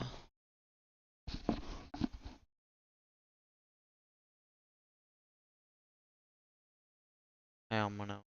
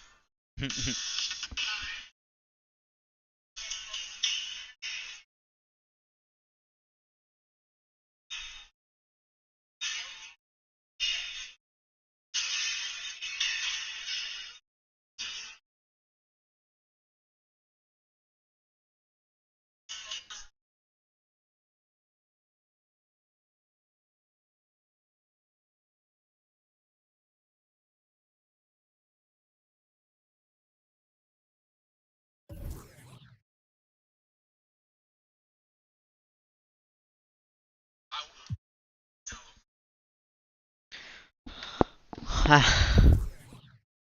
Counter amına koyayım. Bu para ne ya? Ben bir süperstarım yani. Artık 4000'e kadar çıkıyorum ben.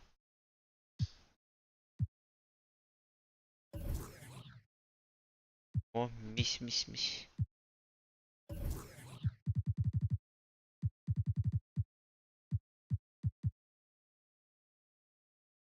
...24 30 point games.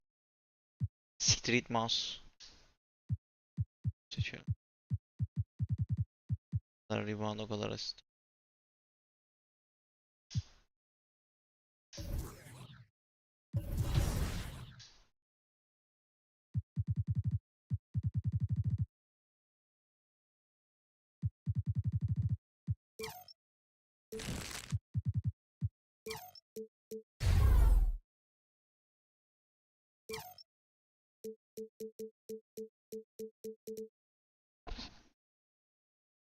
Nasıl avradını sayın seyirciler.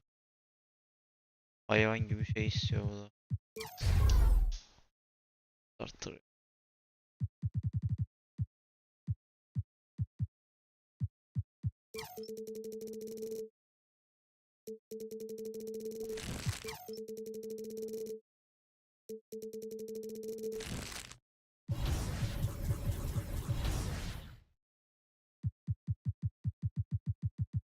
Ne oluyor? Ne oluyor ya?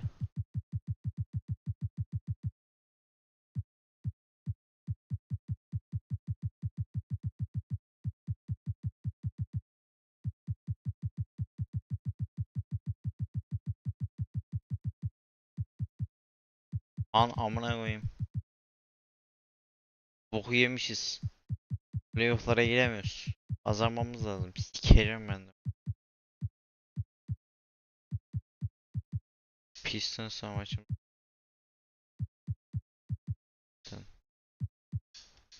Ver şunu.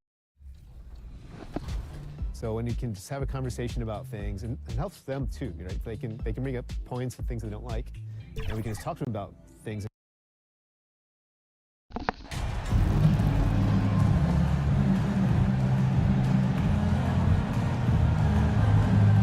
Bu ne lan? Detroit'in böyle forması mı var? And there has Güzel Greg bu been arada. some talk within the league about adding a mid-season tournament. What are your thoughts on that possibility? I mean, with the Al success bakayım. of the play-in tournament, which, Oyuna ne in oluyor? full disclosure, I was not for, but love now, I can see why they're considering it. Ananı And a look bacını at the oyuna ne starters for oluyor? the Pistons. The backcourt guards are Cunningham and Ivey. Ananı bacını sikeyim. Wiseman's out there with Bogdanovic, and it's Duran in at center. Amına koyayım ben şut atarken kasıyordun. Şunu kas. Ananı sikeyim ya. Amına koyayım. Kapat yayını amına.